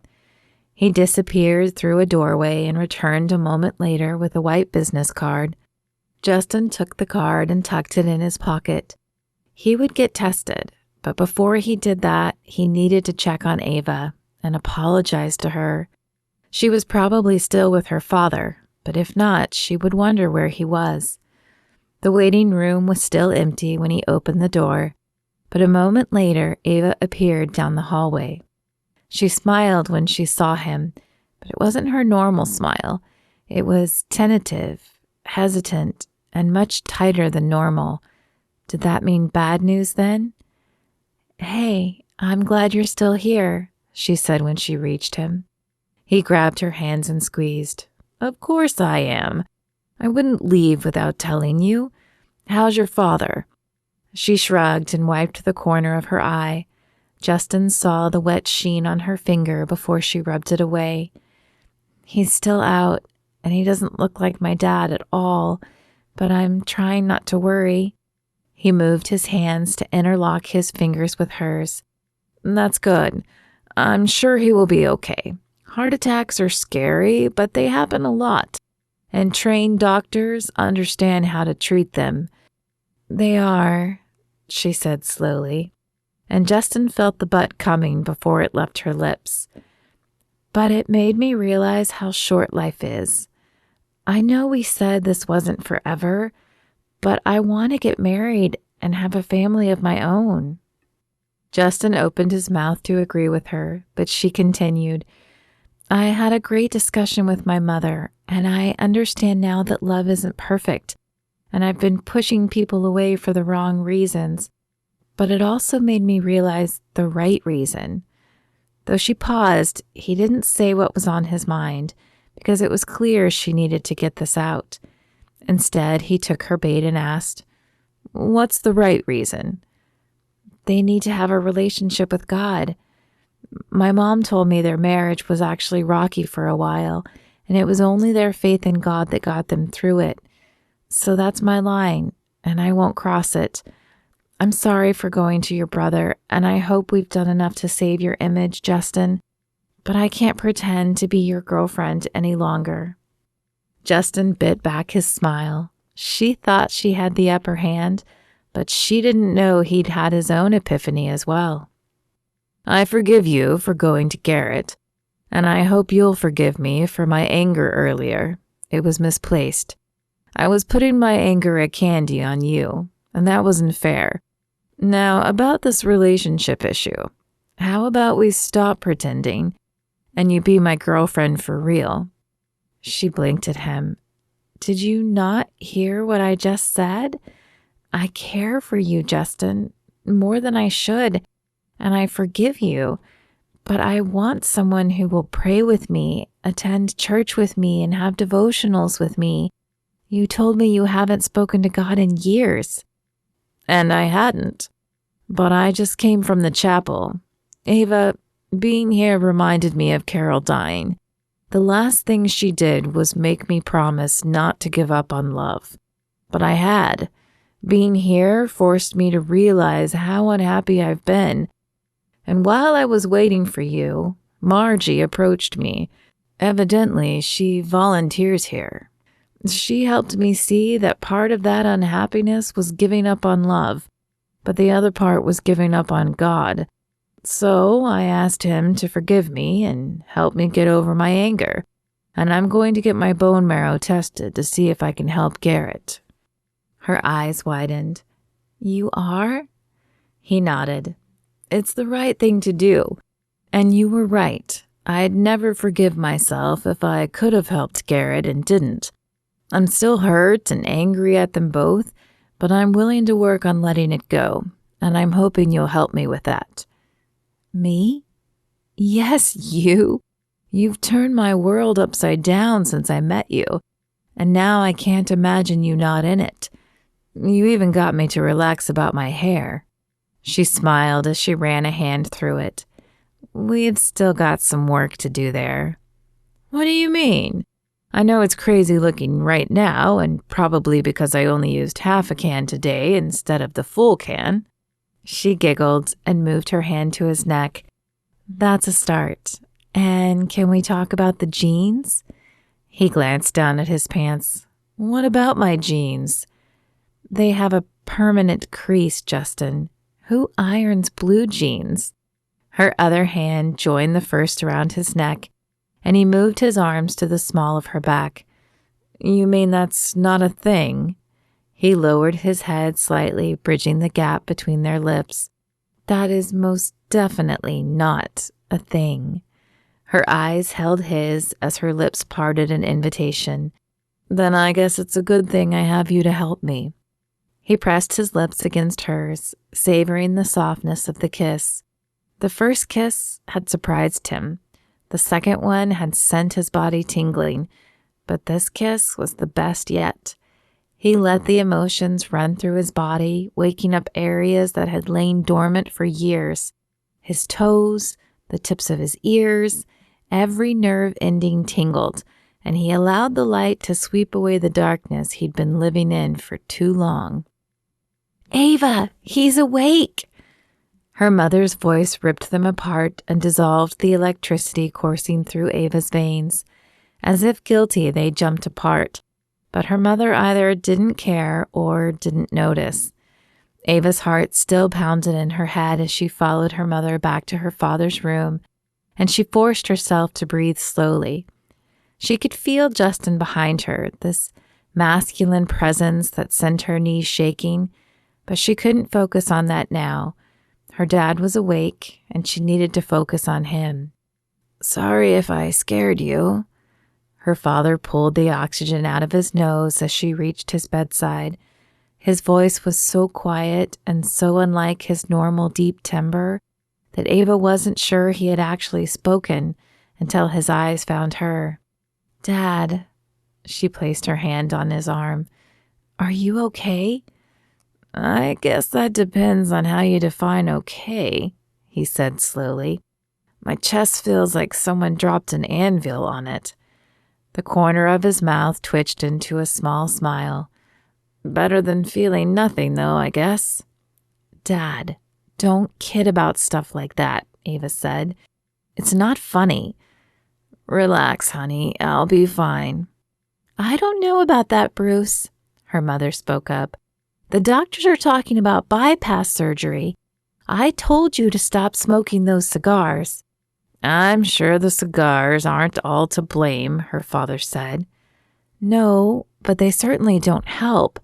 You have to eat better, Dad. Okay, I will. His eyes flicked to Justin behind her. Are you going to introduce me to your friend? Oh, right. Dad, this is Justin. He's my boyfriend?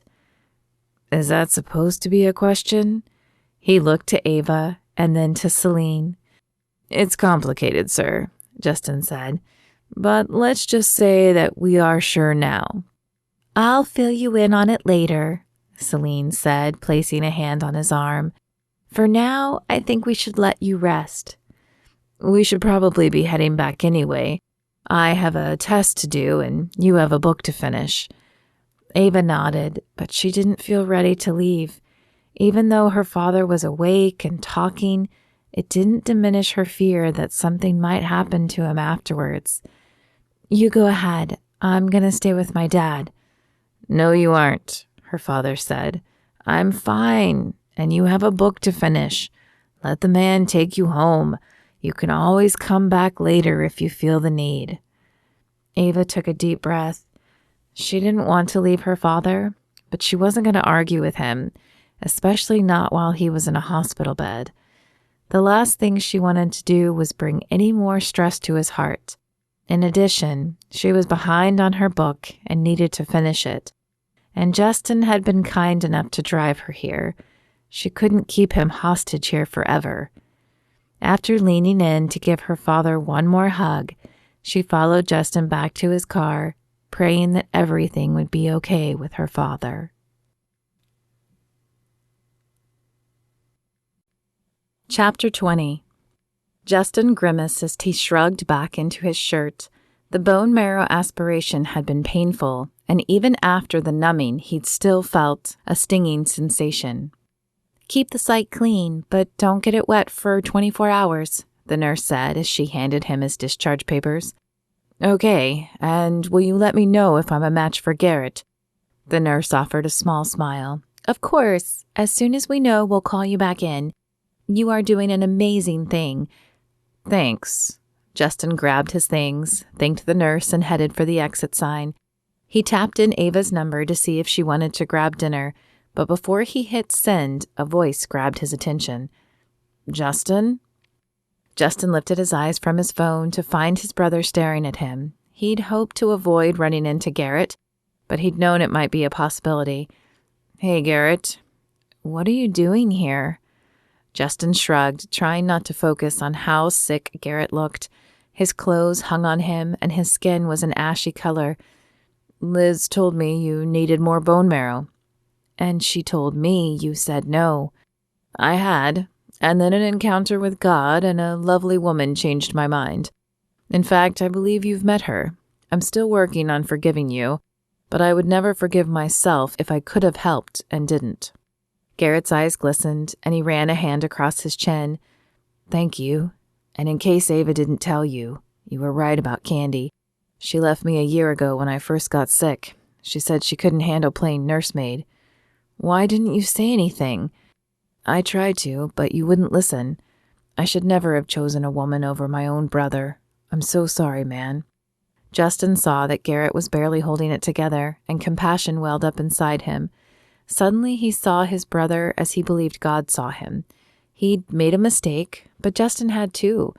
Justin had turned his back on his creator for years, and yet God forgave him. Surely he could do the same for his brother, who not only was hurting, but had been hurt by the same woman. He placed a hand on Garrett's shoulder. I'm sorry too. I shouldn't have shut you out of my life. We all make mistakes, and mine was punishing you. I can't get that year back, but we can kick this thing together and have years to come in the future. Hope glistened in Garrett's eyes, and Justin pulled him in for a hug. He only hoped they would have time to reconnect. Ava glanced around at the small gathering of friends and smiled. She'd organized this little get-together to celebrate her father being released from the hospital following his bypass surgery and Justin's recovery from the bone marrow transplant, but it also served nicely as a way to introduce him to her family and meet his friends. I'm going to get a drink. Would anyone else like one? I'll help you, Justin said, putting his hands against the chair arms. Ava pushed gently on Justin's shoulders to keep him from getting up. Nope, not you. You are supposed to be taking it easy. I will bring your drink to you. I'm fine, Ava, he grumbled. It's been 4 days. And the directions say you should rest for 5 to 7 days. I'm just trying to follow the rules and the schedule you've been given. He was so stubborn sometimes, but she could be just as stubborn. She leaned over and kissed him on the cheek. Peter laughed and lifted his drink in salute. She's got you there, Justin.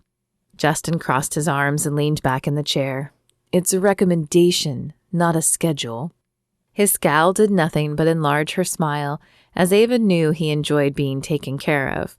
Justin, like most men, morphed into the biggest baby when he wasn't feeling well. She'd spent the last 4 days at his house working so she could help him out until he was 100% cleared. Peter had offered to take the nights, and while Ava was tiring of playing nursemaid, she had enjoyed the time with Justin. It allowed their relationship to progress, and he'd even helped her finish her book. It was nice to have a man's opinion on it, and it turned out they had more than just a love of the ocean and Code Red Mountain Dew in common. They also both loved to play Scrabble.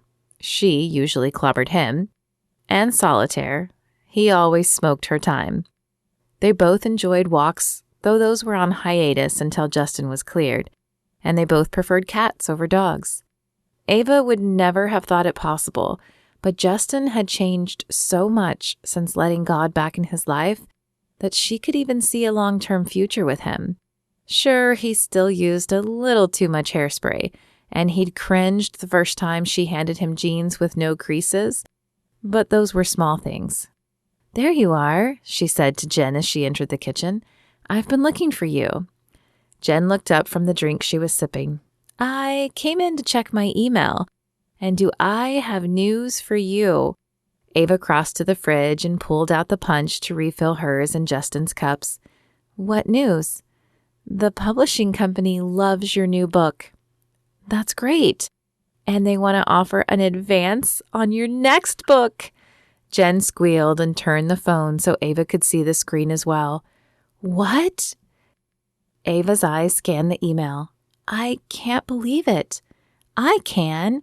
I told you you were an amazing author. You just needed to believe it yourself. Justin smiled as Ava approached, but he could tell something was on her mind. Tiny creases dotted her forehead that weren't normally there, and an expression he couldn't place lay across her face. Everything okay? He asked as he took his cup. Yeah, I just found out that my publishers are offering an advance for my next book. Before she could stop him, Justin pushed himself up and wrapped his arms around her. That's amazing. I knew you were an amazing author and you deserve it.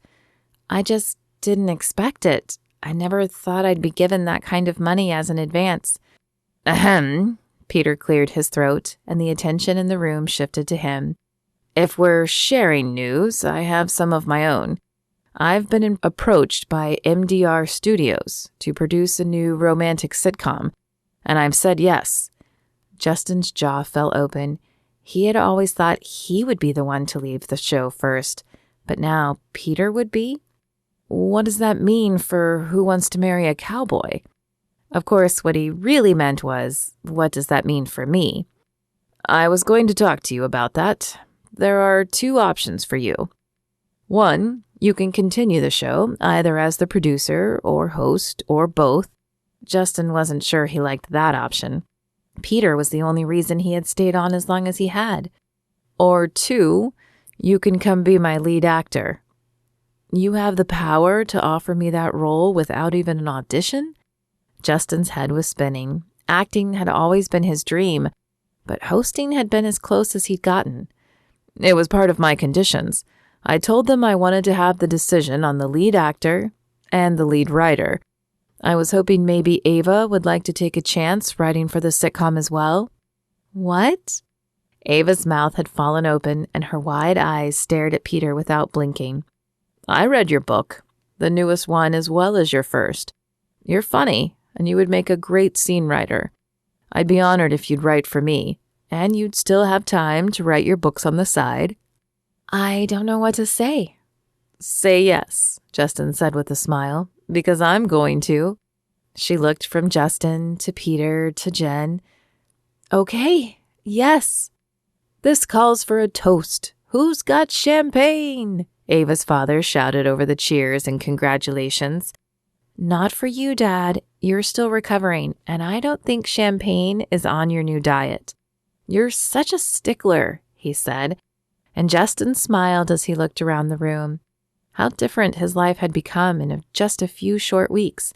He was mending the relationship with his brother, he had a new job offer he was excited about, and he had the love of an amazing woman whom he never would have met if it hadn't been for Peter and a scatterbrained woman named Margie. Margie, of course. The plan began to formulate in his head. Chapter 21. Ava smiled as she recognized the familiar landscape. Justin claimed he was taking her somewhere special, and she had expected a nice restaurant, but she hadn't expected him to drive them back to the cottage where they met. For someone who claimed he hated romance, he certainly was good at the little gestures. Going back to the scene of the crime, are you? He glanced at her. Something like that. I guess you've got the keys already? She said as he bypassed the rental office and continued down the twisty road that led to the ocean. Had he called ahead then? He said nothing but flashed her a quick smile.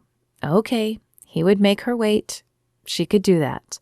A few minutes later, he pulled the car to a stop in front of the slice of Tranquility Cottage. Before she made a move to open her door, he turned off the car and bounded out to open the door for her. Ever since he'd been cleared after the transplant, he appeared to be more active than even before. She took his hand and followed him inside. The lights in the cottage were off, but the soft glow of candlelight illuminated the room, and rose petals littered the floor.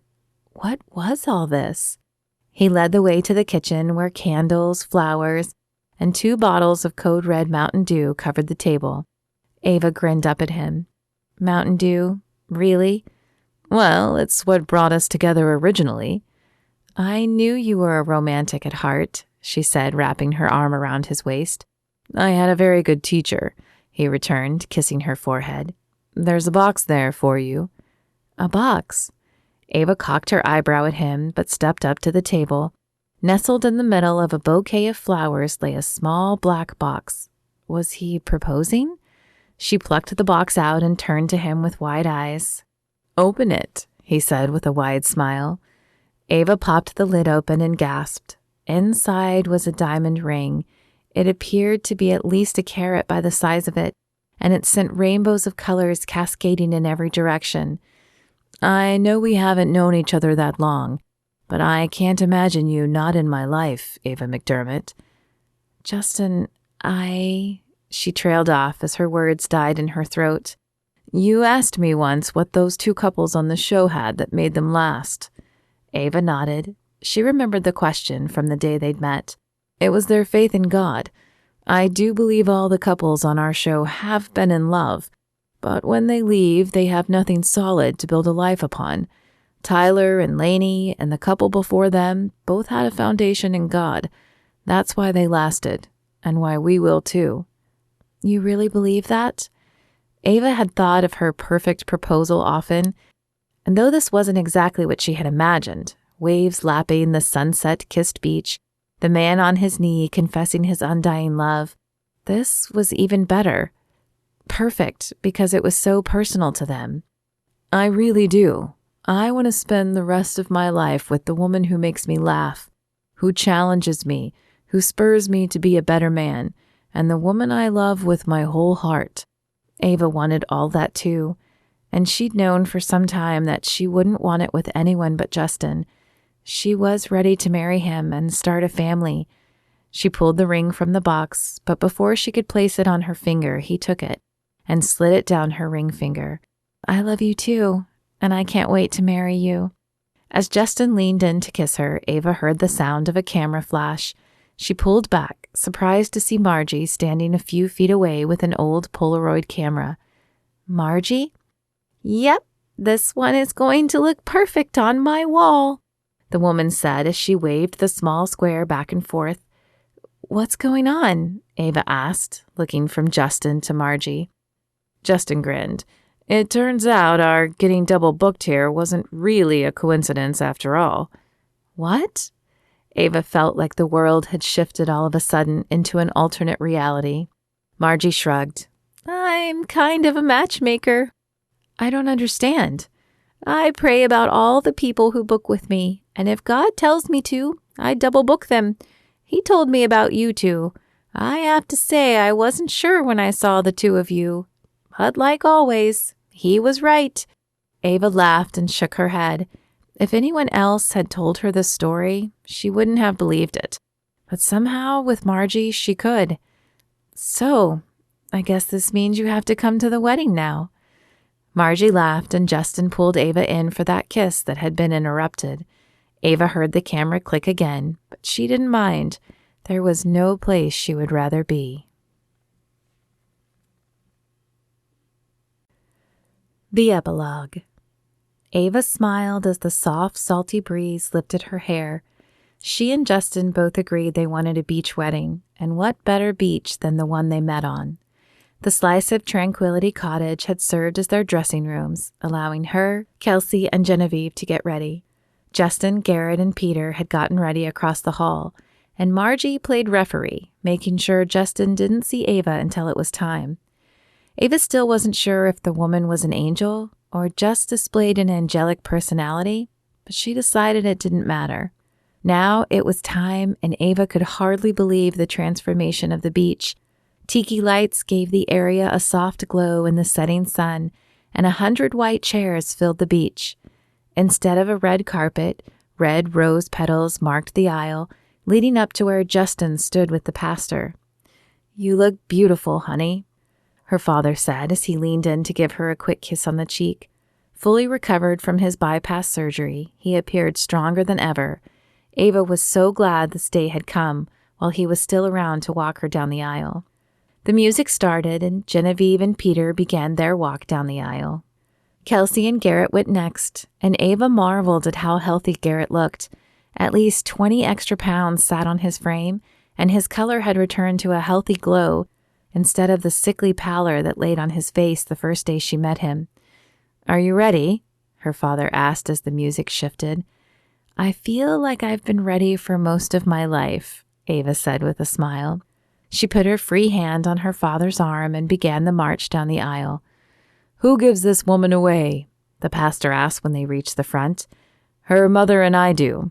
Her father patted her hand before placing it in Justin's outstretched palm. At Justin's touch, a tingle shot up Ava's arm.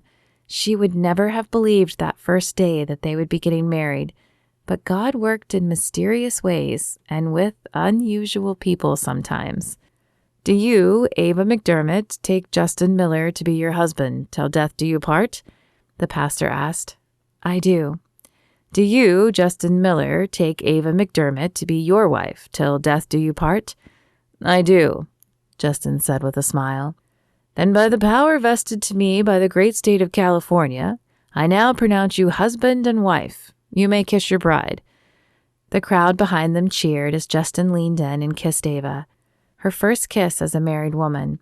It was as good as she had expected it would be, and though she knew it might not always bring fireworks, she rested easy in the knowledge that their faith in God would bring them through any trial they might face. The end. This has been a reading of The Producer's Unlikely Bride, written by Lorena Hoops, narrated by Lorena Hoops. Copyright 2019. If you've enjoyed this story, please be sure and leave a review at your retailer. And if you would like an extra special look at a short story that continues with Ava and Justin, be sure to check out Ava's Blessings in Disguise.